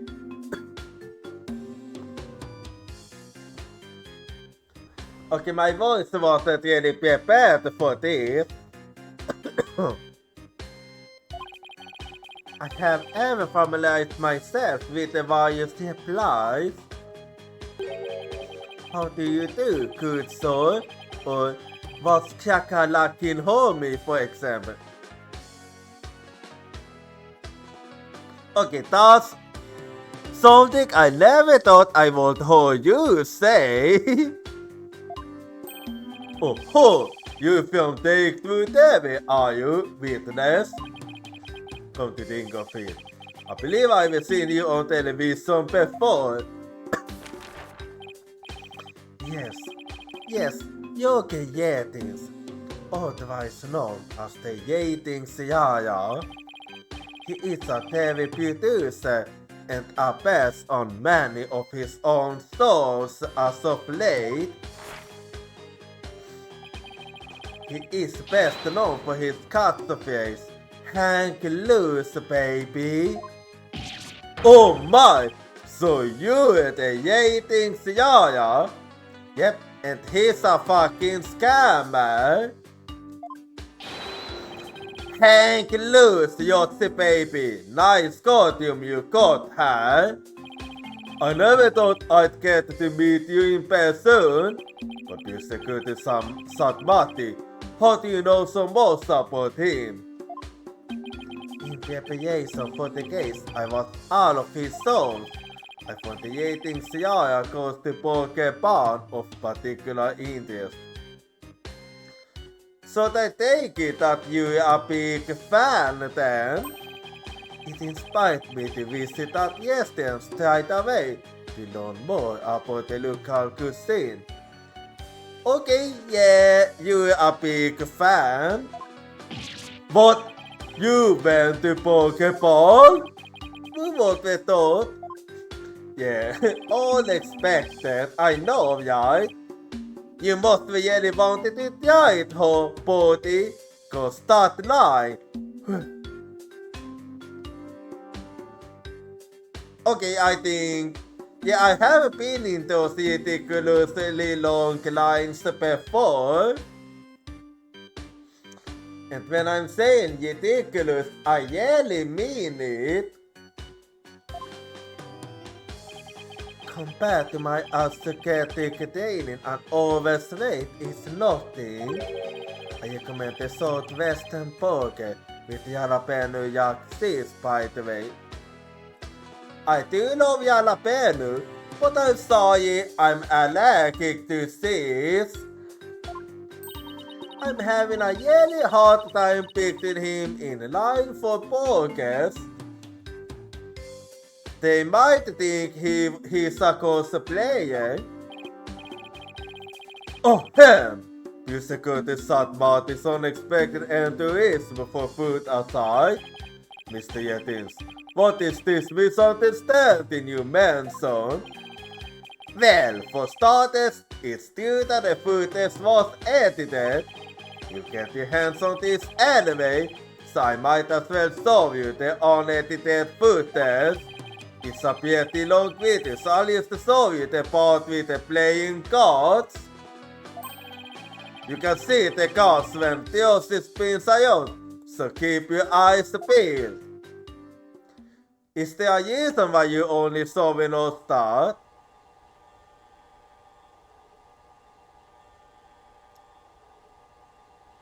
So she did indeed do the spin. Well, there you have it. You showed me exactly what I wanted to prove. Did you see the part that was good where Yoshi switched the swords? She spins around and the playing cards go flying. Everything's like it's supposed to be. Then it seems the defendant reality swap swords doing that technique. Which means the sword Mr. White used into the coffin was the upper one. It was alright, yep. In other words, Mr. White couldn't have killed Mr. Yellow. Yes, see, that's the first misunderstanding, right there. Okay, what do you mean? What do you mean?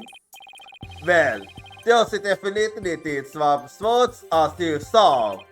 So yeah, maybe she didn't kill Mr. Yos when she stabbed the coffin. But that just means he was killed after he showed up and pretended to be a corpse. So you saying that up until that point, everything was going according to the script. If that's true, then when and how exactly do you think he was killed? It was after the dragon said the beast came crashing down. Yeah, I did suspect that too, and I still do.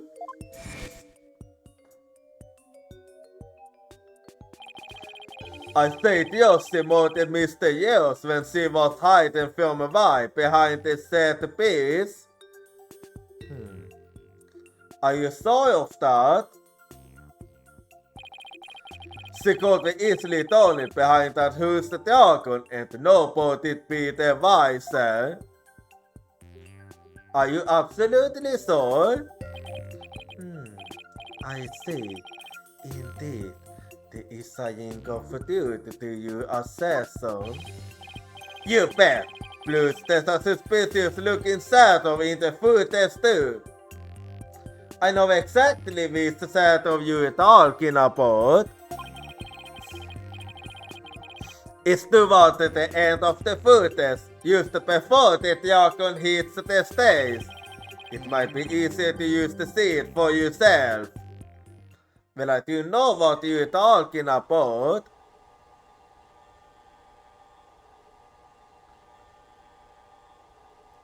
Yeah.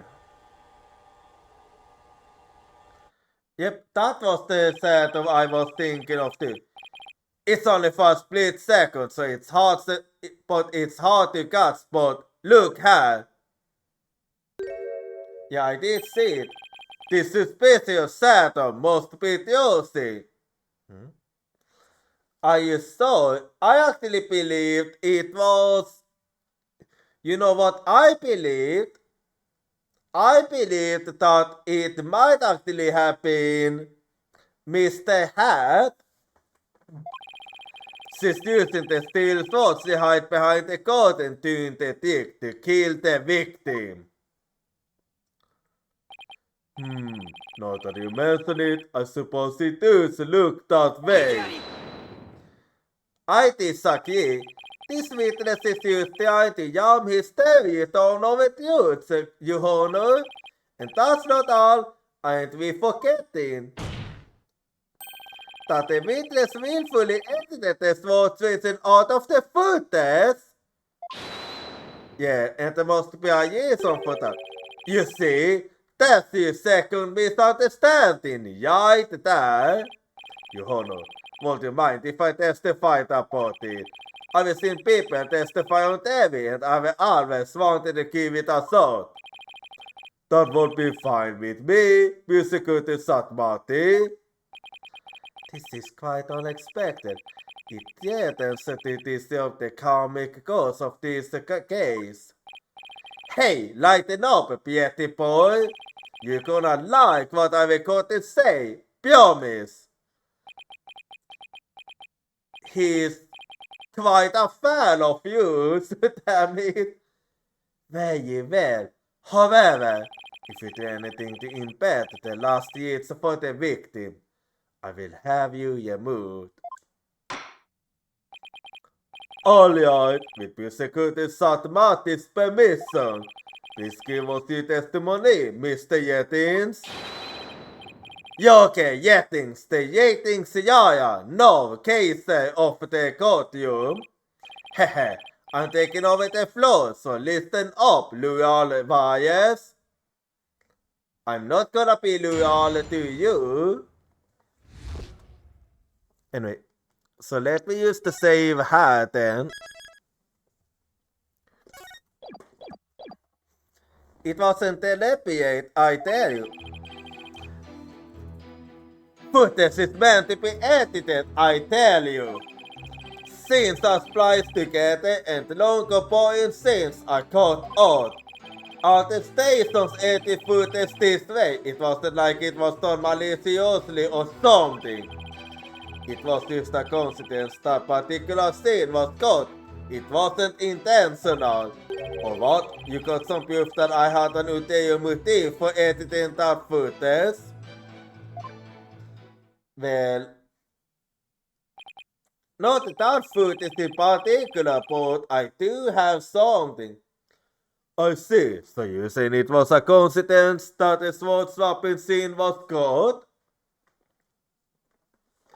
You know, I'm not the boy in it. That's right. Glad you got the picture.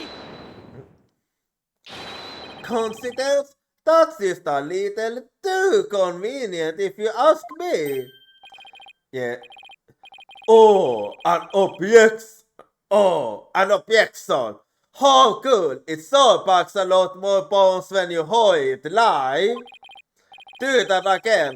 I wanna get another shot from a different angle.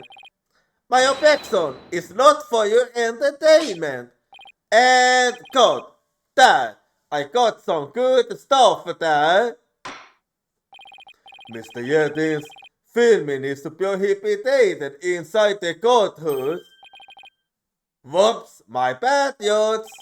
And if the defense has an issue, it can point it out during its cross-examination. Well, I'll do that in that case. So let's save her then. It wasn't telepathy, I tell you. Footage is meant to be edited, I tell you. Hold it! Kelly, I will never heard anybody say that. It's common knowledge in the TV world. Well, you do have a point.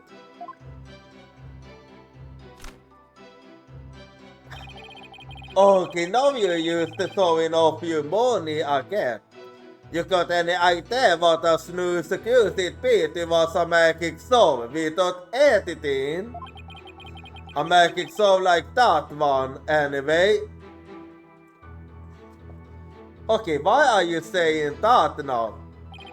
That was ice cold. Anyway, editing is what makes TV worth watching. Yeah, that is actually true. Scenes are spliced together and the long or boring scenes are cut out. Hold it! Are you saying you thought there were boring scenes in Mr. Wright's magic show? You gotta ask?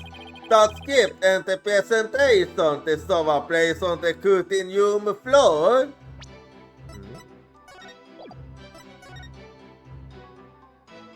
I don't exactly see the problem here. Broadcasting that best assist would have been a complete disaster. That's why I had to edit the footage. It's just what a TV man does. What didn't you like about the show exactly? The whole thing. It was a Marius loser face. Maybe common folk like you don't get it. But the show's only as good as how loud, flashy and nasty it is. It was plenty loud and flashy on its own. All it did was add the yes. Yeah, I don't really see how it was boring. I suppose each industry has its own way of doing things.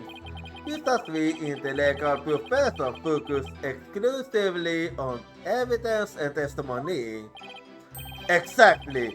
Whether it's over piece or the legal piece, we do what we gotta do to get the job done. Anyway, editing footage is just a matter of course in the TV industry. Attestations 80 footage this way. It wasn't like it was done maliciously or something. Hold it! It wasn't done maliciously, huh? But I get a distinct impression that you bear feelings of ill will toward the Duke Kiamaye. Huh? What makes you think that? Well, let's just say everything you have said about the magicians. The things that you yourself have said. You see, I'll take up the thought and expose the dark heart behind that sweet smile. Our beauty of the Kiamaye magicians are all a bonds of a love life.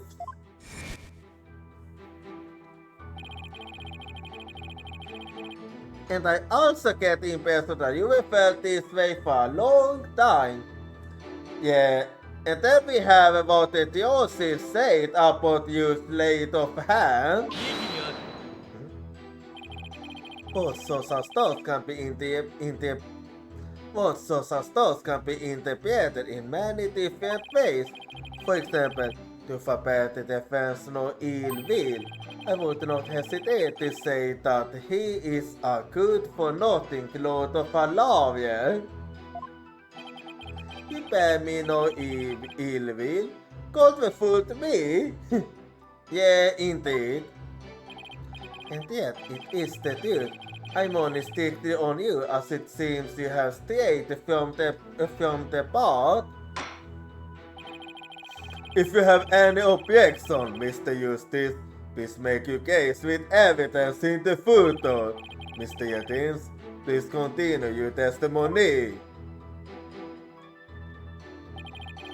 It was just coincidence that particular scene was caught. It wasn't intentional. Hold it! Of all the scenes you could have caught, why the sword sweet Cintiq? That seems like too much of a coincidence to me. Yeah, it is actually one of the most important movements. Oh, so now you're gonna tell me how I'm supposed to edit my programs, Big Sword? It's hard being the boss, kid. You gotta make the do for suicides, like Viscount and get Scott. Then let me ask you this. Why exactly did you make such a two for suicide in this case?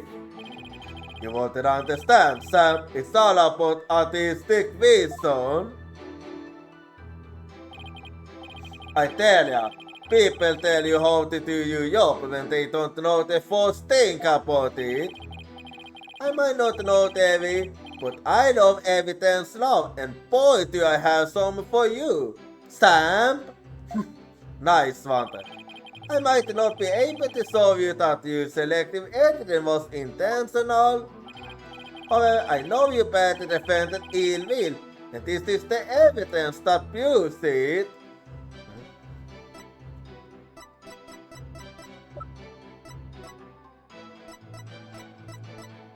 Oof. What?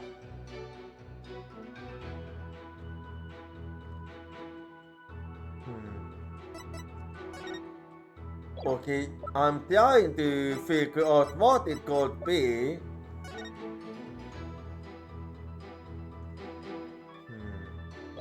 No, it can't be that one. The only thing I can think of is it this one by any sense?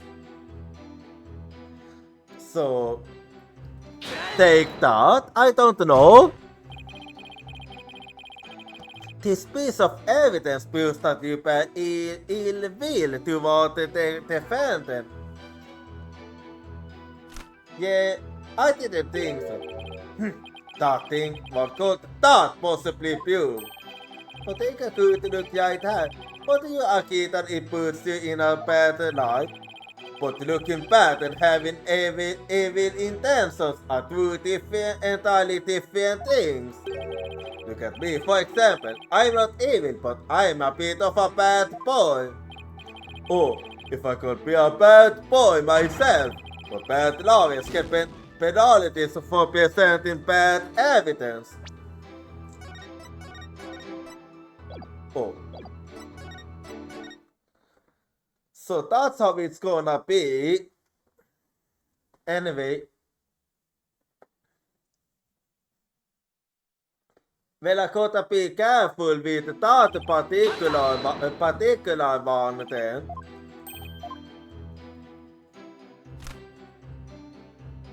Anyway, I'm just gonna be skipping then. Hang on. I didn't remember exactly which one it is that I don't wanna point out just yet. So just hang on here. And there we go then.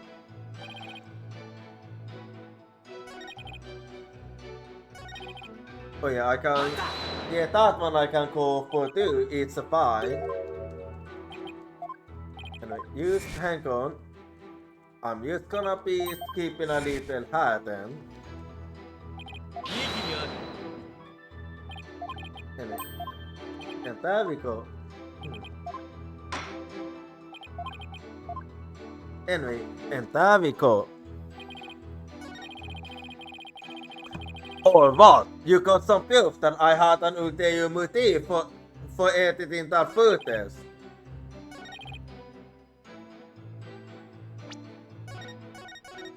Well, I'm just gonna say to be extra sure. Hold it! What other scenes did you cut from the footage? Oh, no orders, I guess. Okay, that makes it even more interesting. You mean you only edited out the SWAT switching dig scene and nothing else? Okay, that makes no sense at all. Don't you think it's too much of a stretch to claim that as a mere coincidence?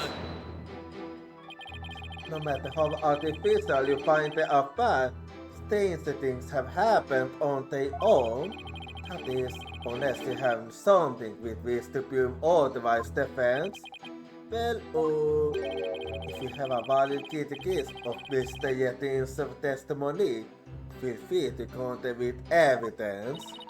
Well, Apollo, it would so make things easy if we had some. I think the defense team needs to be edited out of this deal. That's what they need. I'll have to clean up this footage later. He's really gonna put this on TV, is he? Well, that's not a lot. Trying to prove malicious intent is tough. All he has to do is say it was all a coincidence. We need to find some kind of foothold if we want to make any progress. But this guy doesn't seem like the type to slip off. So we just have to get information out of him bit by bit. Yeah, that's true. So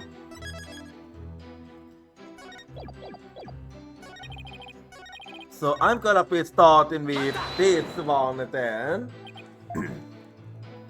So let me just skip a little here. And use hang on. And I'm gonna have to actually think. So what could it be then?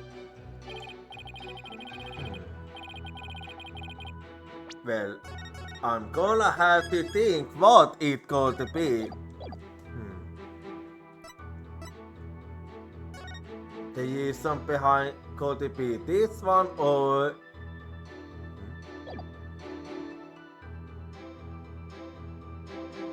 I wonder.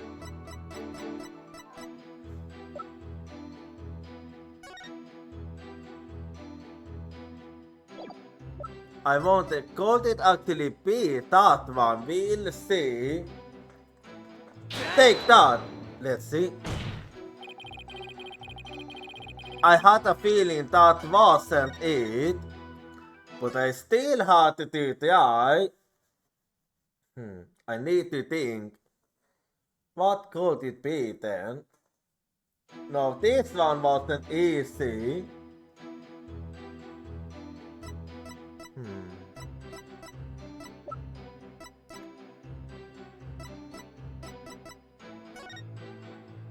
Let's see.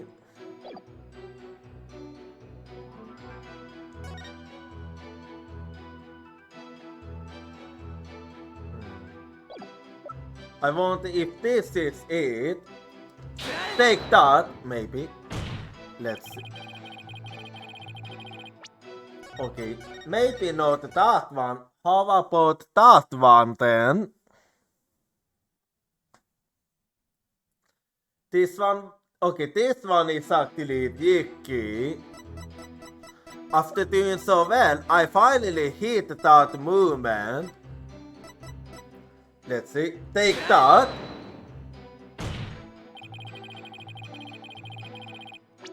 I was wrong. Well, in that case, could it be...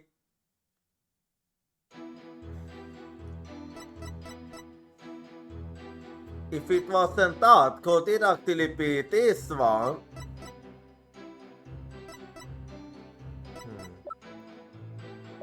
No, this... Oh... I'll start with this one. Take that! Okay, I was right. Oh, what's that you got there? So it was this one. This is the contract you had business right signed used before the magic sword. This contract between the first party, Take Two Devi, and the second party, Mr. Wright, Yeats. If due to the fault of the second party, the soul must be cancelled in part of or in full, the second party will pay $3 million as compensation to the first party. $3 million? That's a completely unreasonable sum. It is, yes. I got it a keyboard. And of course Mr. Wright doesn't have that kind of money. Nevertheless, Joker Yetis had signed this unreasonable contract anyway. Or more accurately, he can't have into signing it. We're finally getting to this part, finally! Can't have? How did he do that? Well, let me show you that. There's a link to the clipboard that was used by Mr. Wright to sign the contract. It has a carbon puppet that can secretly copy her signature onto all the documents. Oh, come on now. That's quite a nasty accusation you slink in my way. Well, it's a legit one too. For starters, you don't have any proof I had anything to do with that carbon paper stuff. Well, I can't really investigate, so... Just because the ocean agency can't pay up, that doesn't mean I can't have. But $3 million? That's totally out of use for the obvious bastard. In any case, this is important new information. Please add it to your testimony, Mr. Yetis. Well, have we got it? Well, let me actually save her. Where's the proof linking me to that trick or the clipboard? You don't have any, do you? Hold it! Actually, I believe I do. This clipboard is used to, isn't it, Mr. Yetis? Well, it belongs to the Devi Station anyway, that much I know. Maybe it was an old paper from one of our TV shows that got used by mistake. Or maybe you used it on purpose to convince this right? Mr. Yetis has already stated that he did not. Mr. Eustace, please do not use this TLTTI to get out of paying you against this debt. That's not what I'm doing. If Mr. Yetis is connected to the carbon bubble hole, if those secretly was copied onto the fake contact, then there must be an original contact that those actually did sign. But I bet James is too savvy to leave something like that behind as evidence. But what if a secretly was copied onto more than just the fake contact? That was exactly what I was thinking earlier. Like a total document with Joseph's secretly on it. Have you seen anything like that though? We actually have. Hey, what are you guys whispering about? Let me continue my testimony. Yoga, you are fucked. You are really fucked. I'm gonna cook you so fucking well right now. I hope you brought some salt and pepper with you.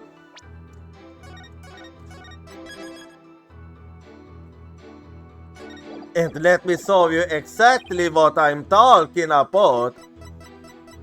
So, have we go then. Objection! You must be quite a con man if you can fool a magician with a simple trick. But if you think you can con a lawyer, you're very much mistaken.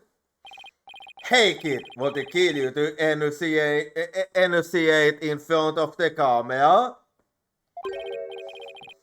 You know, like a newscaster. Think of the wires. Okay, I'm gonna entertain them by finding you guilty. I'd like you to take a look at Mr. White's signature here on this note.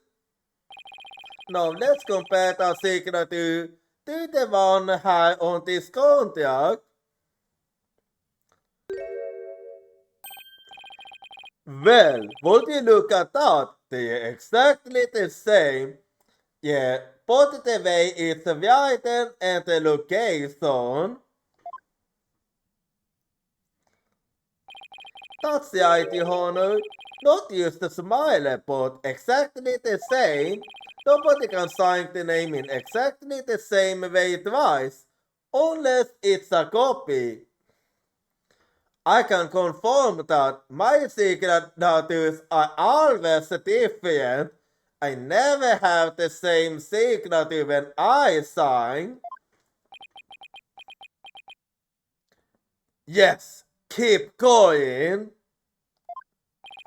The signatures are proof positive that you can't miss this right, and they definitely prove your malicious intent. Say, not bad, lawyer guy. Didn't know you had it in you. This is really getting interesting now. It can create ratings for sure. Don't try to touch the issue, Mr. Yetis. The fact is that you bear ill will against my client. So the show footage was definitely edited with malicious intentions, isn't that right? What a false argument, defense. Okay, what do you mean false? All you have really proven is not his ill will toward Mr. White, but his pecuniary greed. That's right, I just wanted money, baby. Fat stocks of satire, that's all. After all, I'd never even crossed the paths with Joseph before this magic show. Is that really true? So I have absolutely no reason to bear her any ill will, yeah? He didn't bear her any ill will, huh? That sense, this guy definitely has some Mario hate for Josie. Indeed it is. You'll see, I'll take up the thought and expose the dark heart behind a sweet smile. A beautiful Scamaya vacations are all a bonds of love life. I can't feel it with anything, but with the things he said all pointed at fact. There must be something between the two of them that gave birth to these girls. Some sort of connection that not even Tuesday is aware of.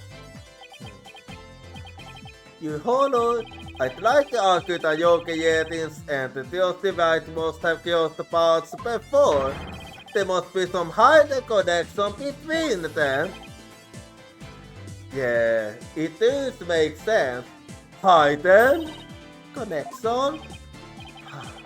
What is it now? Just what are you getting at, Mr. Eustace? It is futile to even ask you, Honor. Sorry, it is just another one of the defense speculates claims. We'll see about that. You don't seem to have a very high opinion of me, but once you heard my argument, you wish you'd taken me a whole lot more seriously. Really? Very well then. Do you see it? Did you figure something out, Apollo? Nope, not a thing. So much for that bluffing. What? That was just some good old-fashioned bluffing, courtesy of Mr. White's fine training. I hope you know what you're doing. I so hope so too. If you're going to make such a bold claim, Mr. Eustace, I hope you're ready to elaborate. What is this hidden connection between the defendant and the Yogi Yetins?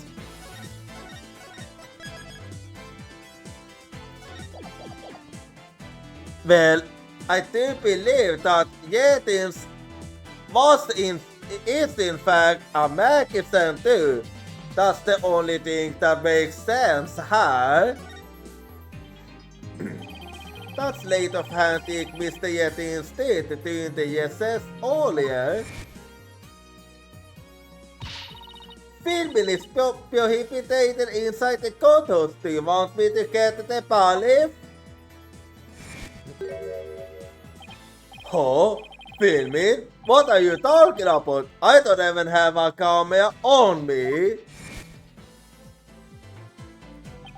What if Mr. Yetins is a magician too? What if? I believe it's up to the defense to fill in the blanks, not me. Well, you are right about that. Well, if he is, he might have had some connection with Mr. White somewhere along the way.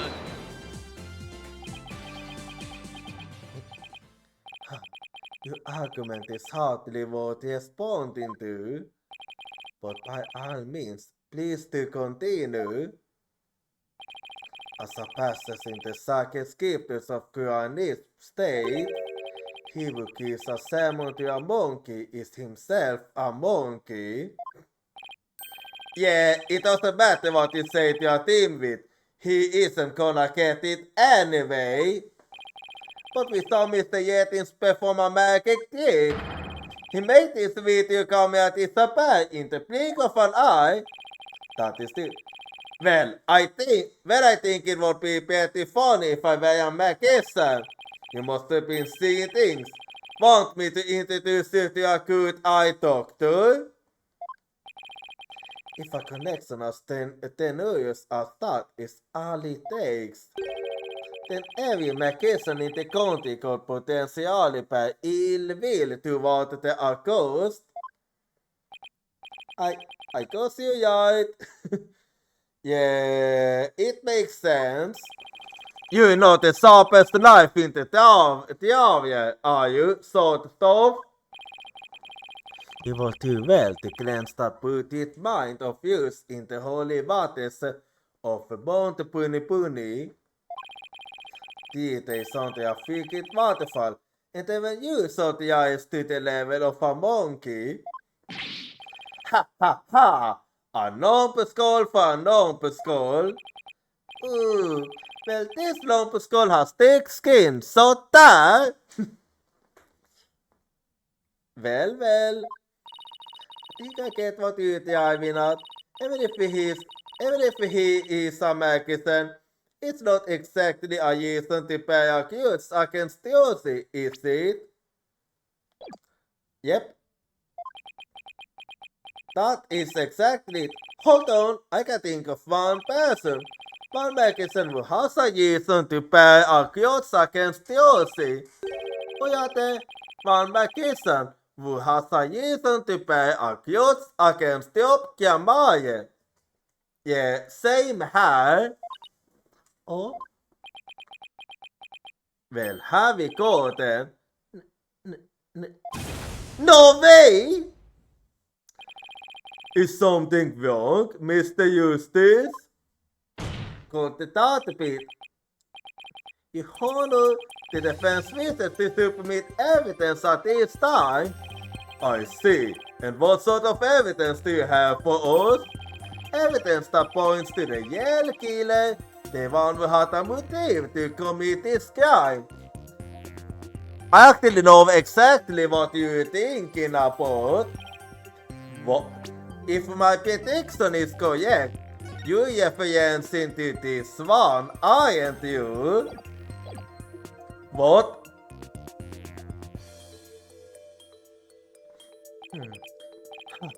And what have you come up with this time, defense? Joseph is the soul whore to Job Kiamaye and its name. This boots has going the cross house of one particular magician. And this piece of evidence points to that one person with a grudge against Mrs. Wright. Yeah, let me show you then. I do believe you can find it here. So take that. And who exactly are you naming, Mr. Eustace? 30 years ago, the great Mr. Yeos belonged to Duke Kiamaye. But then, the Duke ousted him and Mr. Yeos wanted to get revenge on them someday. And what better way to accomplish that than to the unison of the soul whore? But Mr. Yeos is the victim, Mr. Eustace. Well, that's what we that's what we said originally, but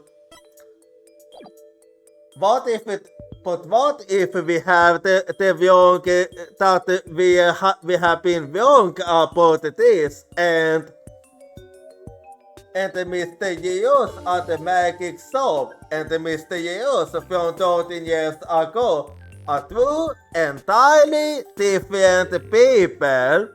I'm actually starting to believe that.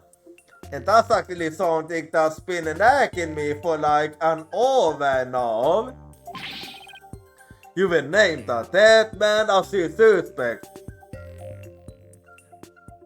I certainly haven't. But is he really dead? What do you mean? Is he really dead? It's the fact that Mr. Yeos is the victim of what is what's throwing you off. Then how about we consider this possibility? What if the man who died on that stage yesterday wasn't Mr. Yeos? Yeah, that is what I considered.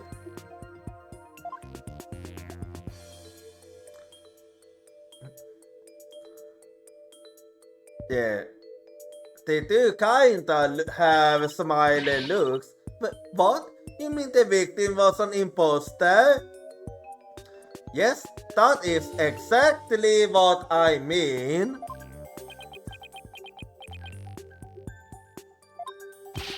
Not Mr. Yard, not Mr. Hughes. Then what about the yell, Mr. Hughes? Yeah, we're looking at him right now. It would mean the yell, Mr. Hughes is still alive. That's absurd. Or is it really now?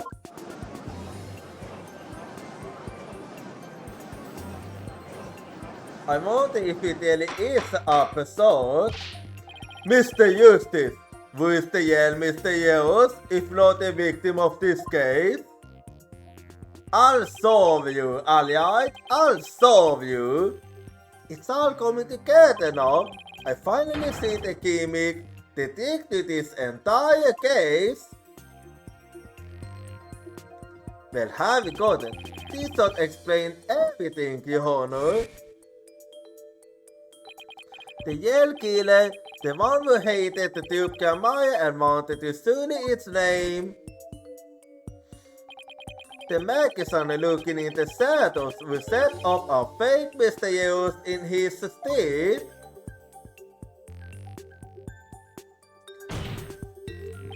The Yale Mr. Hughes is... Let me solve you. We have been speaking to him all the time. And his name is Yogi Yetins. Take that! But that's... Exactly. Yes, it is. Yogi Yetins is the Yale Mr. Hughes. What? Yep, it is him. Oh. A whole of yet paper, you important seeds spilled not but meaningless empty words. You can't possibly have proof to support Southern Atlantis theory. It's not a bad idea for a soap opera, but not even die-hard fans of the Strangle would stick around past the pilot. Yeah, Lino, you want proof? Well, I've got proof. I can prove it by proving that Mr. Hughes that Mr. Hughes in yesterday's magic show was a fake. And to do that, I just need you to look at the spot on this poster. Yeah, I know exactly what you're talking about. Because I have no memories of seeing this as a victim. Very clearly you can see that he doesn't have it. So that's an easy proof actually. So take that! This is the injury Mr. Hughes sustained while practicing a magic trick 13 years ago. However, the video the victim showed of himself shows no trace of injury. Oh my, you were absolutely right. Now, Mr. Yetins, what do you suppose we find if we take a look at you right forearm? Is there by chance a nasty 13-year-old scar on the top sleeve of you? Yeah, and a scar like that, it won't last for a lifetime. Believe you me, because I do have a scar of my own that won't also last for a lifetime.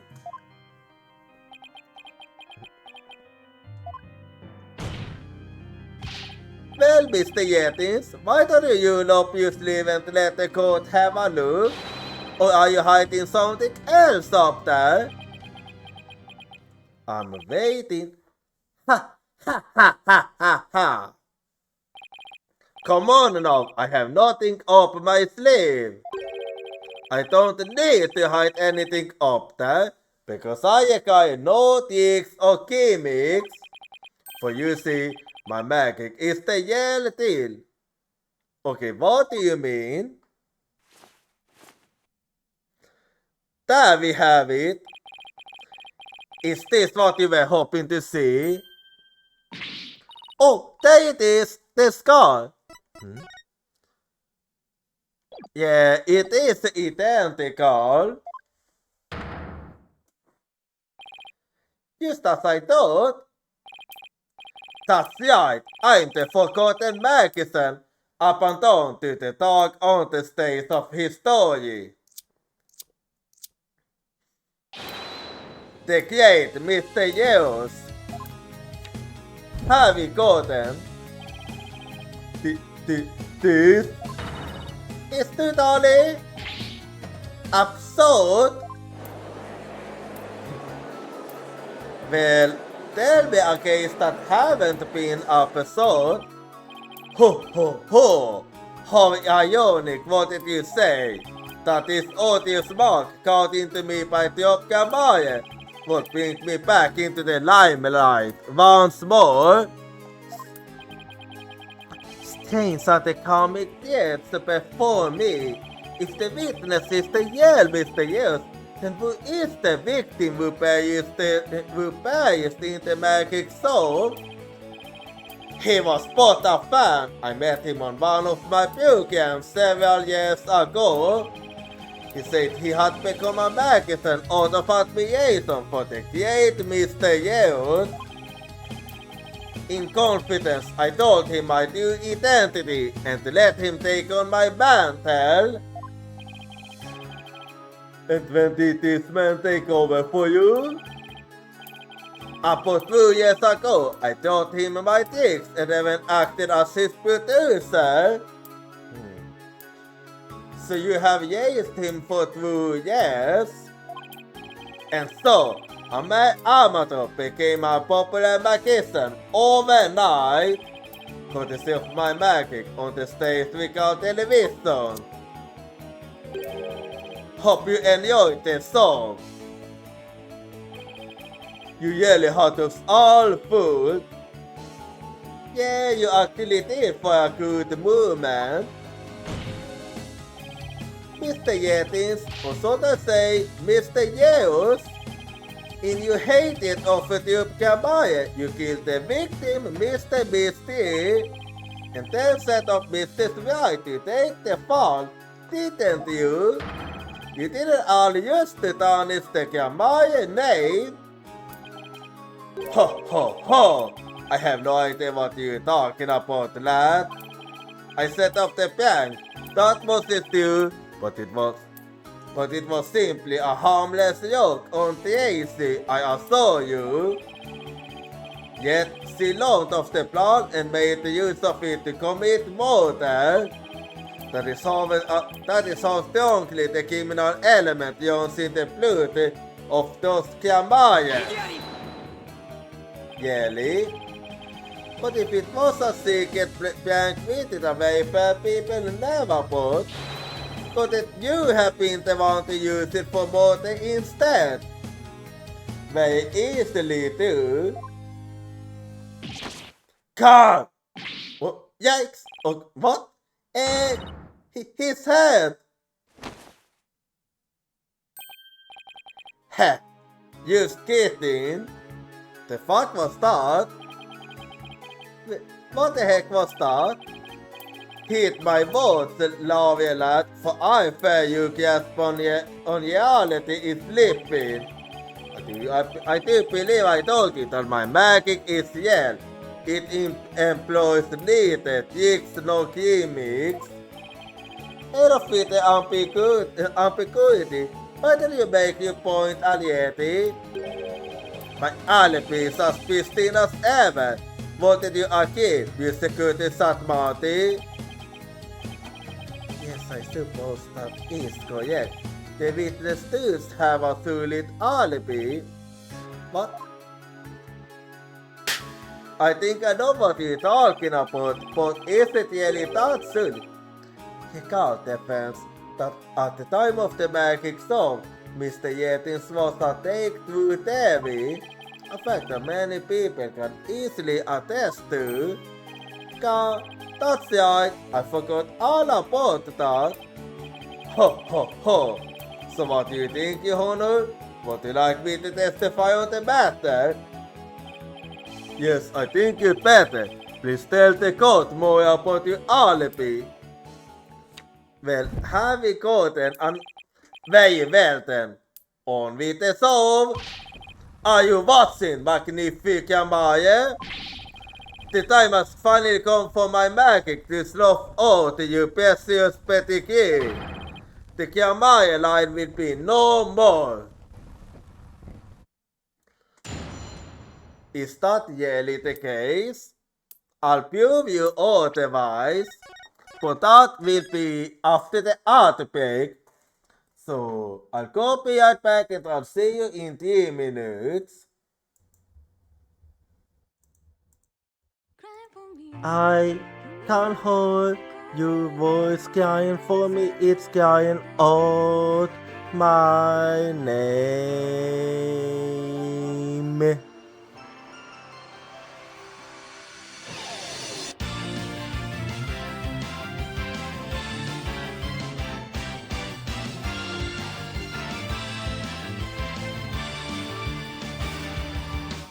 I was acting tough by saying that I don't team because it's scary to lose my team. I have a feeling that by abandoning my team, I'll be able to make up for something else.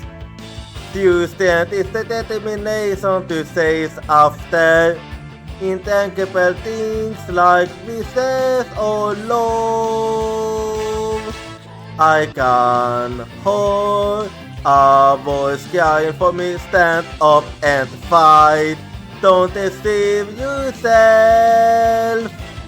Cry for you in order to answer your voice. I know cry out your name.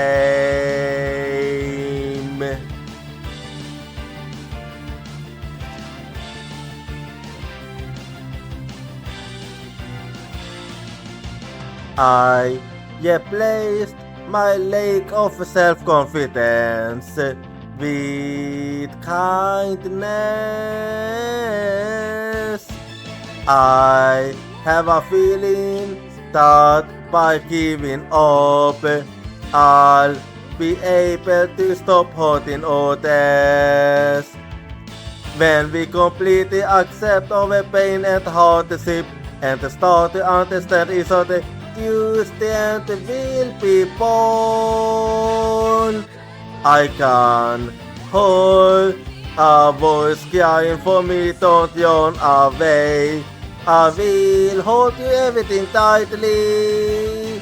Cry for you, wanting to answer your voice. I know cry out your name.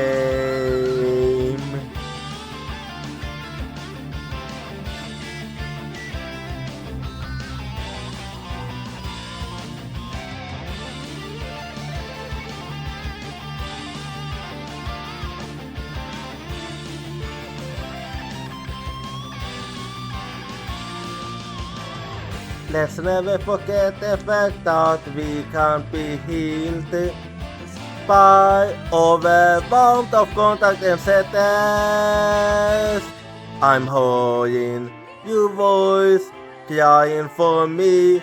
It's crying out my name.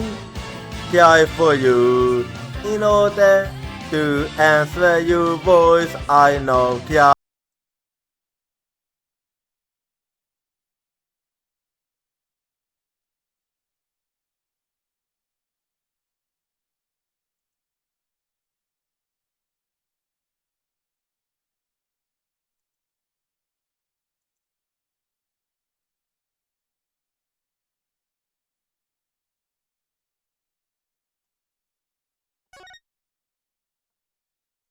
Alrighty, I'm back now, so let's keep going here.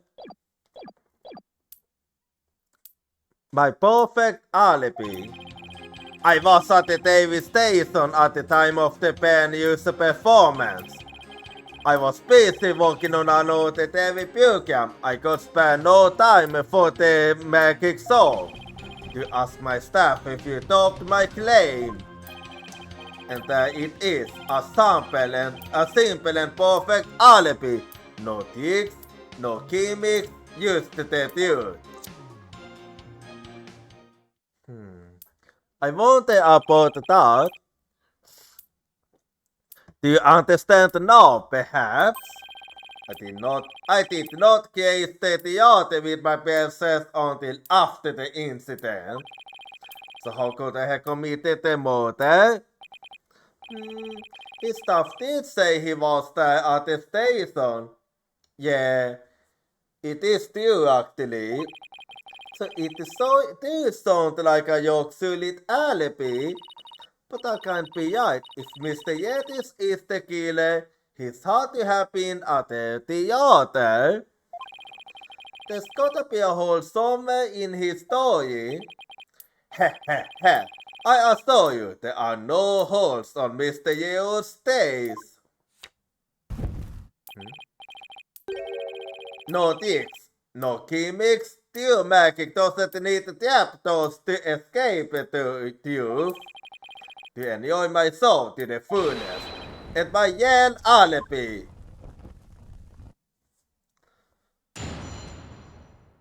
Wait, okay.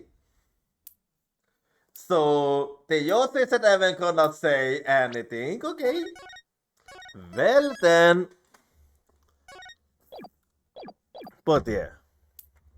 This is actually all I need to break through. Even if I didn't see the name of the save file now, even if I didn't see... Hang on. Let me fix the camera quickly.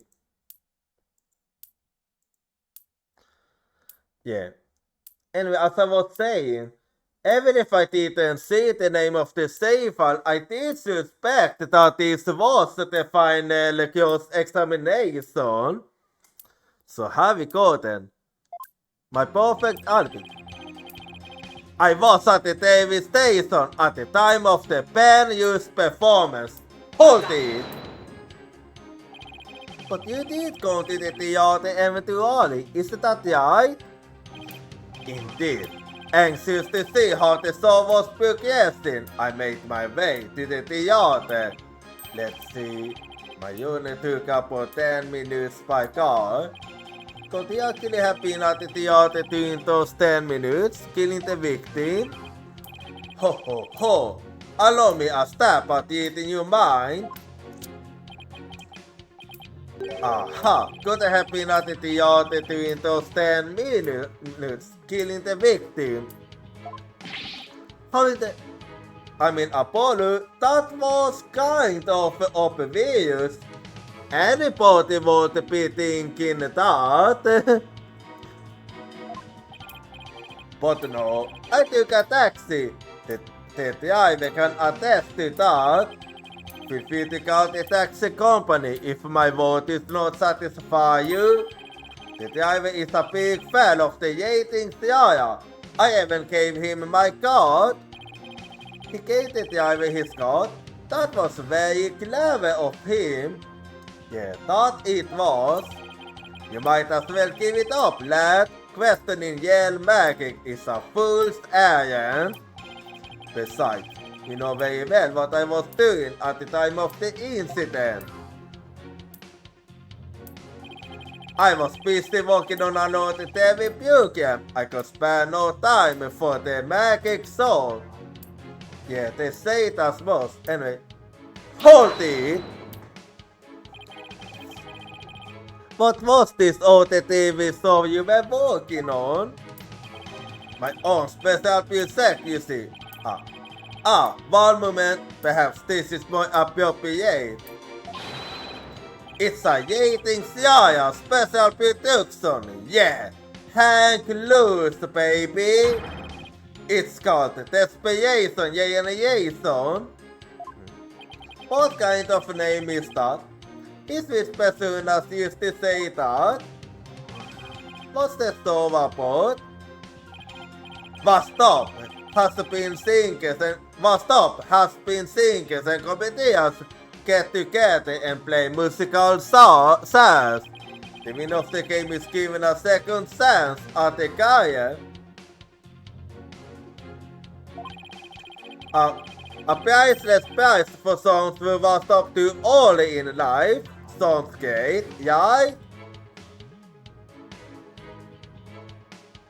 Well, I can certainly see why you want to go for a song like that. But really, musical songs? Really? That's not really something that's entertaining to watch on TV. Like, couldn't you have gone for something more entertaining? Like, really? Musical songs? Might I suggest you appear on that song, Mr. Eustace? As the ex-lover we used to make ridiculous bluffs in court and faded sadly into obscurity. Come on now, and let the Yating Sarah produce my David debut, not in this lifetime. You have 8 reactions, who knows, David might be you calling. Well, I have always wondered how it would be like if I was an actor myself. I do have the skills and some experience. Hey, what side are you on? Let me fix the camera quickly. Hang on.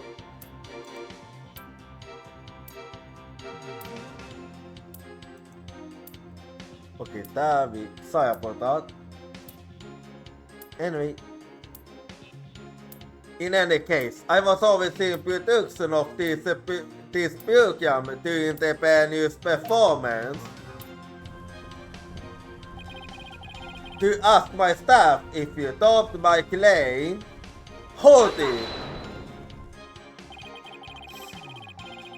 How do we know those staff members aren't in cahoots with you? I make it my business to perform solo. My magic has neither need nor want of assistance. After all, one of them could reveal the secrets behind my magic, could he not? So he doesn't use any body hole. Well, good to know. It's the complete opposite of Dulcie. There are many people there in the studio audience who saw the witness as well. Even if he had been able to persuade his own staff to cover for him, he could not have convinced so many complete strangers to do the same. Well, that is actually true. He really has made a so solid alibi for himself. Yeah, it's almost too good, you know. It's how perfect it is. Has all been revealed to you now? And there it is, a simple and perfect alibi. No tricks, no gimmicks, just the truth. Hold it! I got it. Do you have a beauty? A beauty that looks exactly like you, maybe? I can with the twins business? You think the audience will let you get away with using the same gimmick twice in a year? If you do not believe him, the fans, why not investigate for yourself? To find so you effort will prove to be thoroughly useless. Yeah, I guess the twins theory is a little far-fetched. Yeah, I do believe so myself. But I couldn't find anything at all. It is exactly as he said. There was nothing I could use to my advantage here. Oh, his alibi really is all right. I believe we will hold enough. Well, I believe the witness does indeed harbor some ill will against the defendant. There is no reason to doubt that he was at the Davis station at the time of the incident. Yes. The facts prove it was impossible for the witness to have been involved with this crime. The last years for the victim have dragged on long enough. The soul of the victim himself is so bold that it is resting on top of your Honor's head. It is? I'm pretty sure it isn't.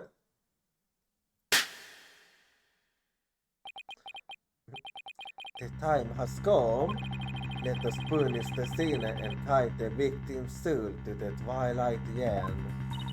Apollo, you see will be thrown in prison and will be out of a yoke and homeless to top it off. But if you can taste the fishes, will you sell me some at a good price? I told you, I have absolutely zero intention of going off on a tuna boat. Think, Eustace, you have to figure this out. It's no use. Yeah, it's really hard to think of anything here. I'm drawing a blank myself. I can find a single log. So what now? Ho ho ho! Behold my never-ending magic song. Come for the awe-inspiring showmanship of the great Mr. Yeos. And stay for my grand illusion until the end of time. Ha ha ha ha ha ha ha! Illusion? Wait, is he saying that we still trapped inside some sort of illusion of his? That's what professional magicians do, to make the audience see something that isn't really there. In other words, you make us see illusions, right? We call it misdirection. When we keep you busy believing one thing, we busy making something else happen. What we say is there really isn't, and what we say isn't there actually is. Yeah, let's think of it that way.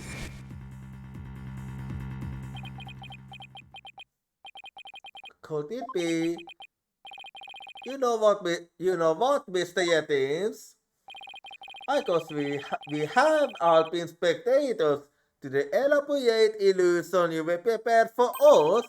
An illusion that has softly turned our attention towards something you wanted us to see. What are you going on about, lad? Have you got something, Apollo? I'm not really sure, to be honest. I just remember something Theosis said about Mr. Jackson. What a magician says is that really isn't, and what they say isn't that actually is. If we will all be taken for a ride by Mr. Yetin's magic, then maybe he's made us see something that wasn't really there. It's time to think all of my assumptions about this case. What have we been made to believe was there when it actually wasn't? What have we taken to the absolute facts of this case?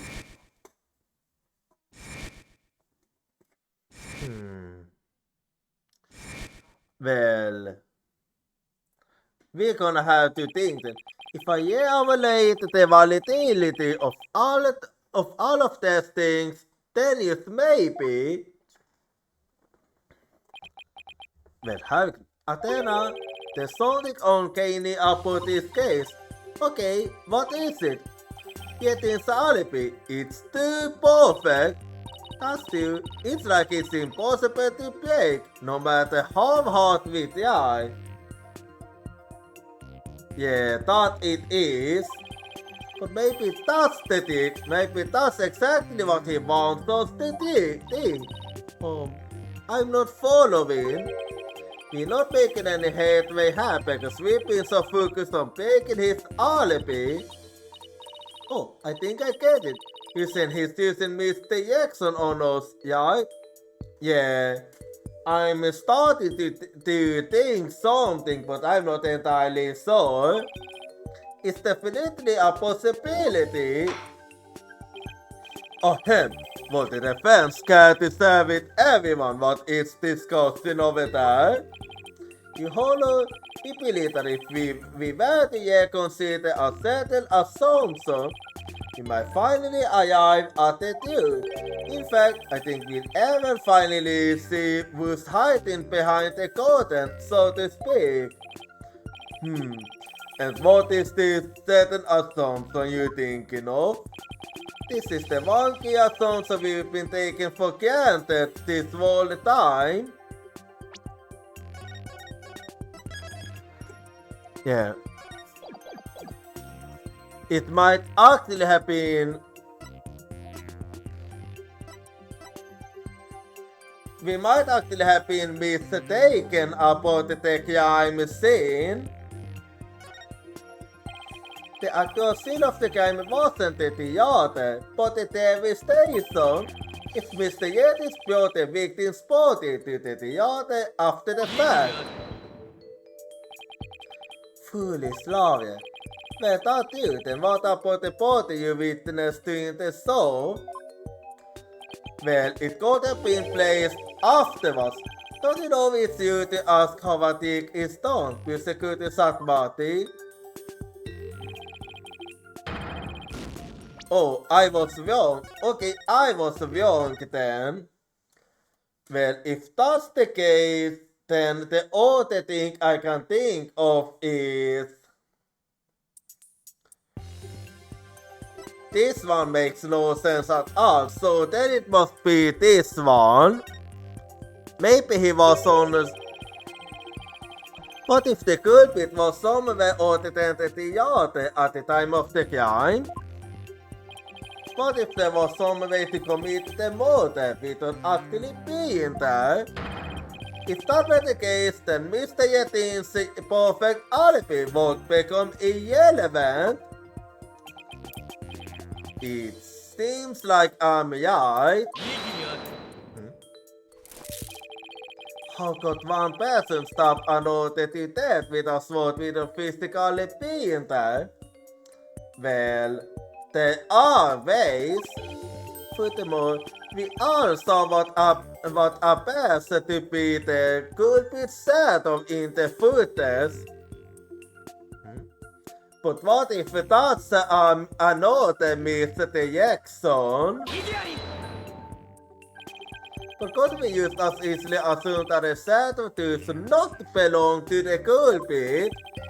Well, if it's not the culprit, then whose is it? I have a speculation. I'm not 100% sure yet, but I'm pretty sure I'm on the right track. We've all seen something that looks like this set we say before, Your Honor, during the magic show itself. In that case, please point it out in the show footage for us. This is the thing that looks suspiciously similar to the shadowy figure of the culprit. Well, let me show you that. I'm just gonna pause her because this is the one I wanna show you, so take that.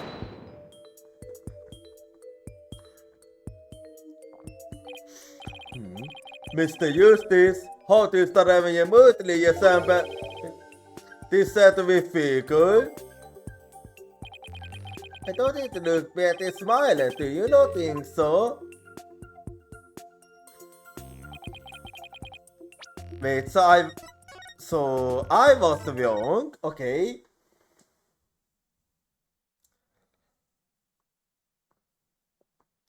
So you mean to tell me that it wasn't him? No, that's strange actually. How could I be wrong about this? I don't really understand how that one was wrong. But there must be something I missed in that case. I'm gonna have to think again then. If it's not Mr. Hat, then what?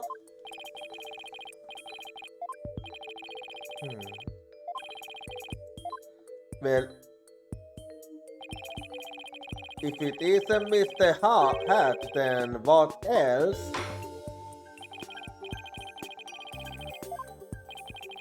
Or maybe I was right, but I was a bit... I'm getting another speculation here. So, have we got it? Yeah. I'm just gonna be skipping till I get there.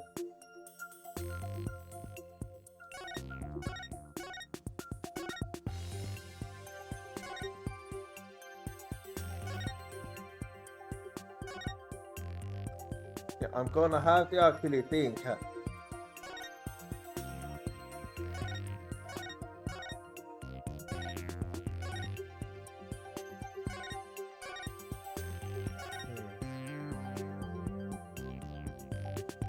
Oh wait, I went the wrong way. Let's see.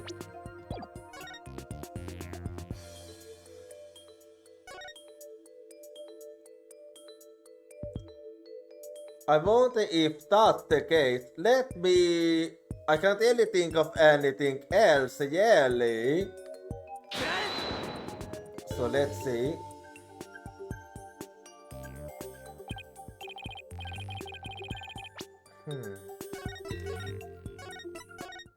Okay, it wasn't then.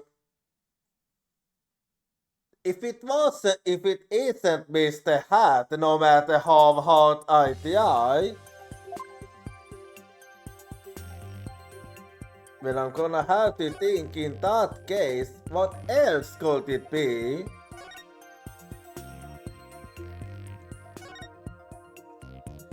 Okay, let me actually think here.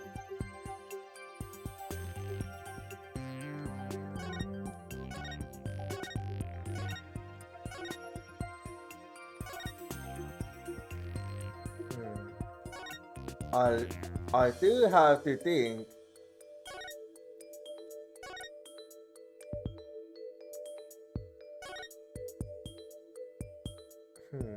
What could it be in that case?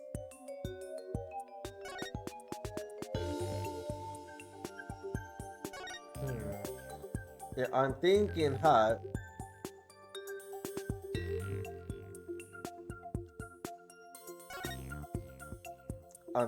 I'm trying to figure out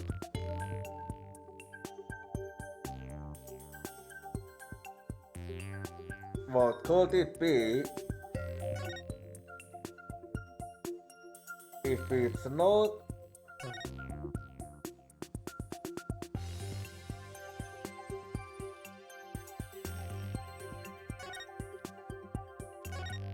Well,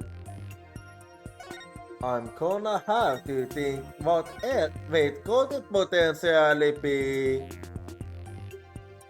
We'll see about that. Take that, maybe.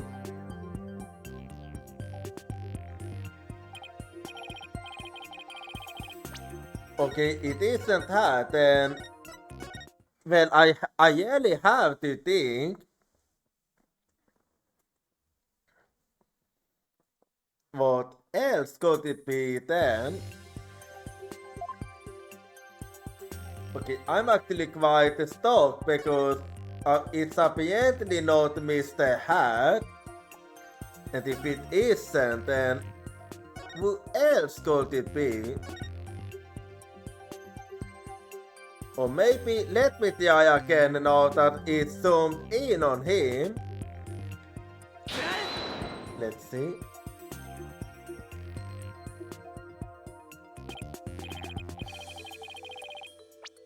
Honestly, it makes no sense that it isn't Mr.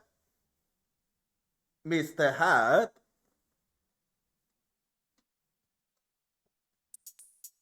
You know.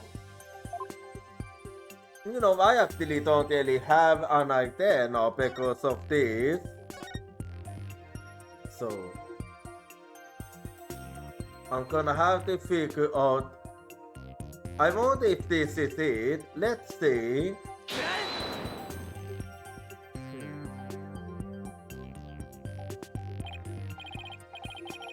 Okay, it's not that one then. If it isn't that one, then I'm really yawning out of ideas.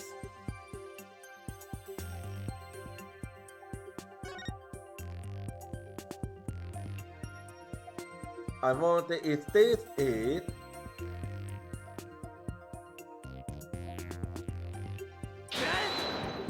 It most likely isn't, but we'll see.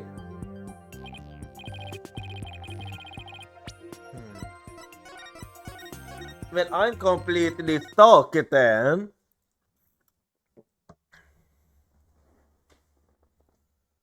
I can only think of one. Oh, wait. Yeah, no, this was a hard one. There's always this one thing that makes things hard. Well, how about this one?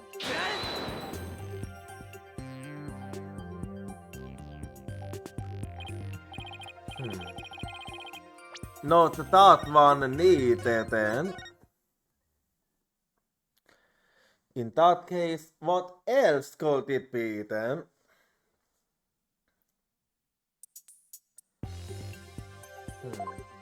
Yeah. Let's see. Is there something else then that I might have missed?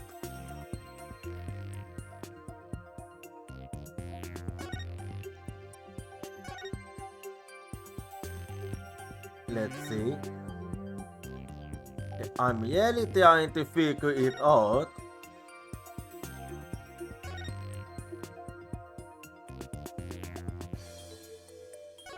Yeah. I wonder. This will actually be the last one.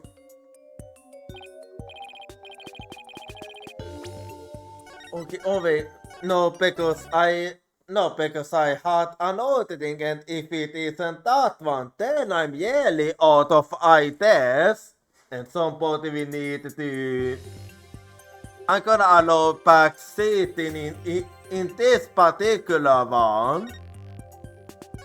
Because I'm out of ideas right now. Let's see.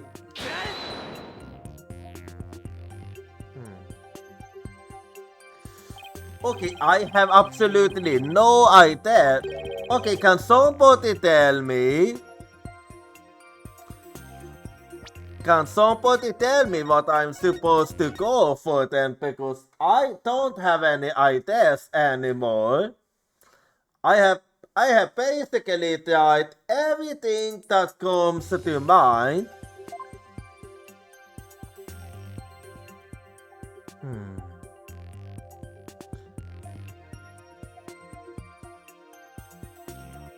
Well, I have tried everything and nothing comes to mind, so I'm actually gonna have to try to figure it out, so hang on.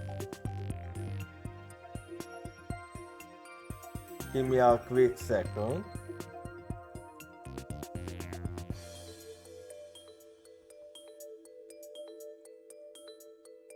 Let's see.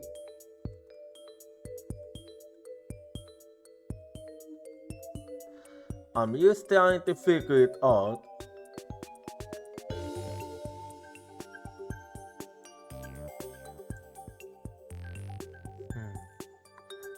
Yeah, I'm just trying to figure out how.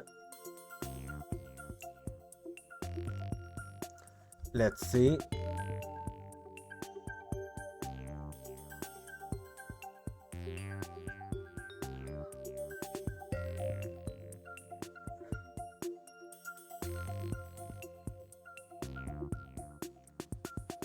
let's see.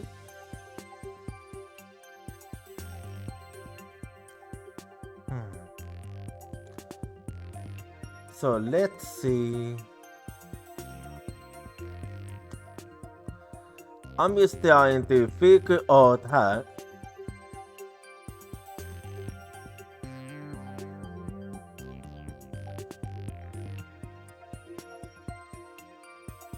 Oh, that was it. I see. Oh my god. I was focusing on the.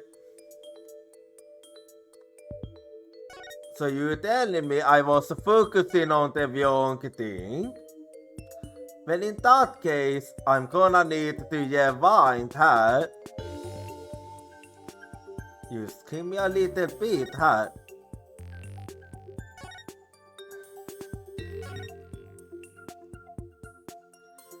Okay, wait, hang on.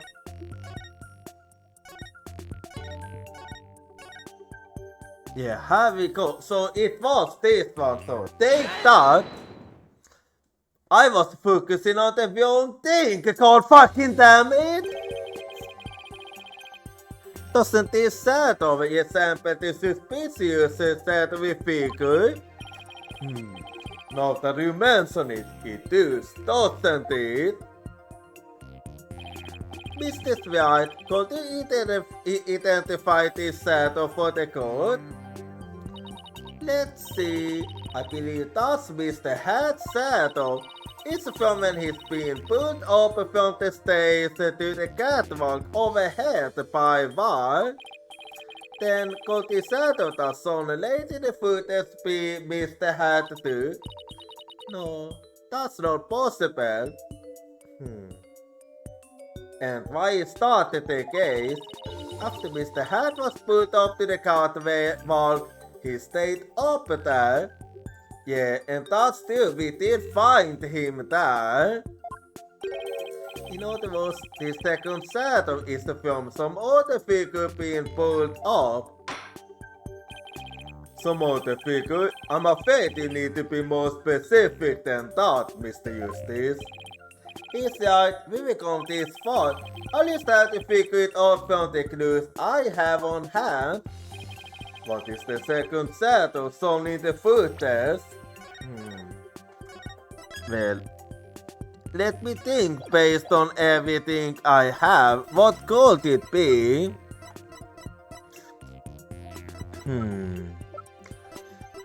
Well, I'm thinking of two things actually. The first one coming to mind is this. So, take that. The mysterious saddle is actually this. Oh wait, humanoid, right, humanoid, right. I forgot, I was looking for,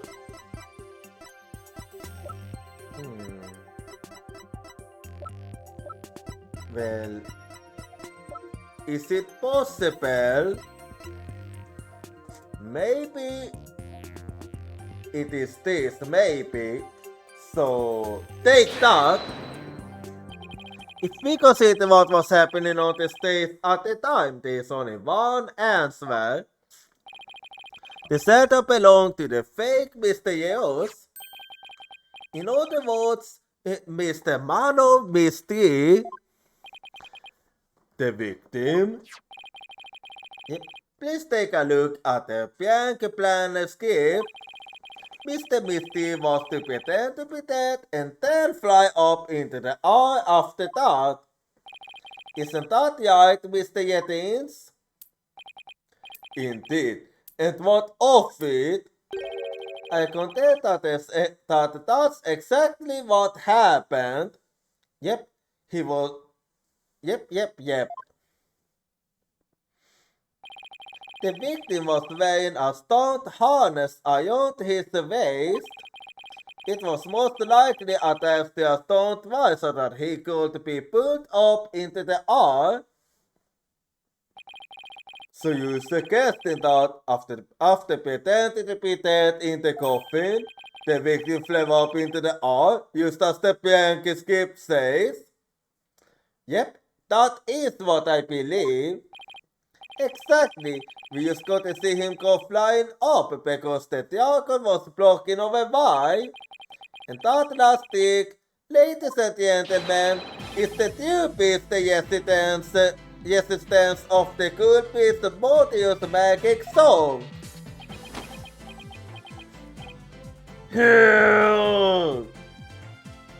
I got you there. Don't tell me, you got it all figured out. Yes, I think so. If we can use to look beyond Mr. Yetin's last bit of Mr. Jackson, we shall finally be able to see the yellow dude. The victim must have been pulled up to the guard wall, just like Mr. had. And hit the cushioning up there with considerable force. I just had to figure out what else happened up there at that time. Are you ready to elaborate, Mr. Eustace? Yes, Your Honor, I'm ready. In that case, please answer me this. Why did the culprit make the victim fly up into the air like that?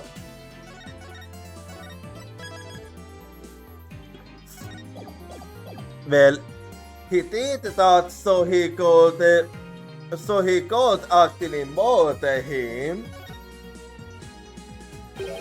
Just why did the culprit have the victim fly up after he appeared in the coffin? And how did the victim actually die when he was only pretending to be dead in the coffin? If we can figure out how these two questions relate, the answers should become clear. Could it be? Yep. Mr. Misty must have thought he was still just part of a bank when he appeared on stage. He probably didn't suspect a thing as he was being pulled into the air after Misty's right was called backstage and just as the set piece fell. But the culprit had already planted the yellow motor weapon in a cushion in the guard wall, and that's how he died.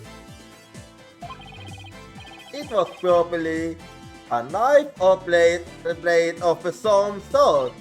What you mean? Yep, and this means he didn't have to be there to commit murder. Yes, it really was a magical murder. Just as the blank script said, Mr. Misty was whisked up into the air and straight into a plate there in the guard wall. And only a magician would be able to do it with such precision. In other words, this murder was committed immediately due to the use of a magic trick, which makes your alibi completely useless. What? Immediately? Upon this method, it won't matter where Mr. Yetins was at the time of death. No! Yep, well, and don't think that you're getting out of this one. But how exactly does it work, Mr. Eustace? Very simple actually. Just before the murder occurred, the dragon set piece was up in the guard wall. It and Mr. Manu Misty were connected to each other by wire at the time. But carrying out the prank plan, Betty made the dragon set piece fall. Completely unaware of the sword, which caused Mr. Misty to yoke it straight up and into the plate in the cushion. and that's how he died. The custom was high up enough to be hidden from the audience's eye. That's why nobody saw the blade. Oh, then that big cousin Mr. Hat's cave? Exactly. The blade must have been set up overhead sometime before the magic show. Mr. Hat must have been slashed by it too, when he was put up to the cushion. What the? I can't believe it. I had no idea. I was told that Yoshi would figure out if I made a set piece of fall. That's the only reason I did it. And I do believe you. You were used, Betty. Yogi Yetins used you. I thought he was my little puppet to boss I owned, but it was the only way I owned. After the incident occurred, Mr. Yetins arrived at the theater. He got about the weapon and swapped the Uber sword with the bloodied steel one.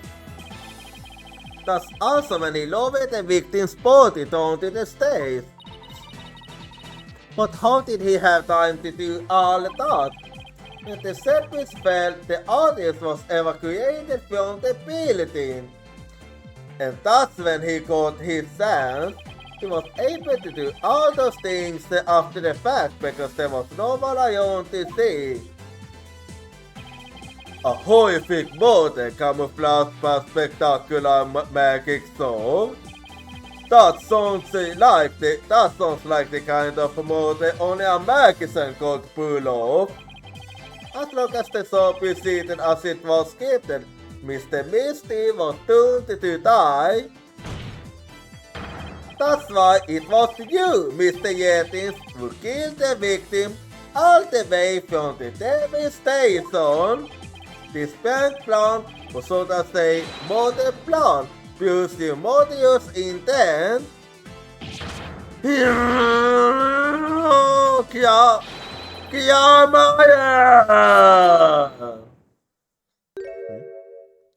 What is it now? 悟ら今を何度も覚まし出た死ぬけ誰がさよそのか Okay, what is it this time? Enough. You deem with that ignorant imbecilic put it yet Pepper? He can possibly have a counter argument to make. Talk about not knowing when to let it go and move on. Yeah, we was able to wrap it up. Do you have a bottle or something? Persecuted Satmati? No plate of any kind was found in the catwalk, which means you have no evidence to support your theory. Well, of course you wouldn't find it there. But Mr. Yetins yet eat it after the fact. We still leaves you with no way to prove your wildly fantastic mood theory. But no, we almost done. Without proof, this does not make more sense to believe that the murder was committed there on the stage. That's where the bloodstained sword was found after all. That is a very good point. As the only person who could have committed the crime there on that stage. Yoshi White remains the prime suspect. Don't give up just yet. Nigga! No Apollo. Calm yourself. Calm yourself. It would appear that what you call it is little more than a simple politic. In the end, you have done nothing to prove the accused innocence. It is time to at last to let it go and move on. We almost had him too. Are you seeing this, Magnifica Maya? My magic is exacting punishment on your can't daughter. The Kiamaya name is Dawnfall. Apollo, we need to hit him with a decisive piece of evidence here. I know, that's just what I was thinking. Mr. Eustace, do you or don't you have anything? Deputare witness committed this mot mot you proposed? Of course I do, Your Honor. This entire incident was carried out exactly according to the script. Right, so theoretically, there should be no evidence for us to find or use. Which means our best bet is to see if something unscripted happened. Yeah, let's think of it that way. There's gonna be something getting Scotted have foreseen, and once I find it, that's how I'll expose his motives to. Get ready, Mr. Yettins, because I'm about to reveal the secret of your magic. There are no tricks or gimmicks here. Use the some good old-fashioned logic. Well, here we go then. Yeah. So let me use the save quickly here then. As long as the magic solve event are scripted, the motive will happen without fail. Everything in this case was carefully planned so that no evidence would be left behind. Still, one thing happened that definitely wasn't in the plan. This part of the magic solve wasn't a part of the song's original script. Yeah. Bonnie's mistake wasn't a part of the script. Bonnie made a mistake. Bonnie made a mistake during the Diosis escape trick. What mistake did Bonnie make during the magic trick? The fuck is that one? Like what the fuck, man? Damn, that was actually quite savage. As much as I wish that was the truth, it was Mr. Hat's positioning. Mr. Hat was placed in the wrong spot. Because Bonnie placed Mr. Hat to the right of the coffin instead of to the left. Josie had to appear on the side of the coffin opposite to the one in the soul script. But the culprit didn't know that when he first arrived at the theater. Which means he was born to make a slip up when he tampered with the crime scene. This part of the culprit's cover-up attempt was affected by Theosis' new position. Yeah, the blood in the coffin hole actually.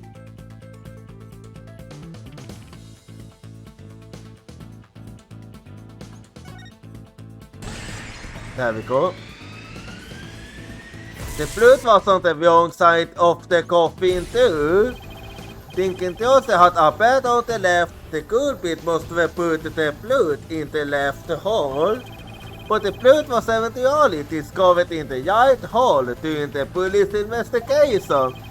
If the killer had originally put the blood on the left side, that means he must have tampered with the scene again afterwards to make it line up with the facts.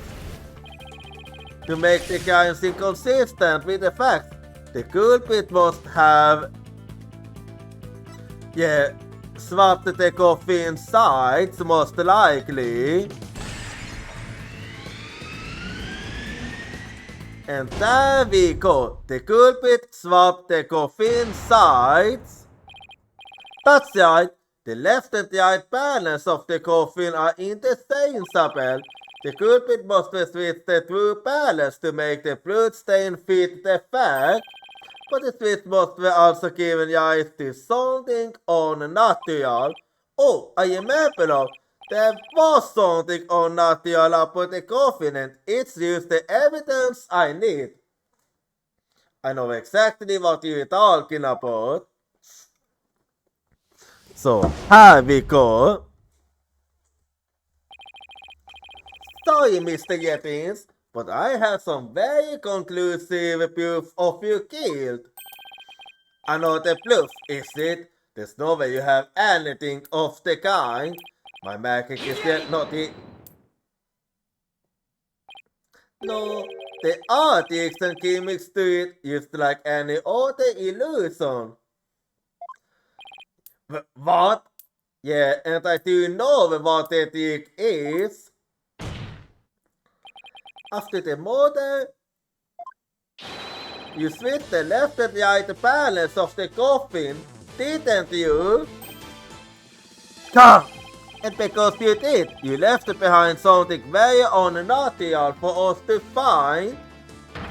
This proves that a Yoga Yeti tampered with the crime scene after the murder took place. So, have we got then?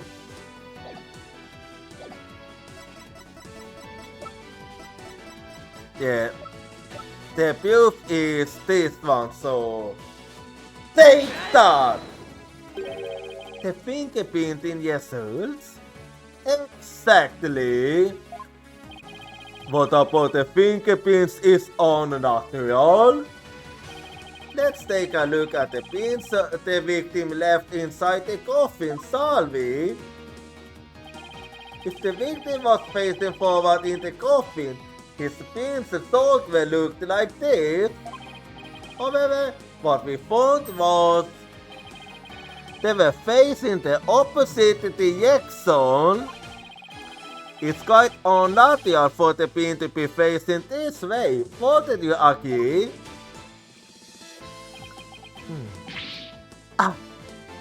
You saw it all. It is strange, isn't it? But how did they get this way? It was exactly because of the switch. They got this way because the culprit thought the magic soul had gone according to script.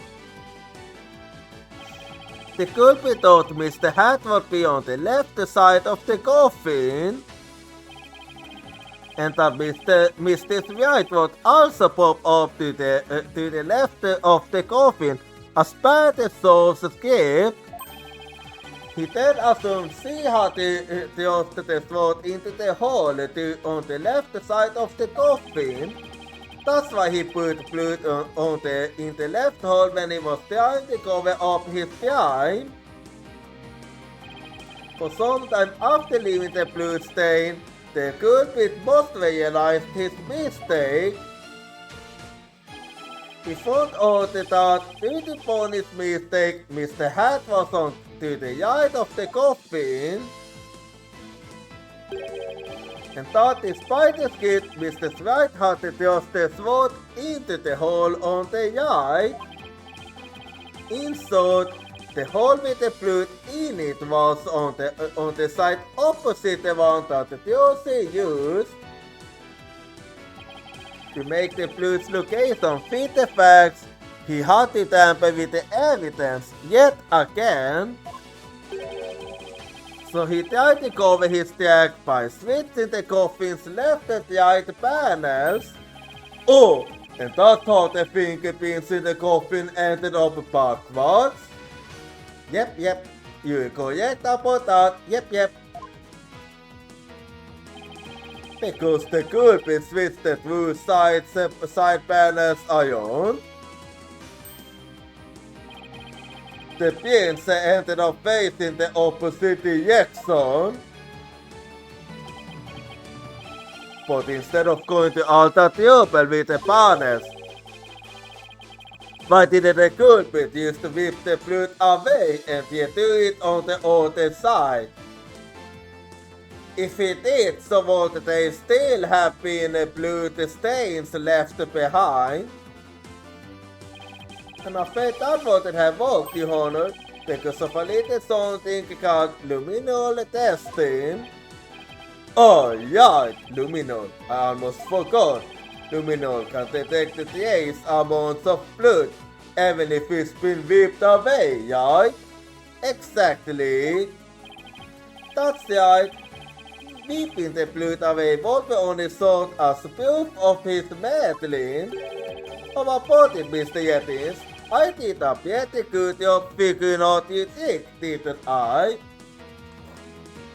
Well, as much as I would like to hear what he have to say, we have another art pick, so I'm gonna have to let the daughter play first. So be right back and see you in 3 minutes. I can't hear your voice crying for me, it's crying out my name.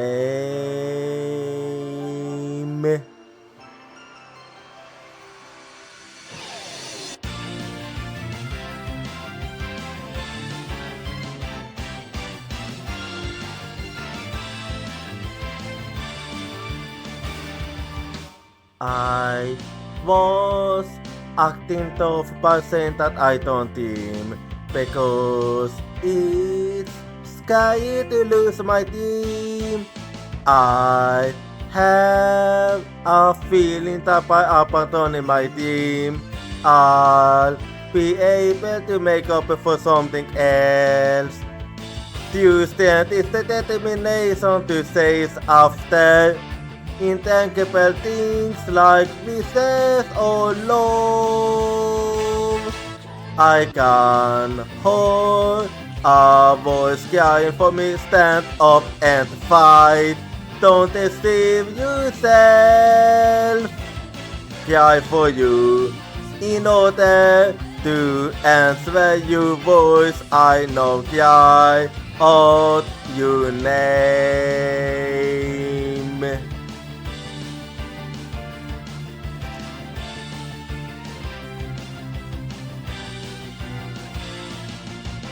I replaced my lack of self-confidence with kindness. I have a feeling that by giving up, I'll be able to stop hurting others. When we completely accept our pain and hardship and start to understand each other, you stand will be born. I can hear a voice crying for me, don't run away. I will hold you everything tightly. Cry for you, wanting to answer your voice. I know cry out your name.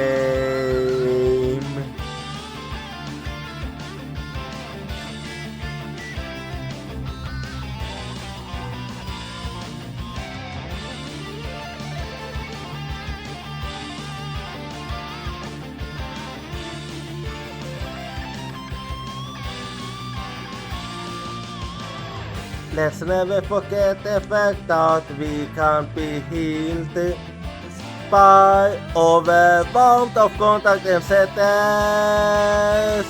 I'm hearing your voice crying for me. It's crying out my name. Cry for you in order to answer your voice. I know cry out your name.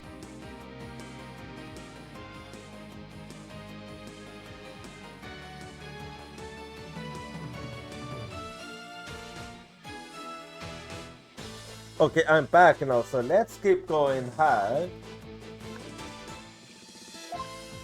We basically done with this case now. What is it this time? Just the right content on the same used as easily. Are you sorry about that? She was actually aware of this, so it won't really make sense for her. You have no proof that it was this witness who tampered with the evidence. But I do have a proof. What?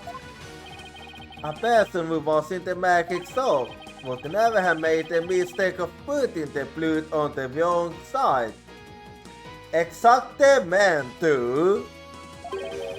Christopher, Mr. White was solely what we remembered she was on the other side.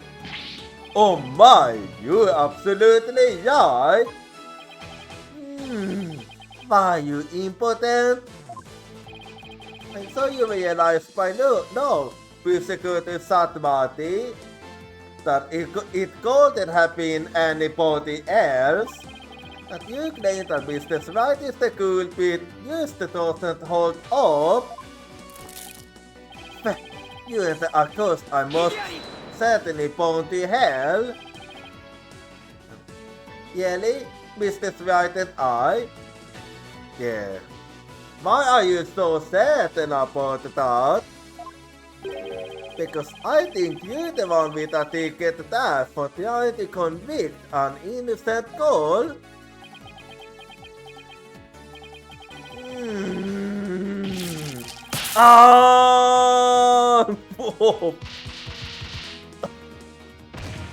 K.O. Prosecutor Satmati, are you alright? As for the dear culprit, he is someone who never heard how the song was supposed to go, but didn't actually see it. And someone who had the sense to tamper with the crime scene after the incident. And the only person who fits the bill is you, Joker Yettins. Maya! All of the secrets to you things have been revealed. And with no things left, I'm afraid you saw has been cancelled permanently.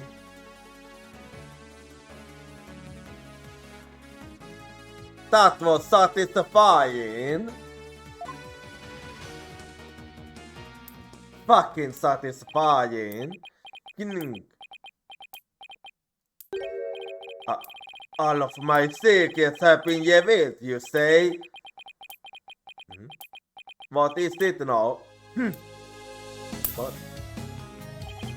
Don't make me laugh, boy. Mine is that you yell magic. There are no secrets to reveal. Behold, ladies and gentlemen, the true power of the great Mr. Hughes. Witness a magic forgated and the Upcomers. Born! Jumpen!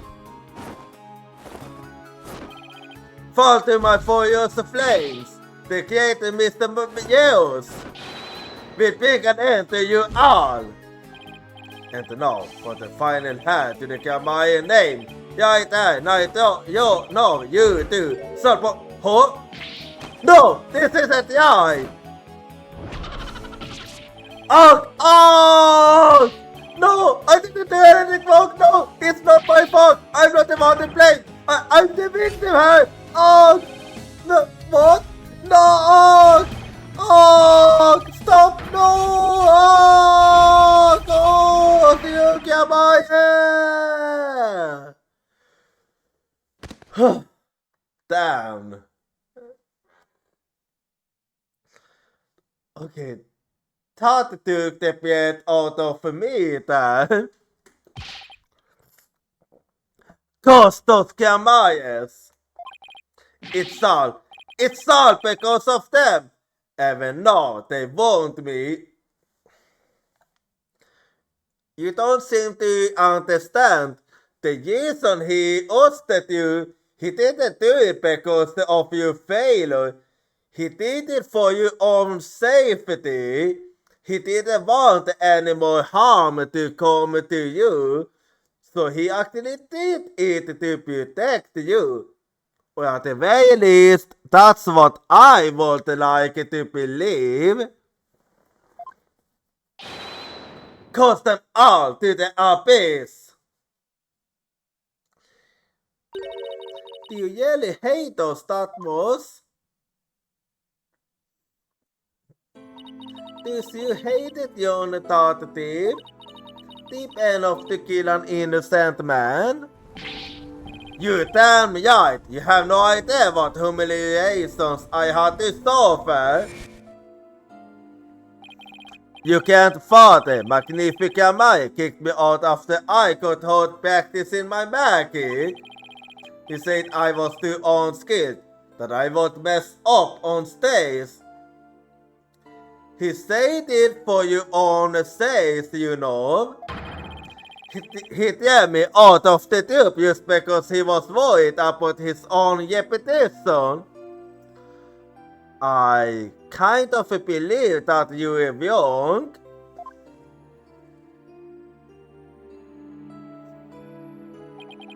Since I was put aside, it was always my dream to become a great magician.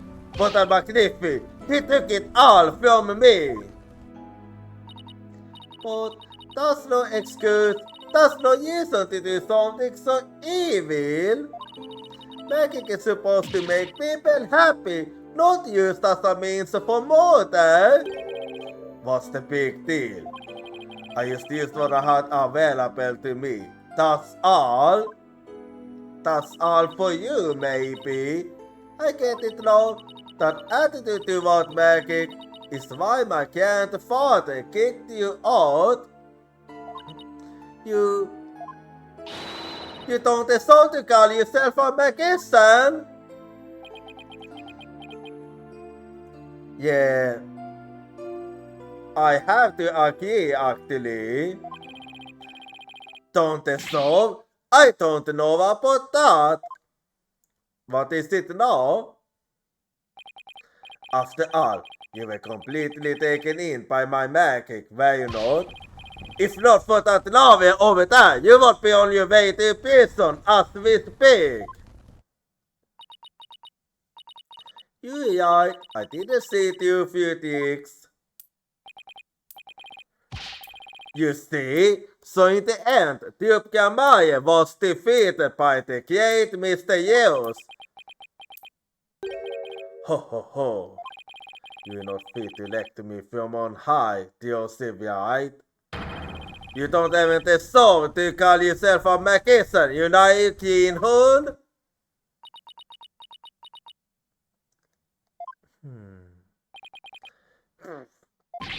Come on! Take that, Yamaye! You lose!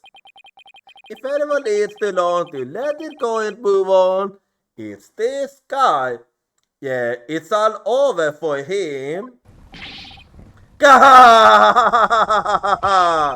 This coat and my piston can both burn in the flames of my creation.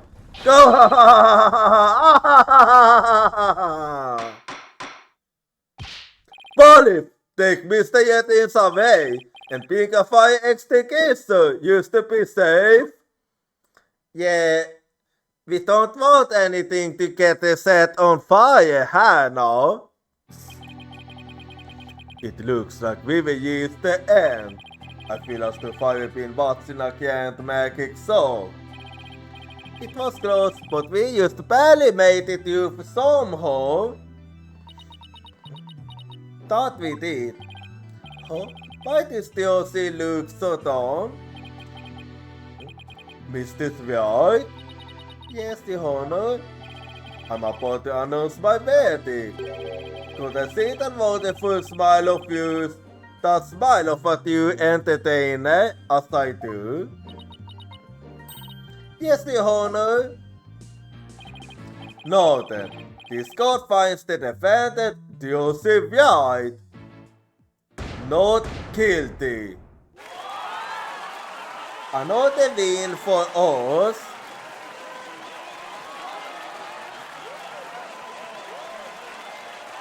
In yet another hard-fought case, court is adjourned.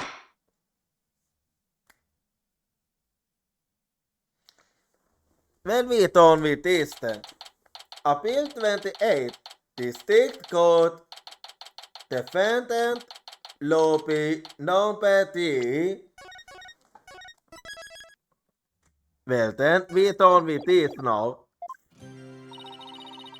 Thank you for everything, Polly. Oh, Diosy, gracias a ti. Now we can open your soul tomorrow. Just as planned. And we no longer need to worry about the paying off. Yup, and it's all thanks to you, Drew. Oh, but now that Mr. Yeos is gone, I need to find somebody to replace him. I don't like the way she's looking at me. Diosy, I'm so sorry about everything. Hey, what are you apologizing for? You can't get excused us. We victims too. He haven't made me an accomplice to murder. But Betty, you had to take some of the blame for this too, you know? Even if we didn't know he was planning to kill Mr. Misty, we did cooperate with him. It's all my fault, isn't it? Neither one of you is to blame. The only one in the wrong is the person who used magic to commit murder. Yogi Yettins. Yeah, since you two wasn't even aware of it, you two have nothing to worry about. Don't you think I know that? Say what you want, but don't think for a second that I don't still hate you. I guess you really do hate me. No, I'm not sorry about that. But Betty, you used to be a huge fan of Diosy. Hey, sort of, I've always hated her. Really? But if we hadn't seen Diosy's magic so, you never would have tried to pick up your personal magicians ourselves, right? Oh, so that's how it is. Speak for yourself. But Betty, you still have her article from that day. Yeah, you used to sort up. Was she acting that way this whole time because she secretly lost Diosy? May well might be so. Well, Diosy, I never thought that being the best could be so tough. Come on, Pony, we leave it. We have to get ready for tomorrow's storm. You really excited about performing with Diosy again, aren't you? That's not you, so tip it, Tommy.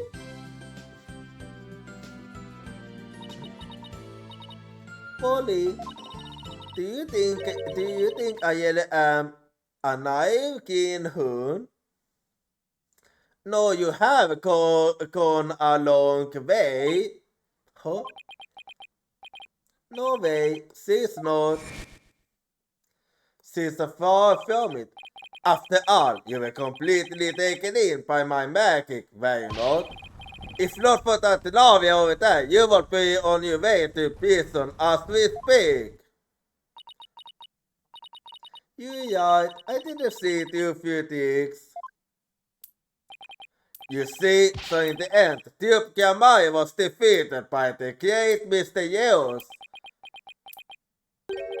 Ho ho ho! You're not fit to elect me from on high, Diosy, right? You don't even deserve to call yourself a Mackison, you naive keen-hoon. Diosy, don't tell me you're taking what Yetin say too hard. Well, maybe a little. I didn't see it with his sticks and I let myself be taken in by his magic. I can't trust myself anymore. Maybe he was right to call me a keen-hoon. You sort of take stock in his words. He doesn't even know the first thing about you. Huh? You are wonderful, Kamaya Magician. You should be proud of yourself. Thank you, Apollo. But what makes you say that? I know you are wonderful, Kamaya Magician. Because of this. Because you always have a smile on your face. So take that. Back and forth is notebook. Take a mic it. At you entertainer always keeps a smile on their face.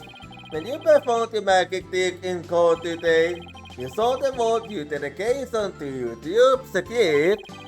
Even if all the year you kept a smile on your face and won't take yours over. You are everything magnifico to hope for in and hold. You are Kate Mackinson, do you see? A Kate Mackinson? Me? You really are. That's why you don't have to worry about what the Yetis say. Oh, Polly, thank you, still. I couldn't have done it without you. I would have lost my nose if I'd been alone up there. But I was able to keep on smiling because of you. Me? I remembered what you said to me in the detention center. After all, you saw you swapped the sword, right? Yes, I remember doing it. Then I used to know it wasn't your fault, did you see? But how can you say that? We don't have any proof it wasn't me. I mean, I know you are creative love you, Polly, but I believe in you, do you see? And I believe in your skill as a professional magician, so I'm going to prove your innocence. Don't worry, you're going to be fine! You was what kept me going. Yep. And that's how we managed to win this case. Apollo, thank you from the bottom of my heart. How I can be everything I was meant to be.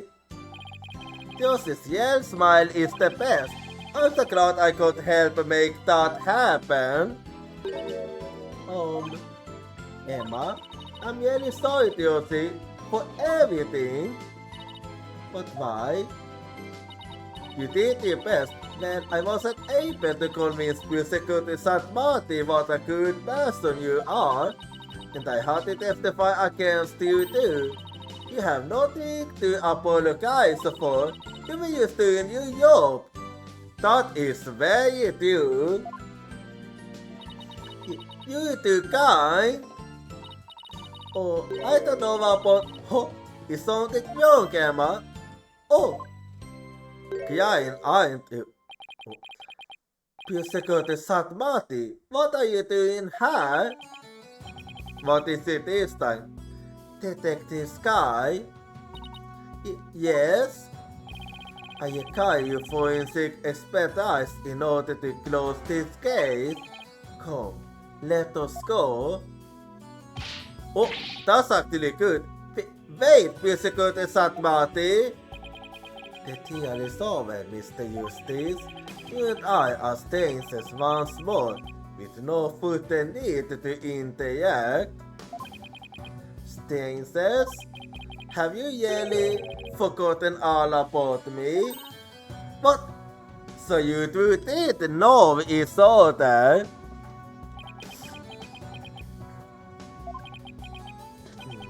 You were really saying, Nayuta, telling me to let it go and stop.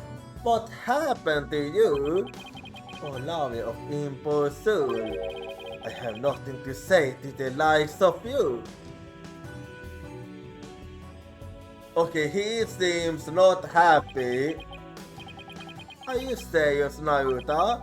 Now if you will excuse me. What was that about? There he goes. What was that all about, Apollo? How do you know Security St. Martin? Let's just say we old acquaintances. I see. Acquaintances. It seemed like something more than that. It did. Yeah, well, you don't like to talk about your past, do you? Because you always change the subject. Oh, I guess I'll have to talk about it someday. But for now, come on, let's forget about the past and celebrate Dio's birthday. So, if you say so. Oh, right. Hey, it's Mr. White. Put him on speakerphone, Apollo. Alright then. What's up, Mr. White? Apollo, hostility! What happened at the deal? Did you get a not guilty verdict? Calm down, everything is fine. Mr. White, slow down, everything's fine. Hi, Daddy, I'm okay now.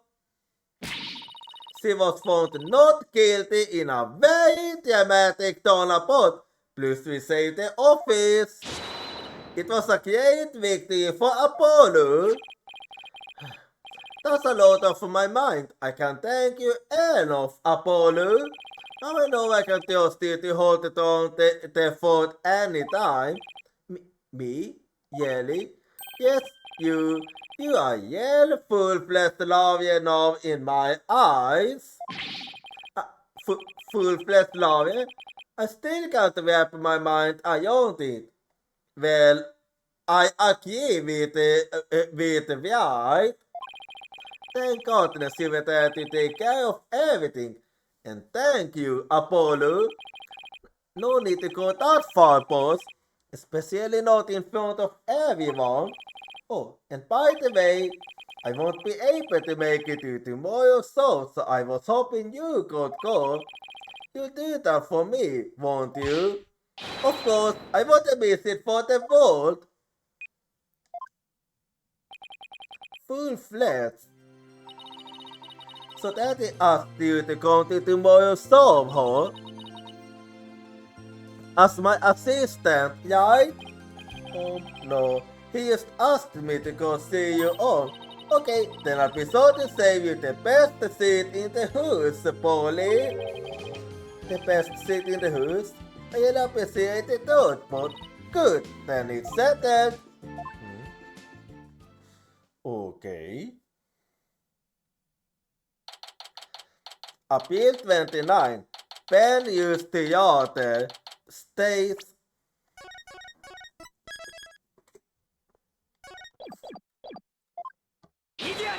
Oh, I thought we known. I figured. Classic. That is it was a band. Medical called Joseph White will not perform her greatest illusion yet. There are no tricks or gimmicks here, ladies and gentlemen. This is real magic. Wait a minute, you get it right? There is a trick or gimmick, right? I'm too young to die. No then, Mr. Hat, you know what to do with that sword? No, wait, stop, no! Typical.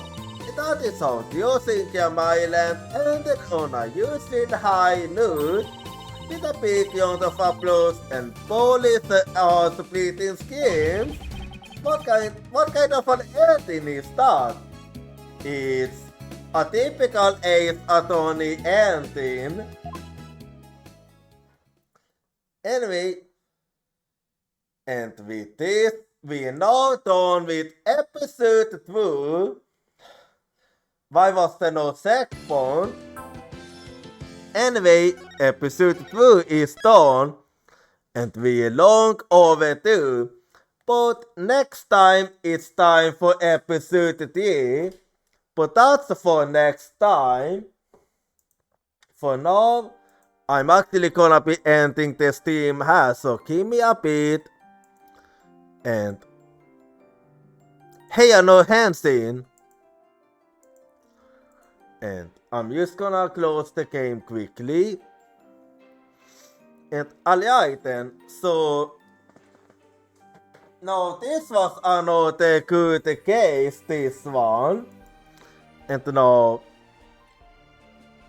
well, if you wanna follow me at social, here you go. And do feel free to join my Discord if you wanna hang out with the community when I'm not streaming. And now, let me just take a little quick look and see when the next stream will be. So, the next stream is gonna be tomorrow with some Genshin Impact. So, if you are not subscribed, you can use this rate message. Otherwise, you can use this one. And now, you scream a little bit and we shall see who we shall go for this time here. Just hang on here as I make my decision. And as I'm thinking here who I do feel like going for this time, I don't.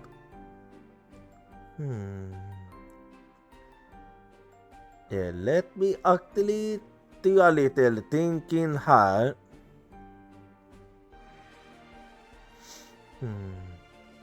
Yeah, who do I actually feel like going for? That we shall see. As I'm doing a little thinking here. Who do I feel like going for actually? That I'm not really too sure. Let's see here.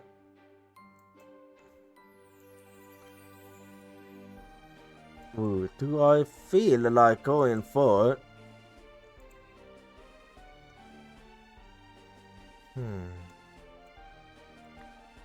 Yeah. I'm actually thinking here.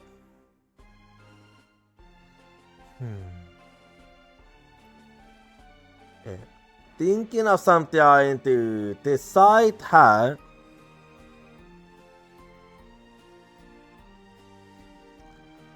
Well,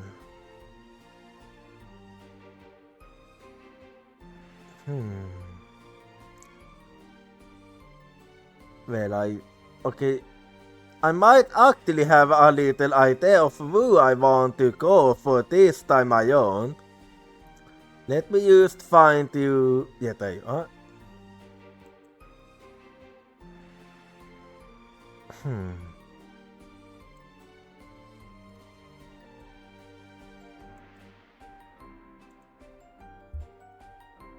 Well, yeah, I'm just thinking here.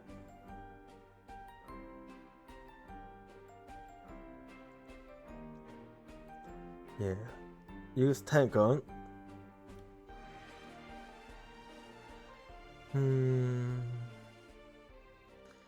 Yeah, where are you the one I did have in mind? Because now I can't. Okay, now I can't find you. Oh yeah, no, I found you there.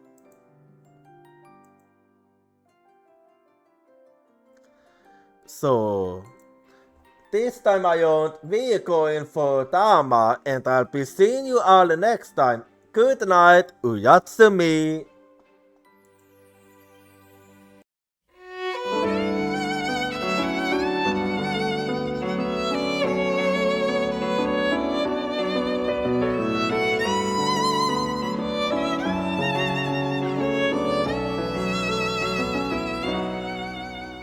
As the blue sky was melting into the setting sun, I was gazing at the tide clothes with you.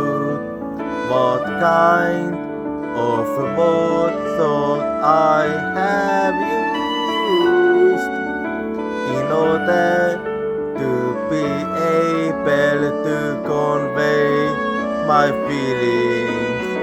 You gentle heartbeats from my back, you're stronger and stronger as time ticks by. Love, looking up at the sky. God